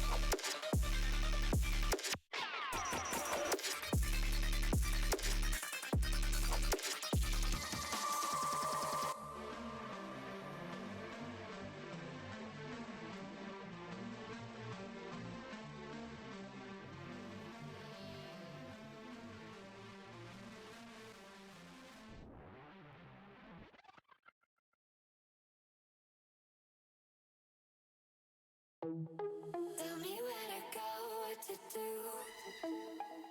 To another flow. Tell me where to go, what to do. To another flow. Show me the stars. Show me the stars. Get it poppin', put it.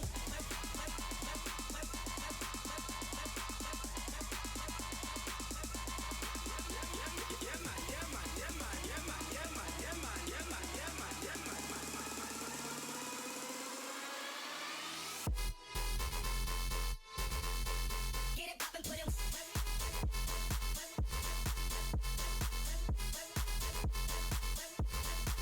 To another flow.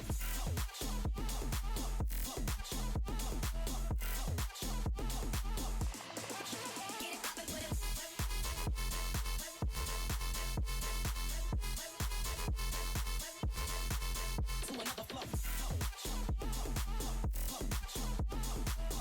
To another flow. Get it poppin', put it.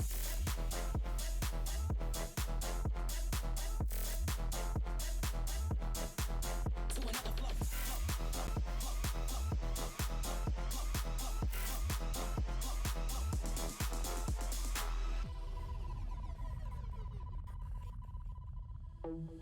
Tell me where to go, what to do.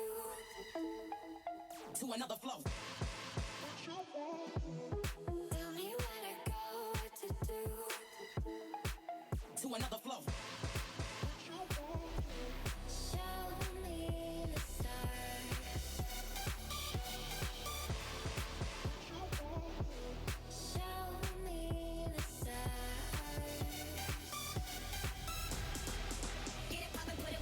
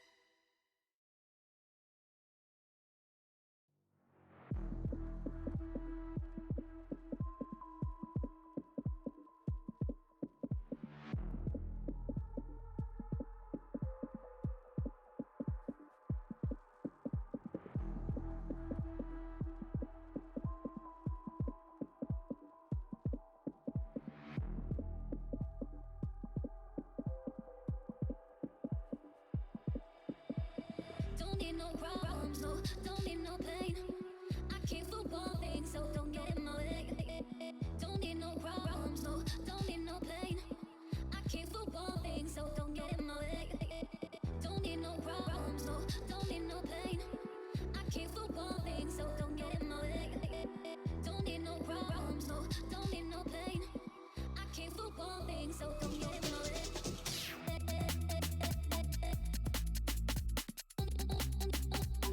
Don't need no problems, no. Don't need no pain.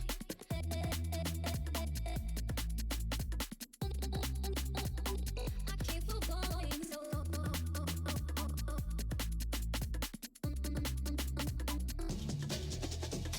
don't need no problems, no. Don't need no pain. I came for one thing, so don't get in my way. Don't need no problems, no. Don't need no pain. I came for one thing, so don't get in my way. Don't need no problems, no. Don't need no pain. I came for one thing, so don't get in my way.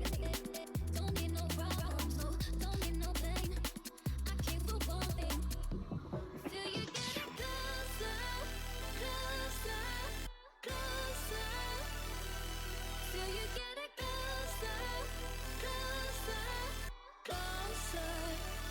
Till you get it closer, closer, closer.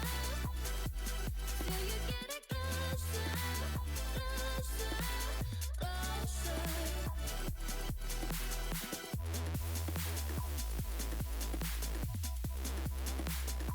Don't need no problems, no.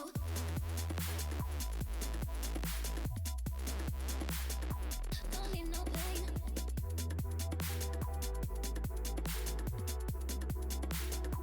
I came for one thing, so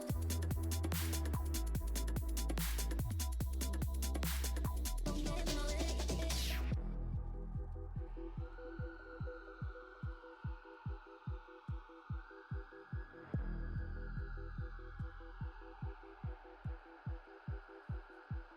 Till you get it closer, closer, closer. Till you get it closer, closer, closer.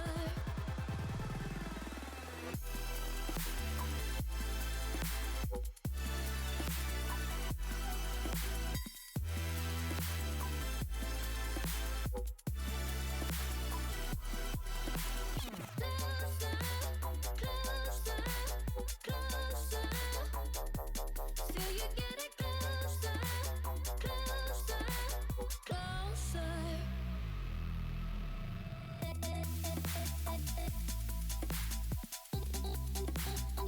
Don't need no problems, no.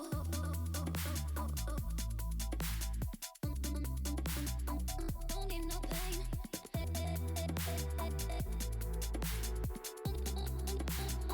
I came for one thing, so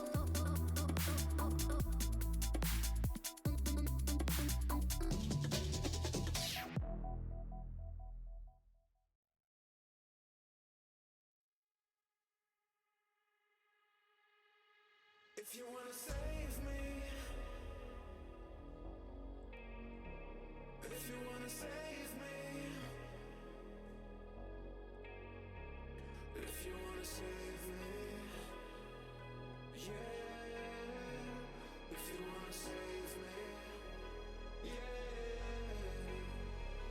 If you wanna save me, I think I should better run. Because that's the end before it began. If you wanna save me, I should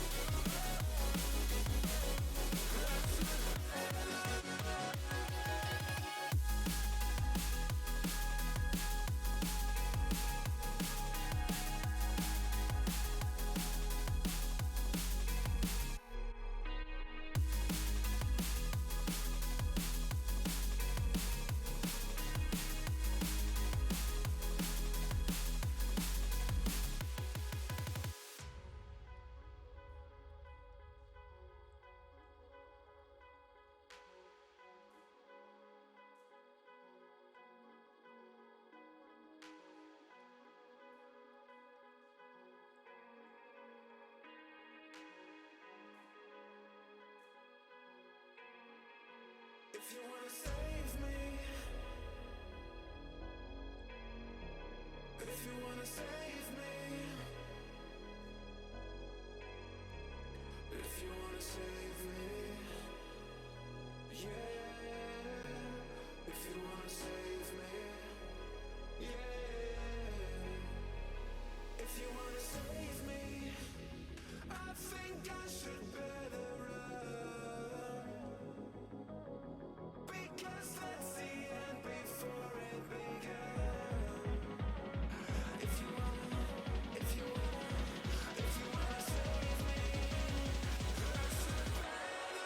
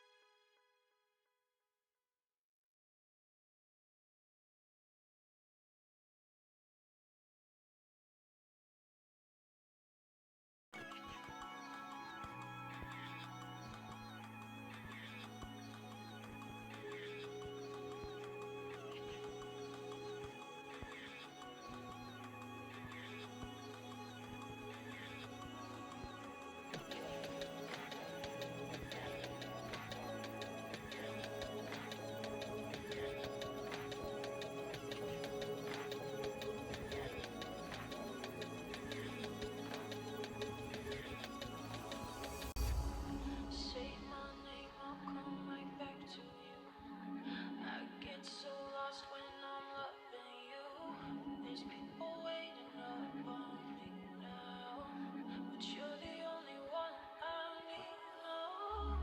I'd run away with you if I could, yeah. No one understands me the way that you do, the way that you do.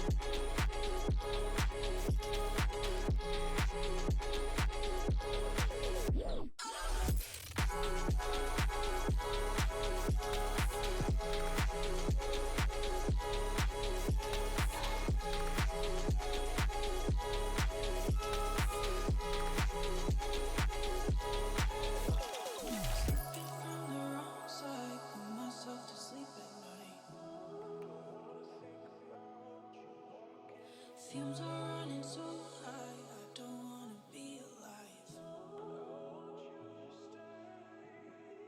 There's never a right time disguising the outside. What's going on inside, losing track of my own mind.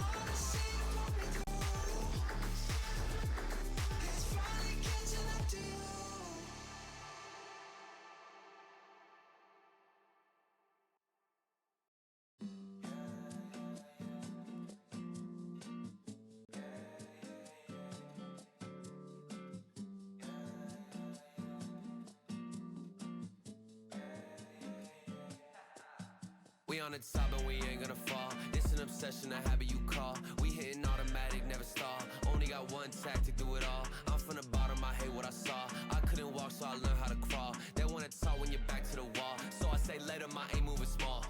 Money grows from my intuition. I just bought a crib, that's my first edition. People hate it when you claim a vision, but I use a static when I hit ignition. Hungry moves, I'm faster in a minute. I stay fresh to death, I'm in a mid condition. Forge a heat, no matter where I've been, and give me any place, and it'll be a kitchen.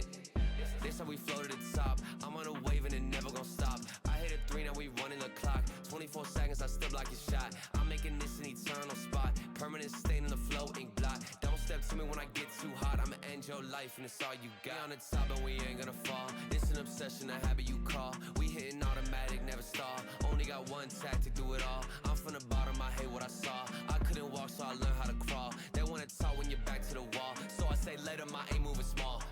Homemade flow, I'm a PVC. There ain't one player out doing just like me. Heart rate froze, check the EKG. I hate wasting time, no eventually. Routine work when nobody see it, but I ain't feel the stress, I know it's meant to be.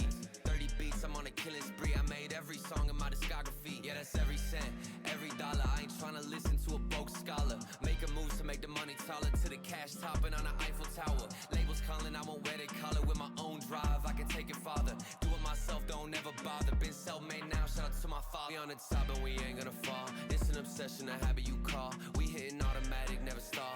Only got one tactic, do it all. I'm from the bottom, I hate what I saw. I couldn't walk, so I learned how to crawl. They wanna talk when you're back to the wall. So I say later, my aim moving small.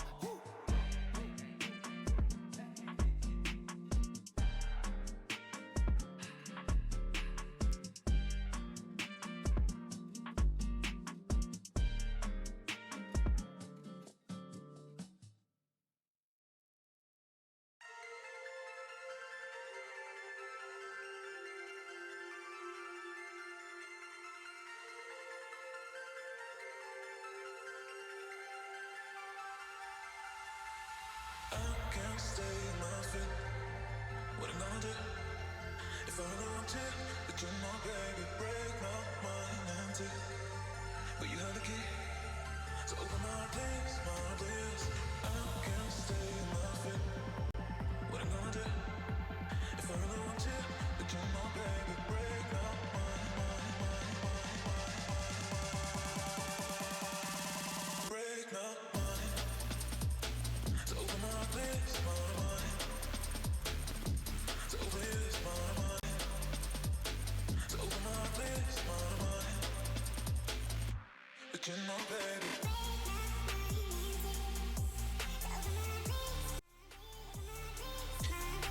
And we're back yet again for the final game of the day.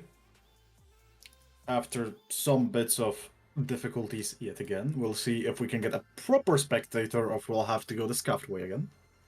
But the actual matchup is Outsiders versus the Late Ones. The actual matchup versus Avalanche and the Late Ones went to Game 5, Set 5, Goal 5. I'm pretty sure I'm gonna say that right. Game 3, Set 5, Goal 5. Yeah. Basically, it was one goal of who wins, but the Late Ones were able to win it out. So we will be watching the Outsiders versus the Late Ones if spectator works. Does not And look like it does. to our surprise, it didn't. Who would have guessed? So we'll be going back to our scuffed way with the usual stream shenanigans. Hopefully, by the time we are gonna be doing the proper actual league tournament, we will have spectator tool fixed completely. Yeah, we hope. So we can only hope, but look, for now, we can still manage. It's not the best, but it will do. Indeed, we just have to find the stream we need and hopefully see who wins. So, do we place our bets now? Because this is fighting for the final spot on our top 8. Yeah, I'm a Late Ones believer. Are you a I Late gotta Ones say it. believer? 100%. So the whole time I hear everything but the Late Ones. And now you change the side. We were watching that game in the back rooms, but like I'm pretty sure the late ones after they came back from that game got this game easy 3-0 sweep. I mean, they got the momentum on their side for sure. That's guaranteed. Now, outsiders, if you remember that right, we did see a Dubu forward. Did we? We did. Oh, what? You were not. That was the very first game, second game, and we did see a Dubu forward with missile prop. That does entice me to believe in the outsiders, but considering how good the late ones played in the first qualifier and how well they played in the second qualifier, I think I'd like to. I think they can qualify here. I think they should qualify here. It's gonna be very hard to like. Whoever loses here, I wish I could see both teams, but someone has to go. Mm-hmm. I believe we do need some of tomfoolery, if I may, with picks like Dubu forward, picks like ex goalie, but that was Joel from XDD. But the late ones are very, very solid team.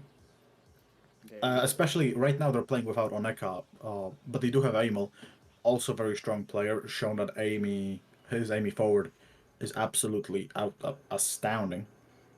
Mm-hmm. So I would love to see them, but I would also love to see the outsiders. So for this game, I just gotta wish that let the best team win. Let the best team win, and this will be a BO3, so we're in here for a little longer. It will be the BO3, so worst case scenario, we'll see a 2-0. Best case scenario, we'll see a 2-1. And while we wait, the other losers quarterfinal match to qualify did end, and XDD were the winners of that. So XDD have qualified as the 7th team to the EPL, which is nice. They actually 2-0 Juliet thumbs up, which was kind of surprising. Well, then no Julie thumbs upping in the league then. And right now we're going through the mandatory ad break. It's very important that the EPL supports these small streamers by watching their ads. So true. Only the EPL account, not the entire. Yeah, no, absolutely. I support that message. No, only On the one EPL. view. Only one view of ad. So we're just waiting for them to hit the Q button, and we'll be in the game 1 of our final best of 3 of the qualifiers. And for the final team of the EPL, which will run throughout the summer. So let's see. I do know for a fact that Matthews has been playing out of his mind on goalie. That insane performance through and through. Tsukus has picked up Zentaro and has been doing some crazy shots and crazy setups with him. And Abel picked up into the team as a substitute for Neka and has performed very well today. Mm-hmm. And we're loading into Amy's app. Amy's app.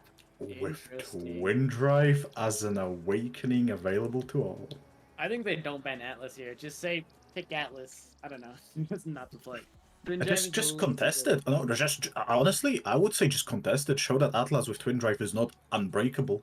Yeah, they're more worried about the Zendaro with Twin Drive, which is one of his better trainings. And he's banned as well. I'm all getting denied that Amy pick. We'll see if it's the casual Juliet Drakkar. Most likely. It do not care about the Atlas Twin Drive. Either team. It seems like nobody cares about Twin Drive, but Vice is picked. Vice available. Obviously, that's going to be an interesting pick. Drakkar available on both teams. The only difference is Tsuku's on Juliet and Vice.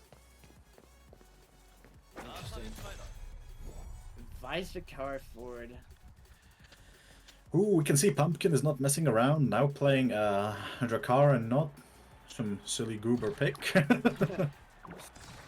we'll see how this goes. It looks like this early core control is going to the side of the late ones. Absolutely, there's immediate pressure onto Amel from Pumpkin and E.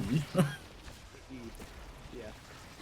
Amel is almost staggered. They don't get the goal gate just yet. Pumpkin is close as well, but Amel has no energy. Has no energy and can be killed very easily. However, Matthews is pretty safe here, peppering Pumpkin with the barrage. He has the Giga, can't get the kill off it, but he keeps him staggered for the time being. Amel's low again. Visar comes out, doesn't get anything done. Just a bit of zoning. Good Supernova here. Tsuku's trying to get Pumpkin in, but doesn't quite connect. Very close barrier, but gets broken either way. And Amel and Tsuku's are alone, and Arkasha just cannot get past that. What a good passing play. Able to hit it away from the goalie, getting their first goal of their series.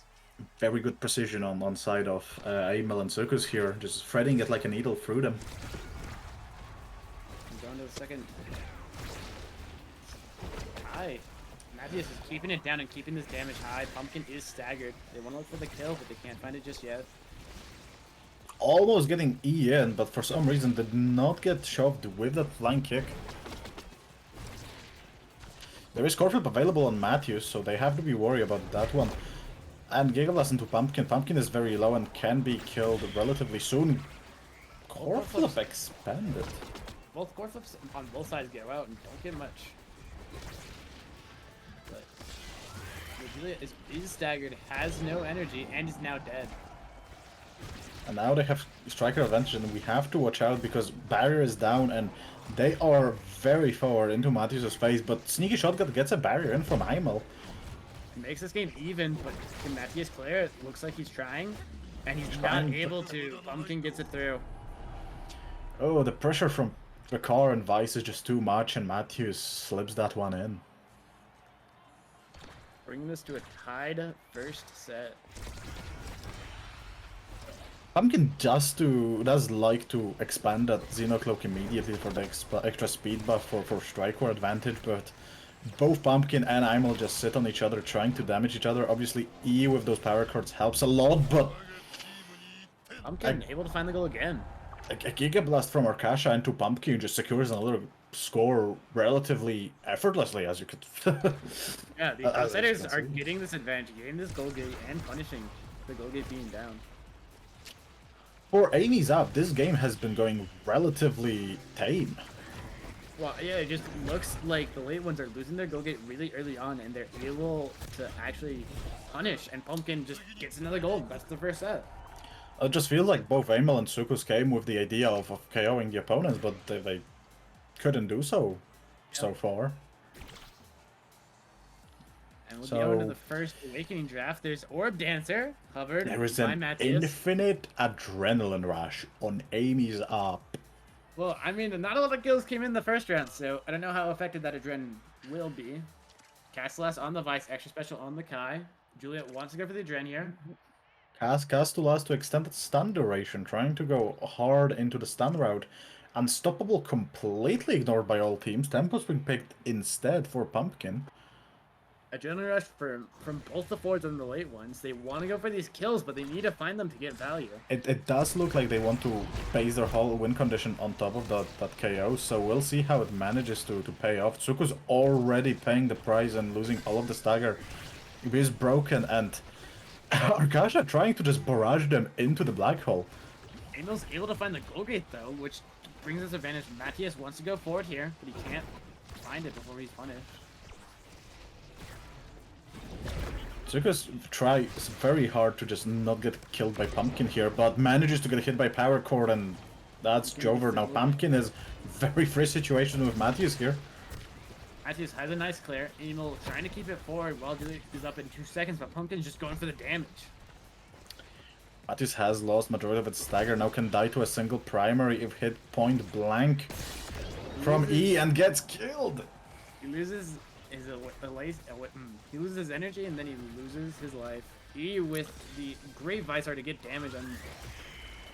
And loses all of the stacks of Orb Dancer, but they keep just replacing members. One of them dies, one of them comes back, and Pumpkin very low on stagger. Can he get pushed away with Giga Blast? He is hit with Giga Blast and Core is far away, but Matthews has no tools to defend. The late ones have been defending 2v3 for a while now. They're now back into a 3v3. And Pumpkin is very low. If they can find that one kill, that would be the deciding factor, but Power Chord smashes it right in. He with the Power Chord just able to find that goal. Oh, they are trying to find like opportunities, but neither of them can actually connect the KO on that Adrenaline Rush approach. In fact, they are the ones being KO'd. Yeah, you take Adrenaline Rush and you're just not finding the kills. You basically just didn't take a training. You do have that 1 second cooldown and everything, but again, what's the 1 second when you're permanently dead from Power Chords, from a Vice, and this is so scary. Like, you are forced to just be in so bad situation because of that Supernova. And then he just walks up, core flips, hits it in. Outsiders are playing really well, and they're about to take a 2-0 lead in this game.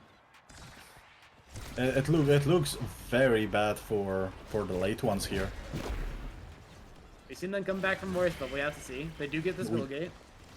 We did see them come back from wars. All they need is one KO to really go hard on their opponents right now. They really want to get this goal. They're trying to force it in, but they can't find the angles to pass. Circus consistently struggling to get that core inside the goal arc, but that comes a price with that team comp where you go for kill pressure but cannot find any kill, and Vice can just keep the core in, stun you, well, force you essentially to use your evade all the time. And Matthews can do everything in his power, tries to keep it away, but the barrier goes down eventually. And then they just kill again. The team without Adrenaline Rush is finding more kills, more value, and more goals. Oh, very good attempt on barraging down to keep the defense, but Pumpkin committed into the top corner, finds goal through that blunder. There are up 2 sets in this first game. It's looking pretty dire for the late ones here. They have to come back here. The trainings... The trainings are helpful. We have infinite aerials for the Drakkar or missile prop if that's left. Deadeye on Vice is pretty deadly and might pose too much of a damage disparity now with those power chords hitting everyone. Hot shot on Juliet. Glass Cannon on Drek, Hot Shot on Juliet. Very interesting picks. They don't want the guy to get Hot Shot, so just goes Aerialis, and Drek goes Aerialis as well. Pumpkin very confident in not being hit, trying to utilize that power buff from Glass Cannon, most likely to keep Amel dead. I have to see. He is getting him half staggered. He's almost staggering him. Amel is almost dead, so it does work somewhat, but Tsukus just cannot find anything to connect with. Matthews absolutely having way higher range on his strike shot now, can do some across the map plays with just his strike, so they have striker advantage. Actually, Imel managed to find the KO and they pressured them enough to get a first score. Imel was just able to punish that positioning. They walked too close to the center well, found the kill, used Adrenaline Rush, and just won. That's what their comp needs to do. So that's their win condition. That's their win condition. Amel has to find those kills again, but if they're hard, they require the enemy team to miss position. It does. Sugus tries to fish that miss position, but misses completely and now has no cooldowns. Sugus trying to get this goal gate, but he can't win the strike ward. He can't beat this barrage. They are trying their very best. Barrage from Matthews is pretty much global at this point, so he could find some very nasty angles. This could be very helpful. Arkasha almost died here from the combo, but Pumpkin finds a corner and gets that score across. Won the strike war and then just shotgunned it in. Extremely played. Ooh, really difficult game for the late ones here. But they do have one goal here, so they only need 2 more to get this set. One set could change it all. They already have good trainings. If they can get one good training here, that would be completely changed. But Tsukus is completely evaporated by Arkasha here. Arkasha, yeah, and they're still able to find these goals. The pressure that this Vice Drakkar is putting out with this KO pressure and this core control is just too much for the late ones to handle. It's so difficult for the late ones. You can see Tsukus is almost twice as well, E is twice as level of Tsukus. This is getting out of control for them. They're trying desperately to just get orbs and survive, but it's hard, it's difficult. And this game state, they cannot lose a single goal or the game is just over and they have to rely on winning 2 games in a row. Late ones did get the goal gate here, but they can't really find anything else. The pass, strike forward, yeah, can't. As you say it, they Ooh. are finding it, but Akasha's defending, but Giga Blast comes out too late, and Sukus manages to find the corner shot here. I'm pretty sure that was from the chaining from Vice Primary. Well, that means that Vice, as a character, already, just today, managed to find 3 self-scores. The Vice, you gotta always think where your Vice E-chains. But, able to find this goal gate, that might give them the comeback. Might give them the comeback, and 1 Awakening is all they need to actually shift it through. If they can get anything that increases their damage exponentially, it could actually be a change they need. And now Pumpkin is very low. If they can find 1 kill, the Adrenaline Rush could be huge. They find the stagger, can't find the kill yet. They're waiting for CDs to come back online. Amel. They'll find a stagger. Amel is sitting there. Don't get Adrenaline Rush because it's from Matthews, but it's still very good for... They are really close here. Just barely not able to score that, but they have another attempt. Can't score that. Giga goes wide. Pass down. Trying to shotgun it in. Can't find it. It's really close. Are trying their best, but Sukus now is staggered. Amel is very close to being staggered. Gigablast is dodged, but gets hit by Supernova. Users are trying to live. Oh, it snipes out the goal gate. Dash punch, not able to score it.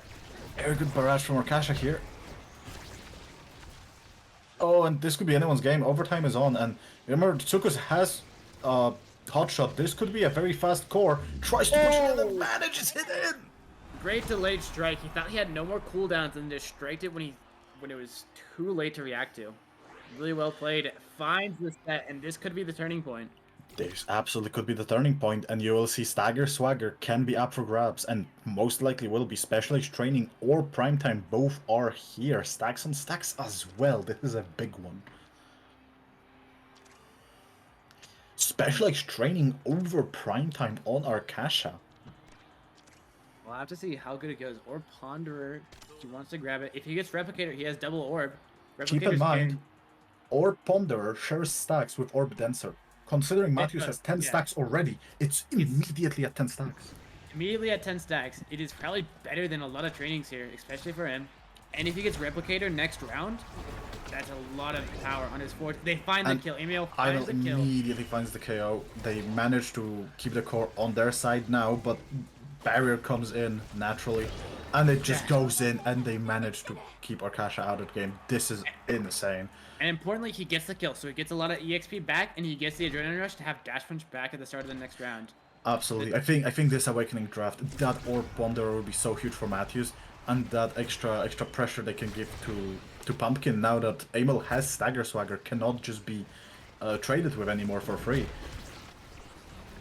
He has just been abused, and the M time kind of is wasted here on Jakar. It really is, because you can see Pumpkin cannot do anything. It's already staggered and has to like run for his life. And he's still killed. Emil gets the Adrenaline Rush. He's looking for something here, but they can't really control right now. They're absolutely doing it now, and Matthews can play it safe. He doesn't have to collect the orbs. They don't need to push for an advantage, but the moment they want to push for an advantage, they absolutely can, and they get the barrier immediately. Sukus is slow, but manages to kill him again. Yeah, Arkasha just doesn't dodge the Juliet R, but it was going in anyway. It had a really good angle going into the bottom corner while also trying to kill the Kai. Really good Juliet R. A one size buff on that Juliet manages to create so many situations that are just so difficult to defend for them. And they manage to get double Adrenaline Rush. Right now, they can just shove it so hard, it's insane. Emil gets scooped away, but Matthews can pick up the orb, does not pick up the orb at all from the midfield, even though it's saving it for something, but manages to get the speed and now can completely commit. He got the orb and he uses it. If Replicator is guaranteed here, I believe. If he gets the highest, he doesn't get highest, but if they don't deny Replicator, and they have to deny. They have to deny Replicator. If they don't deny essentially, Replicator, one of their members have to waste the slot. But Juliet also gets built different here. Like the late ones get all the awakenings they want. They get built different. They get bulk up. Like if Vice does not take Replicator here, it's over. It's over. It's over. It's so over. It's actually over. They 3-0'd this round and they got better awakenings. The Stinger on Kai does not matter. Juliet got size, and Matthias now gives his team 40% speed and 20% CD reduction every time he picks up an orb. Why? Ooh, but Zukus is dead now, and Matthews is alone. So if they find a kill on Matthews, this could be it. But Emil now is movement speed boosted twice, and cooldowns are back on the board. They can actually manage this 2v3 if they play it well enough. Just this, they were down a player, but they got a swing on an orb, so they're able to trade the gold bearer back. They're able to find the kill. Ooh, trade it out, but Emil. But the Adrenaline Rush is active now, and orbs are available here as well. Don't get picked up, but Emil gets cooldowns back and some movement speed. Barrages are traded, but Giga Blast is available. Pumpkin tries to get sneaky here, but cannot find anything. Trying to get Matthews off to get rid of those orbs as hard as they can. But the orbs are available again, and this is a big swing for them. Scoops it out! And they find a kill. Emil has Adrenaline Rush. He's looking for the goal. Just a little miss on the shotgun. There's back down. Oh, Pumpkin is keeping this in. They're finding these kills on the Juliet, keeping this in a 2v2 or a 3v2 situation. Oh, and they find another 1v kill. The late ones just have to stop dying to single abilities to the well. That's all that has to be changed. They're kind of just like running it into the well, unfortunately. Tsukus has run into the well 3 times this set, and this has to change because look at the amount of pressure they could have managed with just 2 players. Imagine if Tsukus was available for all of that set. That would be insane. We'll see. Matthias just pick up the orb. That is a big power spike, but they're not able to push the advantage so far. It is a big power spike, but Tsukus has to work as a bodyguard for Matthews because Pumpkin is trying to get rid of those orb stacks as hard as they can. Tsukus dies again to a Giga Blast. These Gigas and these single shotguns are just finding these kills without stagger. Matthias does pick up the orb, so they have a really big advantage here still. This Orb Ponderer Dancer Replicator is keeping them in the game in these 2v3s that they shouldn't be in the first place. Actually giving so much value. It is immaculate here. Now Tsukus tries to get it in. Arkasha is killed, and both Ian and Arkasha are dead. Pumpkin was not close enough, and they find the free score. Juliet with double side string is just able to find those kills where you don't expect her to. Gets 2 KOs, gets Adrenaline Rush, just gets the goal. And they don't have to worry about cooldowns because of Adrenaline Rush and Orb Ponderer on Replicator. It's actually insane how powerful that comp is right now. Matthias is low. They deny the orb. Pumpkin really nicely denies the orb. That's what the Vice was going for. It forces them out of the space, and it forces Matthias to not be able to get an orb. It does create a lot of space, but now Pumpkin is low and is dead, and creates a lot of pressure now on Emil, who got Adrenaline Rush proc for next 8 seconds.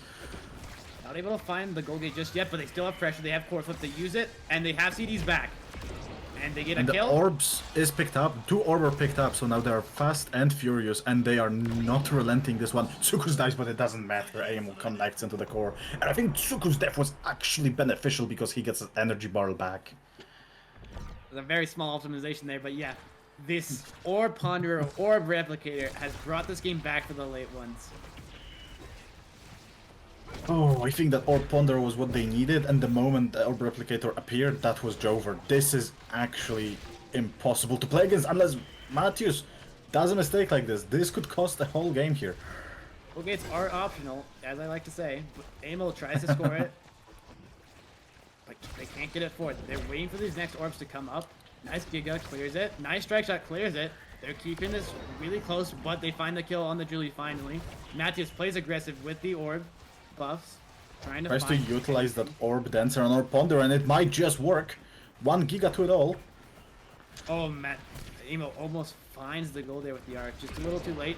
Oh, he finds the kill. Adrenaline Rush is off. Orbs are coming up soon, and they're just trying to get this goal. Can't get it yet. They're playing back. Dash punch in, and that's it. That's the game won. A 3-0 reverse sweep for the late ones. Orbs coming in clutch. You don't need Athens City to rely on orbs. You can see that by Matthews popping it up completely. Ooh, that's a game. With that reverse sweep, really well played. Insanely played. Goodness, they did try to keep Tsukus dead. They did try to kill Matthews to get rid of those orbs, but Pumpkin just could not find a single situation where it actually could get rid of Matthews. Orbs are actually insane right now, especially with that Awakening combo on the goalie. insanely played by the late ones, and they're up 1-0 in the series now.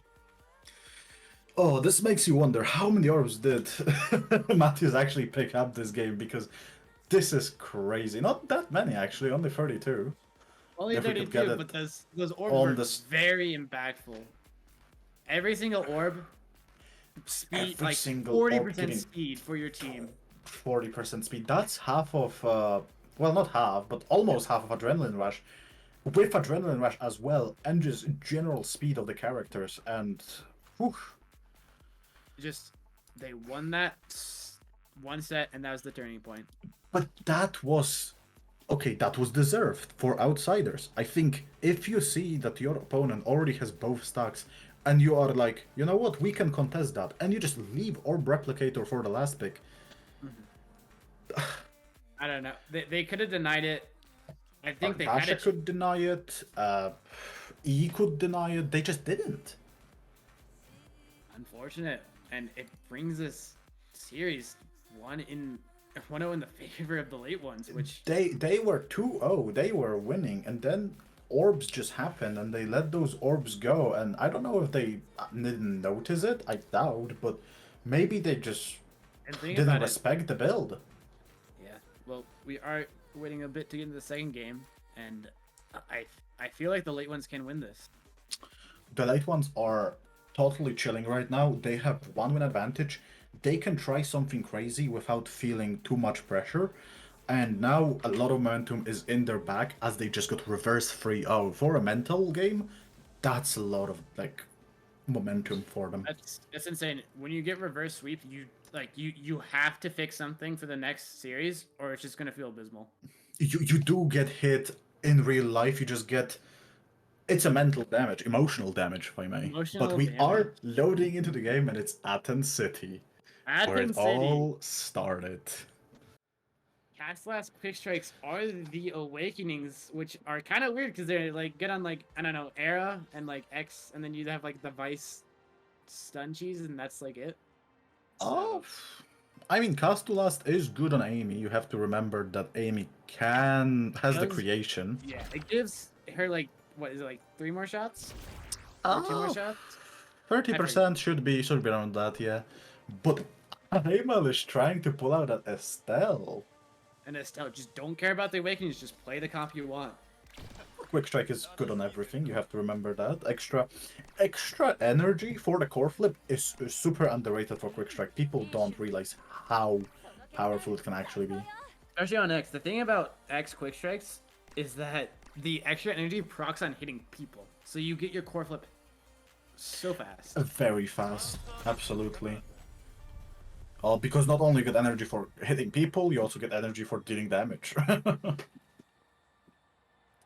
So that's absolutely true. We have the same comp on the side of outsiders. They feel like they did everything right, just I think lack of respect to orbs was the downfall, and I doubt it will happen on map like Athens City. Tsuku's already picking up the kill. Very well played. They need to get this gold berry. This is one of the easier gold berries to get, especially for doing passing plays. Absolutely. This is one map that rewards old-style goalies the most, since, you know, you just need to be good at defending the goal itself. Alright, well, awkward, I have scrims, so Delano is going to replace me. Later, guys. Oh, well then. Lumos, thank you for joining, and take care. Good luck on the scrims. Yes, here I am. And I'm back with Delano for this possibly final game. Most likely...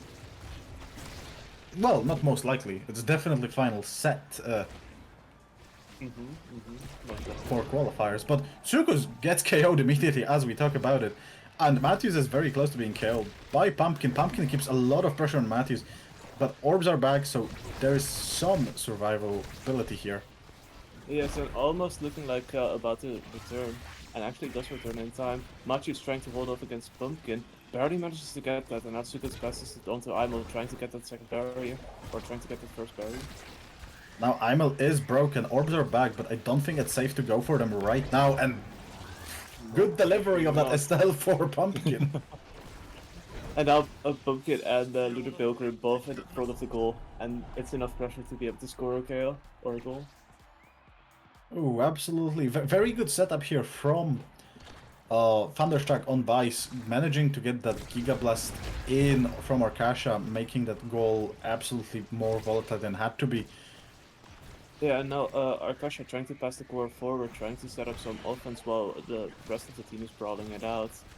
Here the goalie Now is just kind brawling of it out, passive. and Pumpkin is losing a lot of stagger, but so is Tsukus and Aimel. They're already very low. Yeah, and Lunar Pilgrim has the core flip up, might be able to get something done with it. Uses it to stall a bit, but Aimel nicely blocks the core flip attempt.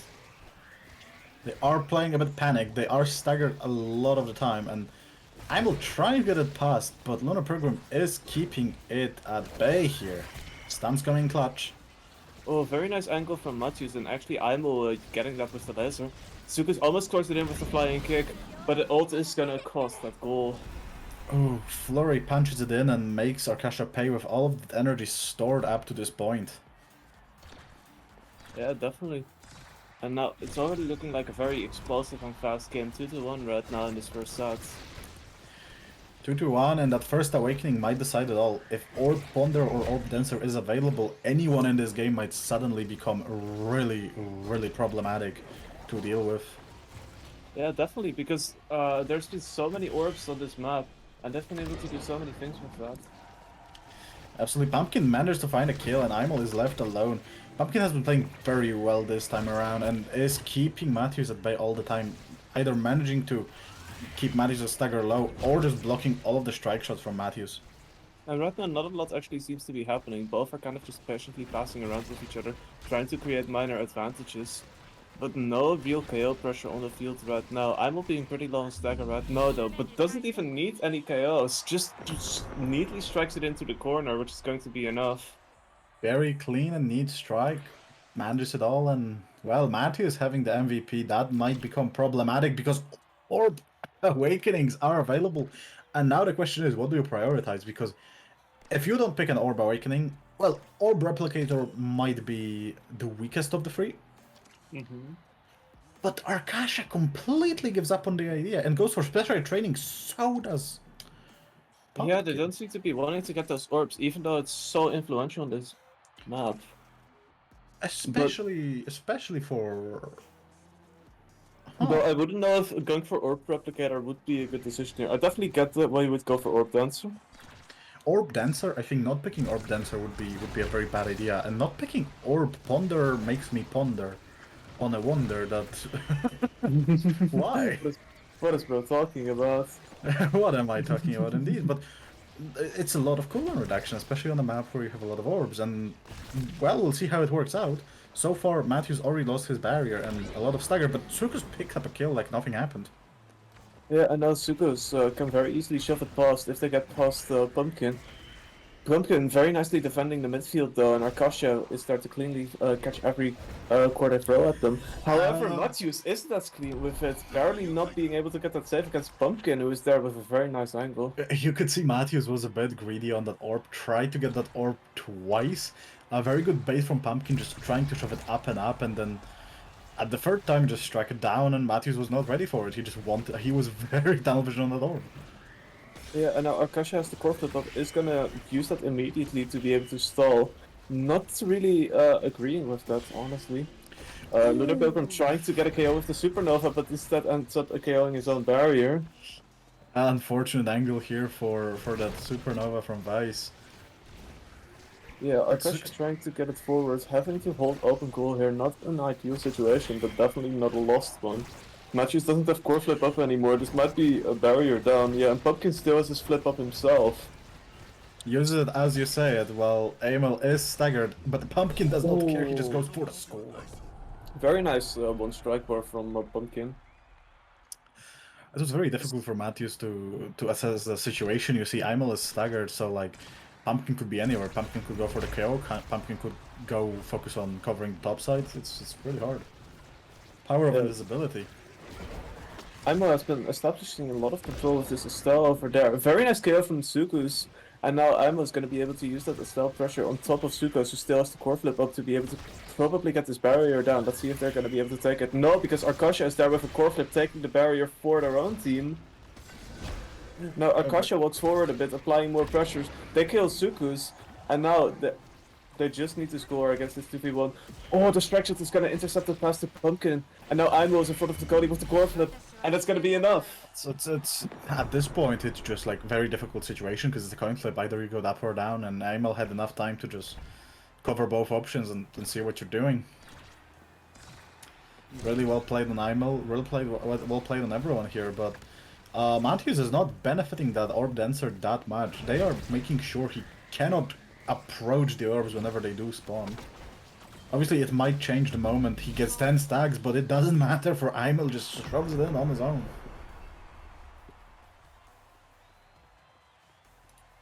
Yeah, and now it's 2-2 already.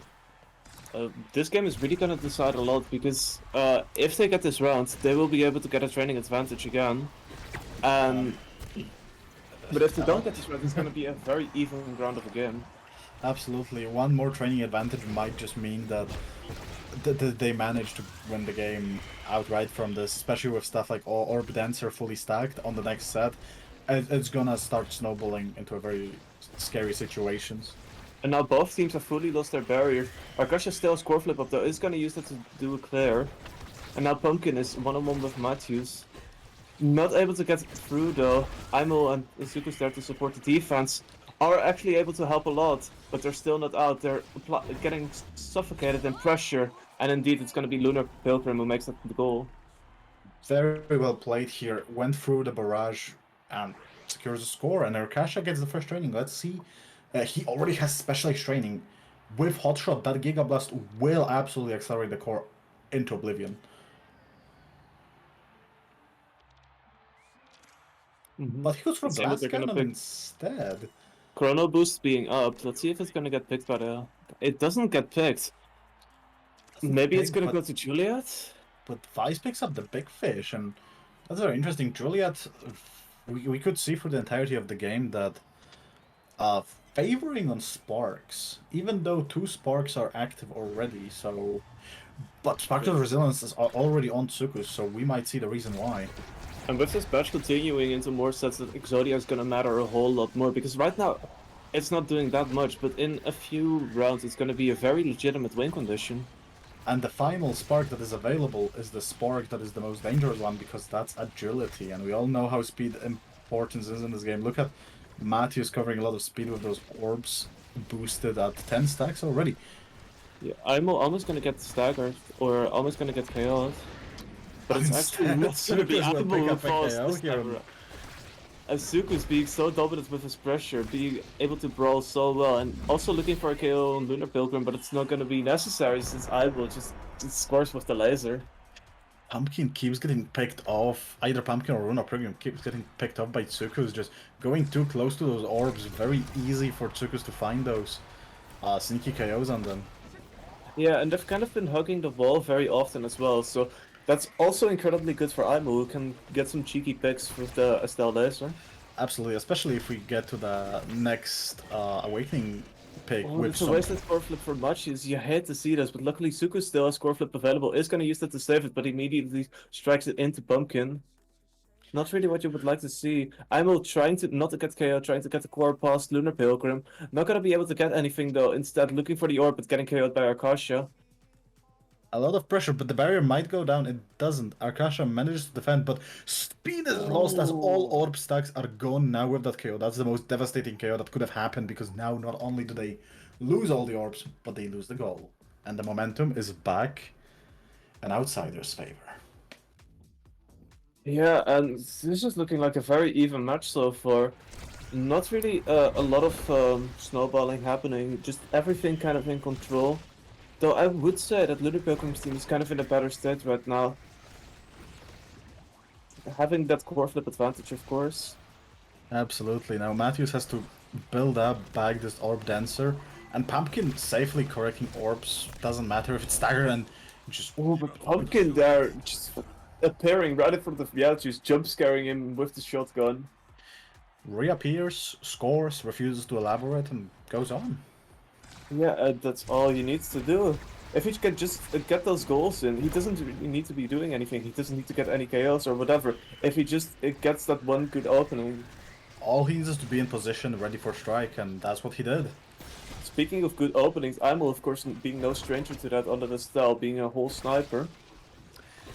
And has core flip available, so that could go any other way with a very slow core, forcing Barrage out. Amel loses all the stagger, so now it's very, very dangerous here. Aimo basically cut their whole health for one shot, uses the core flip, but Arkasha is gonna save that with their own core flip. Now Machu still has his own core flip on deck. Is gonna try to save without using it, still has strike shot up, so can apply a lot of pressure on range. Now probably has to burn it, does burn it, tries to go for a cheeky angle, but Arkasha is ready to save that. And now they're back in a neutral state. Pumpkin uses the core flip. Wow! The teamwork there was incredible. It completely covered the path that Drakkar was going. They couldn't do anything about it. Yeah, Lunar Pilgrim there with the lightning bolts completely dominating that space. Drakkar passing up from that core flip, going invisible, and then just getting it in. Very It was a total coin flip, because if he let the core just slide, it would be stunned, so like they would have a clean shot, but choosing that to their advantage, Adrenaline Rush is available and picked up by Lunar Pilgrim, so that's gonna be interesting. Also, missile propulsion on Drakkar. Ooh, I'm not sure whether I agree with the stacks on Aimo here, knowing how prone he is to getting KO'd. Well, we'll see what they cook with it, but that movement speed would be very helpful. It was nerfed in the recent patch, but we have to see if they can manage anything with it. Already losing his energy bar for the first dog. Yeah, and do keep in mind movement speed still being the strongest stat in the game. If you go fast, you will probably win the game. You are more likely to win if you go fast, and Tsukus manages to get a fast KO in that time, and Iron will just get a free barrier. Now it's And anyone's right now game. it seems like they will be able to hold on to this stacks, not really being in any pressure of being killed, not really being threatened. Lunar Pilgrim is going to try to use the Supernova to get the core forward, not going to be able to get any one with that. I'm very low on stagger right now, might lose their stacks, but gets a power orb and grabs an recovers orb staggers in time. and is safe. Good quarter from Arkasha, making sure the core is not going in. Oh, very nice Giga Blast there to be able to propel the core forward. Arkasha staying forward a little bit just to apply some extra pressure. Now it's up to Luna Pilgrim to bring the core to Pumpkin. Oh, very good angle, Very and good that is the angle, scoring goal. Oh, who cares about passing? Let me just score, he said, as he gets it in. That was the confidence on that angle, wow. And just knowing that they wouldn't be able to get to that corner in time. Oh, that was a beautiful angle here, and just played masterfully. It's the momentum they needed, and they might just capitalize off of it now. Matthews is picking up more and more orbs, trying to go for that cheeky angle here. Grabs the another orb, so he almost back on top of his stacks. Yeah, and Arkasha has the full agency to be able to play forwards here. Still has the barrier up, and doesn't look like he will be losing it anytime soon. Lots of offensive pressure coming out from that team, and Pumpkin here being in front of Machu's also gonna apply more pressure and will be there to receive the pass in time. Ooh, that was very close to be very bad for Matthews as well, because there was a power core that almost connected with the chain lightning into that core, securing it, but right after they had to expand the core flip, true, but they did manage to score. Yeah, definitely. And honestly, I don't mind burning the core flip for a goal at all, just to secure it. Like, it's there, it's a resource, it's there to be used. Might as well secure things. It's a resource, especially on a map where the barrier is so easy to break. It's not useful for breaking barriers.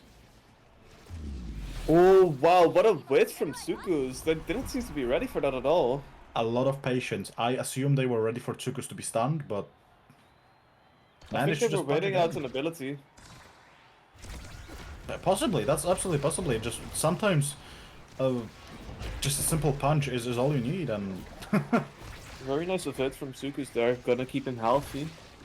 And still holding on to their stacks, so that actually did seem to be a very good decision from Tsukus to take. so far the stacks have been coming clutch. I want to kick him, that's from Arkasha! You know what? Matthews scored, and Arkasha is like, nah, show me how you do it. Sit down, kiddo. I got this. Sit down. That's how you play, guy. Ooh, that's dicey now, because this might be the goal of the game. Yeah, it's 2-2 right now. And one goal could take the set here. But let's see what they're gonna do. It looks like Arkasha's team is having a lot of offensive pressure right now. Uses the core flip to be able to get that forward, but Pumpkin doesn't receive it in time, and Machi's very gracefully blocks it. Both teams still holding on to their barriers. A very nice core flip from Ivo to be able to stop that pressure from Pumpkin. But now Just Pumpkin is going to be almost got looking his for a KO. own core flip. Boom. Gonna be very Choco's useful for keeping up defending. those stacks still, and Look at that movement speed from Machius. Look at how fast he is. No barriers available for Akasha. Oh, very nice evade there. Strikes it away in time. Nice Akasha evade, in a but lot of Matthews can pressure play right now. absolutely as forward as he can, and now if he picks up an orb, he is actual threat. Look at his speed, he can be everywhere, he does not care. Very nice core flip there from Lunar Pilgrim. I like the use of it there just to secure it out. Because it's a very risky situation. Pumpkin, they're slowing Imo. Is there with the core flip? Oh! Misses the 50-50, but Lunar Pilgrim is going to be there to score it in time, and That's is gonna be GG. game 3. So that means they qualified us, right? No, we have game 3, it's 1-1. It's 1-1? It's 1-1. Alright. So The late ones have won the first game with their orb strat, and now it's just a 1-1. So we'll have a game 3 and we'll see how they manage with this. oh wow. Ooh, a lot of pressure on both of the teams because Yeah. this is the qualifier game. It's now is- or never. If you have anything in store, just go for it. And they are queuing up immediately. Yeah, this is where things are gonna become very tense because you don't want to be on the losing end of this, you know? You really don't. You want to make sure you have the momentum, and Oni Village will ensure you don't. Hey, it depends on who you are, you know. I personally like Oni Village. I know I'm in the silent minority for this, but you know, I think it's a very nice stage. I like it. I think it's a very fair stage for the finals, so at least that's. We will see both Amy and Zentaro open this time around, so. Well, am I they kidding? By the way, I'm an Atlas man. Of course, I like it. Well, true. But we will see Amel and Tsukus on their strongest picks now, so we'll Oh-ho. see how it ends up. Because so far it was Zentaro and Amy ban all the way through. So Yeah, so that's gonna be interesting to see. Lunar Pilgrim still going for the Vice, luckily, because I really wanted to see that again. oh, absolutely. And Pumpkin will be contesting Tsukus with Zentaro. Yeah. So let's see what they're gonna do. Right from the get-go, Suku's trying to apply a lot of offensive pressure. Gonna be looking for that first barrier, which Machius is able to take already.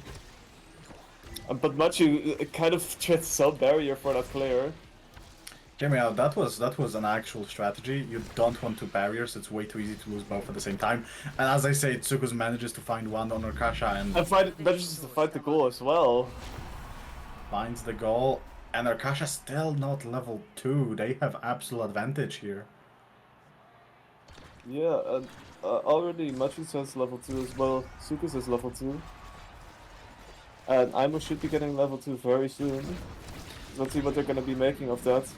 And the first KO goes to... I'm not sure what, but Pumpkin did get destroyed. Lunar Pilgrim here trying to get the second barrier with the power core, but right now opting to stall instead. Pumpkin returns in time, and now they're looking for a KO on Sukus, trying to apply some more pressure there. Sukus is going to be able to get the first barrier together with Aimo, and now with the core flip up, they might be able to get something else as well. And Sukus Pumpkin is dead again. Sukus opting to play a bit more safely, knowing he has to recover some more stagger. And now Pumpkin's still not level 2, still no... Oni Slash is not available. And Yeah, so much pressure for the late ones, because Tsukus is now in a grand position to just score on Akasha. Oni Slash comes in clutch. Yeah, and that ult is almost going to be able to secure the goal, however they are defending very nicely. Arkasha being very proficient in defense. Lunar Pilgrim popping the ult to be able to relieve all of the offensive pressure. And now both Sukus and Aimo are on very low HP. Gonna use the event to get out there, but that means he has no resources anymore to evade. Any hit can probably lead to a broken stagger, and that's not where you want to be as a brawler. Sukus trying to opt to play a bit more safely. Goes for the ult, and almost gets KO'd. Oh, very now- close here to getting a score if only the passive meter went up a bit higher, but now he's getting pummeled, tries to survive, and core flip available. Pumpkin gets the KO and the barrier, and now Matthews has to watch out. And with Sukus falling to that core flip, Aimo has to hold this alone. Almost manages to get the top, barely not a race to get the dive, but Machu slightly overextending, knowing that he had to make something happen into the own goal. Ooh, they did try and they got punished for it, but that's the name of the game. They are doing well still. It's not over yet. The game is very equal. You kind of have to make something happen when you're down 2-3, you know?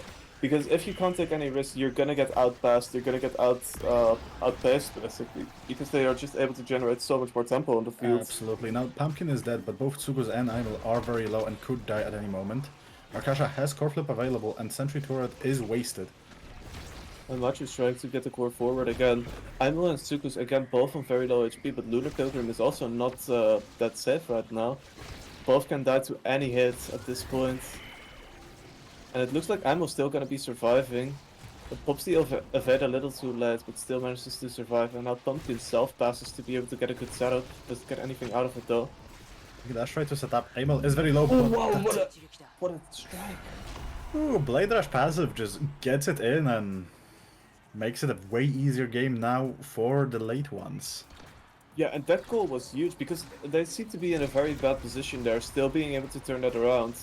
And I don't think they were expecting that. I think that was just a very simple strike war win against the passive and Crash Strike, so that was difficult. But now Matthews lost both barriers while Pumpkin is staggered. But Aimel and Tsukus are close enough to be killed from that angle. Yeah, and Arkasha trying to play a lot forward as well, just keeping that pressure up. However, Machu is not going to be able to succumb to that pressure, still holding on, but it's not going to be enough, and Pumpkin strikes it in. It's way too much pressure here. Aimel was way too low on that stagger to actually contribute effectively, and first set is down to the wire. Very important set because first awakening. Let's see who's going to get it, the late ones or the outsiders. So far, it's looking like Pumpkin is applying a lot of pressure already, getting that first barrier. Also having core flip up as well. Also gonna get a KO on Aimel.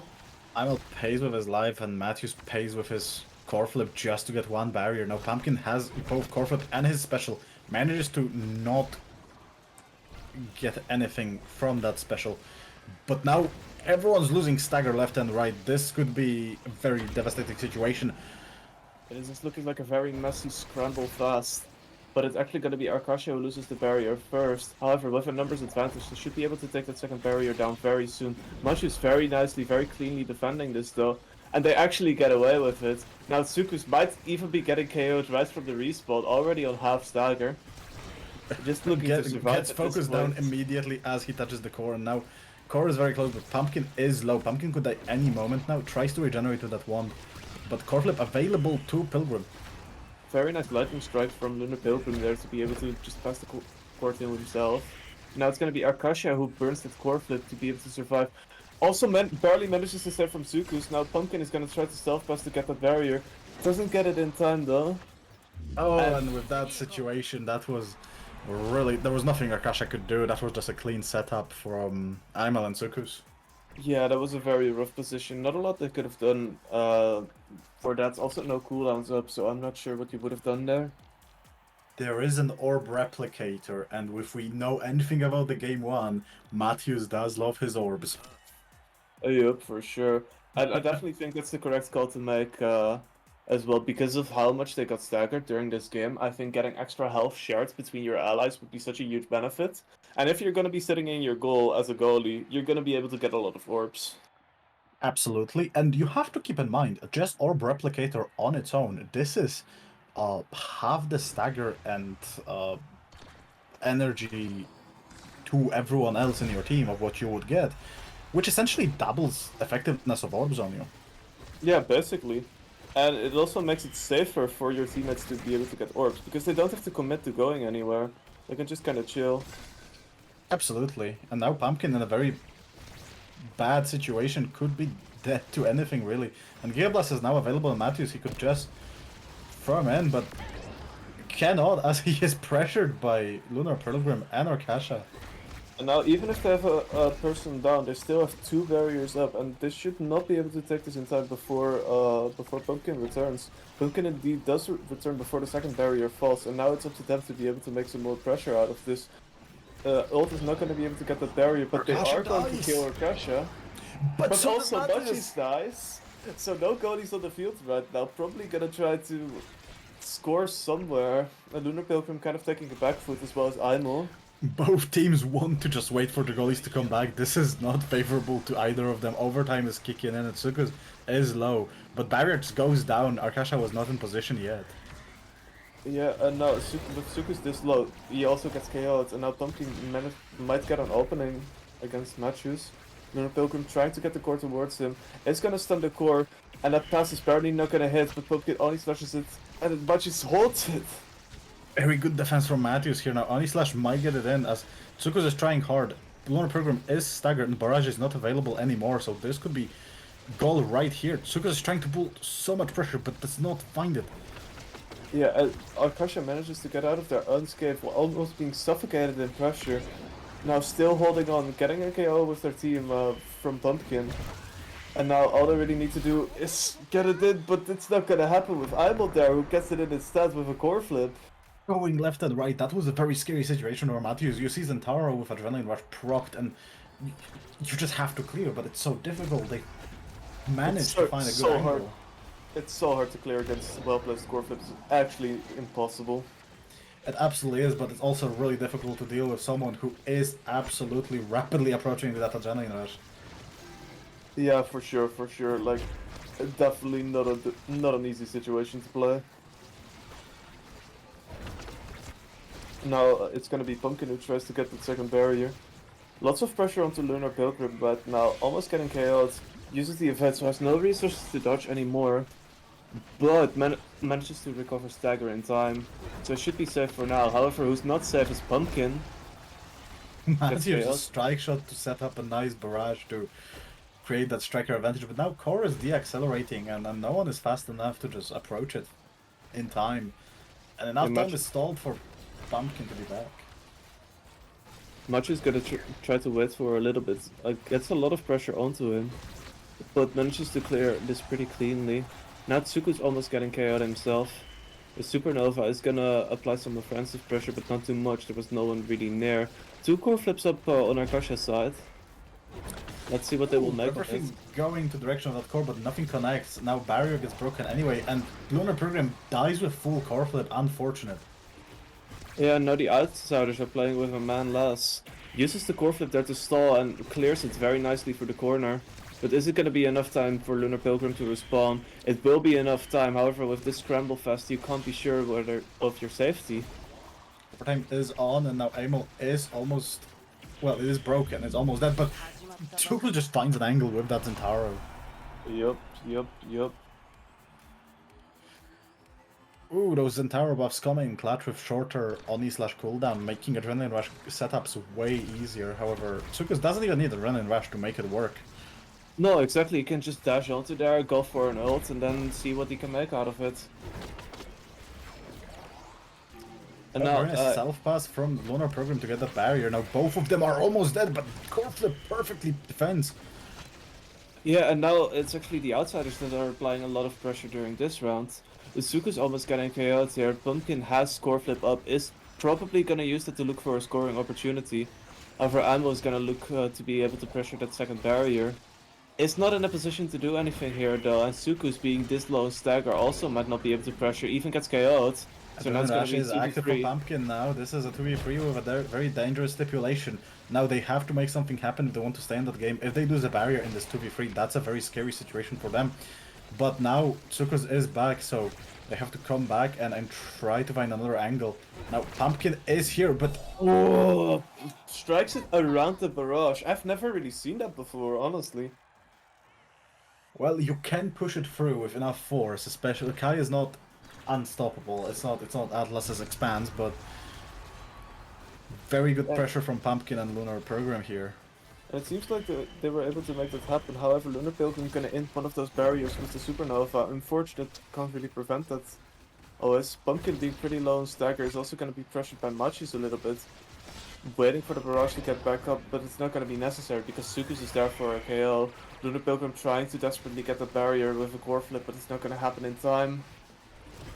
They are trying to stall for time. Very easy to stall for time on Oni Village with those speed bombs. You can clear and make sure that no one can really contest the core, but Now Tsukus is dead and Pumpkin is Adrenaline Rush. Matthew's making sure that the barrier stands, but can he keep it for the whole set? And Machis is setting up a full fort, even being able to defend in these 2v3 situations. And now with Sukus having returned, they are able to exert their pressure onto the opponents again. However, they did lose their barrier in the process. Machis going to be looking for a KO onto Pumpkin. Has to burn the core flip because of a missed opportunity with an ability.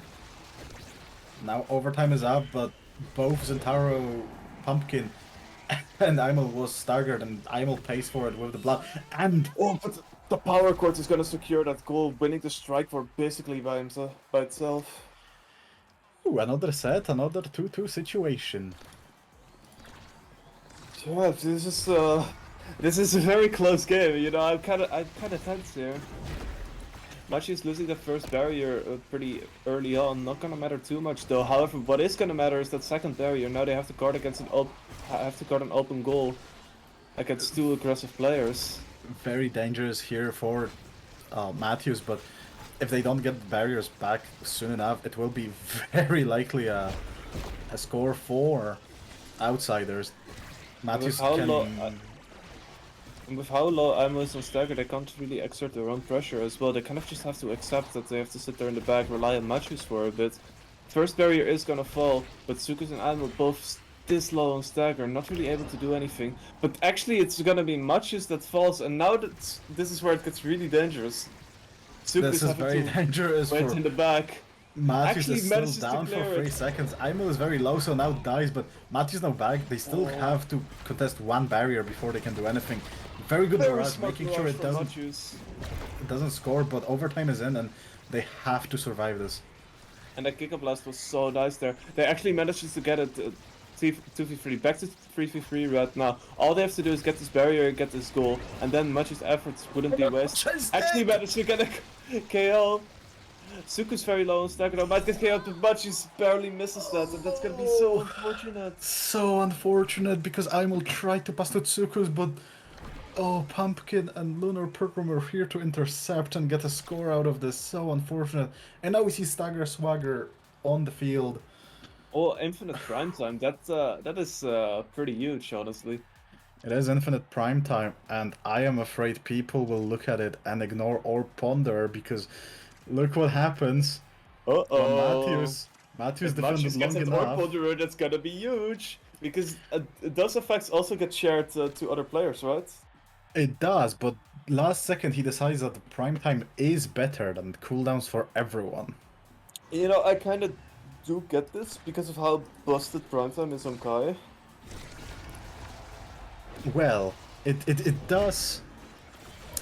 See, like, I think Orb Ponder, with how long the last set was in general, is just such a better idea. I'm a big Orb Ponder enjoyer, and, well, now, especially with Orb Replicator, and now you can see, like, this is just a blood buff, and if Aimel and Tsukus had all of those extra cooldowns available, that would be so much different, but...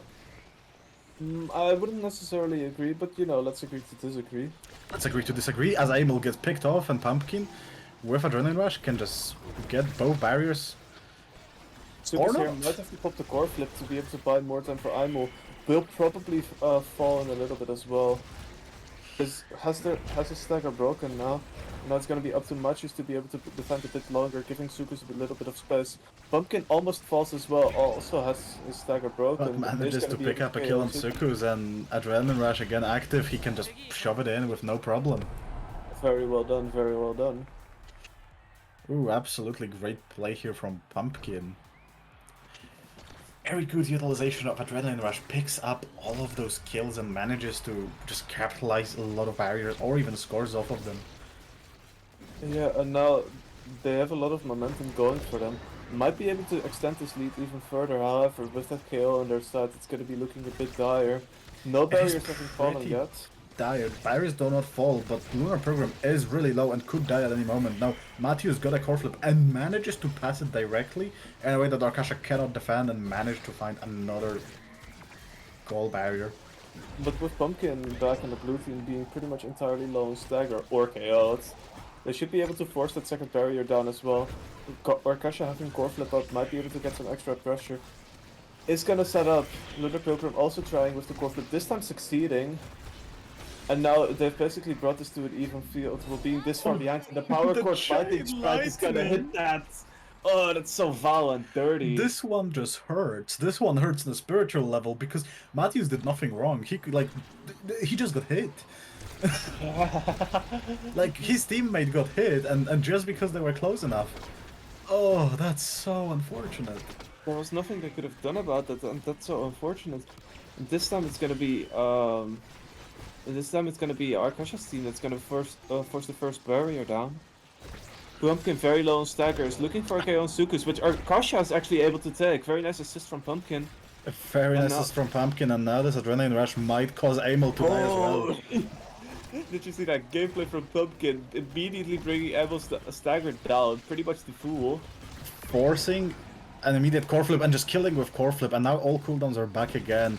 This might be very difficult for Matthews because whew, the ultimate is almost ready, but he doesn't need it. gameplay. You don't need any abilities if you have that movement speed going on. It just shows how busted off his that movement speed is. It absolutely is, and we need a miracle for Matthews here and Sukus because oh, it does not happen. Now Vice can pick again, and with Stagger, Swagger, Unstoppable seems like a very good option to just never die.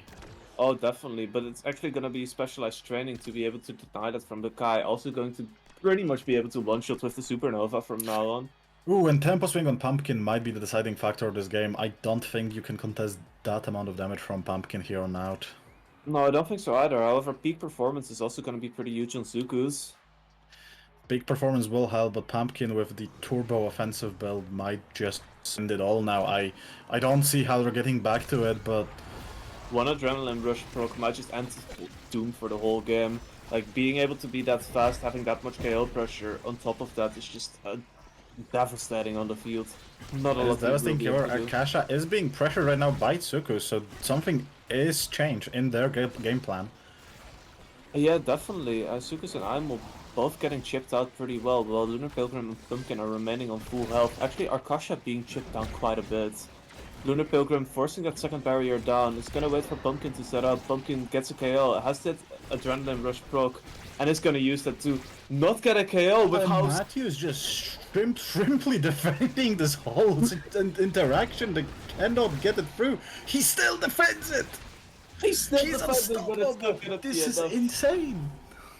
Very dapper attempt from Matthews, but it's not gonna be enough to save against the impeccable pressure from Lunar Pilgrim and Pumpkin.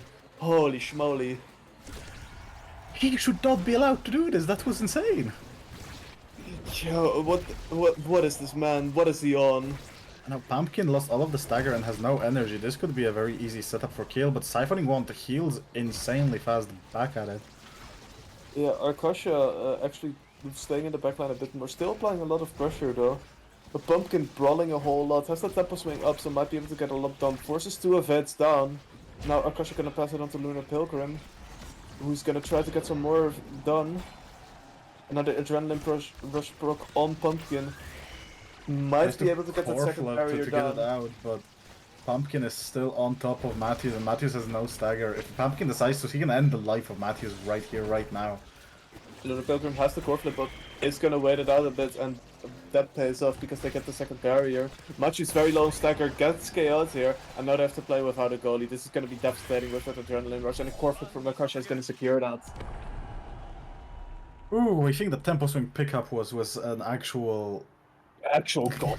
game ender. I'm sorry. I They really, kind of I really want Matthews, Tsukus and Aimo to pull it off because they played so well last week. But Yeah, but it kind of seems to be a trade awakening difference as we here. say it, both Lunar Program is getting staggered and Pumpkin completely dead.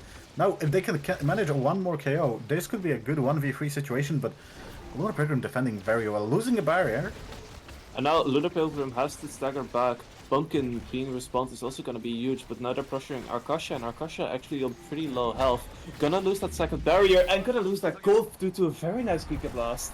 And they are not ready to lose it yet, trying to go for at least that set 4, trying to see what awakening they can get and maybe get it back in the game. but it's still looking very dire because 1KO could pretty much spell doom for their team. 1KO, Adrenaline Rush procs, they lose both barriers and they might just lose everything. That is true, but they do keep Pumpkin very low at stagger. If they can utilize the amount of damage they dealt right now with a KO, they could just swing the game in their favor right now. Oh, and that Supernova with the specialized training is gonna one-shot Suku's. I was And very now low the and now barriers goes down and and double kill. Adrenaline Rush. Can Matthews pull it off? Can Matthews do too much No, he pressure? cannot. No one. And it's over. That's the set. No one could defend that much pressure. This is it. That was the set. That was very well played. I think honestly there was kind of an awakening differential during that game because I really didn't feel like there was that big of an adaptation that would have swung the match as much as it did. I genuinely want to say, with Orb Ponderer having that extra abilities for your teams, not a lot, but like extra cooldowns, extra few seconds, would have actually helped a lot. I'm not sure. It's hard to say, but I know for a fact that both Amy and Zentaro has quite substantial cooldowns on their important abilities in that situation. Maybe it would have changed it, maybe not. I think Primetime definitely did not improve it as much as people like to give it credit for. It was still a very good game on both sides. It's unfortunate that the late ones are not making it to the league. But Delano, what is the final top 8? Yes. So the final top 8 from this tourney we had the Emmy Enjoyers, Eclipse, XDD, and the Outsiders qualify. And which ones did we have from the previous tourney, Axel? Ooh, from the previous one. Now, let's make sure that I know how to read Swiss. We did had Bernardo, KLB, TSL, and Zenith. Yes, so those are going to be the teams that will be representing the European Pro League when that starts in, I think, around 2 weeks. So stay tuned for that. That will be 2 weeks from now, June the 10th. In the meantime, currently the NA Strikers League also started today, which is going to be a league very similar to the EPL. I definitely recommend you all to check them out as well. We're probably going to be rating them. So we will stay be tuned for rating that. them. So I want to thank everyone who showed up for today. We want to thank NordVPN for affiliating with us. And if you actually use their link, that will help us. And that will make the scene better. And that will probably give us production to not be as scuffed. Yes, please help us, please. But till then, I can't wait to see you all on 10th of June, and I hope you have a wonderful rest of the day. Yes. So let's hop over to the NASL stream. We'll be seeing you guys again.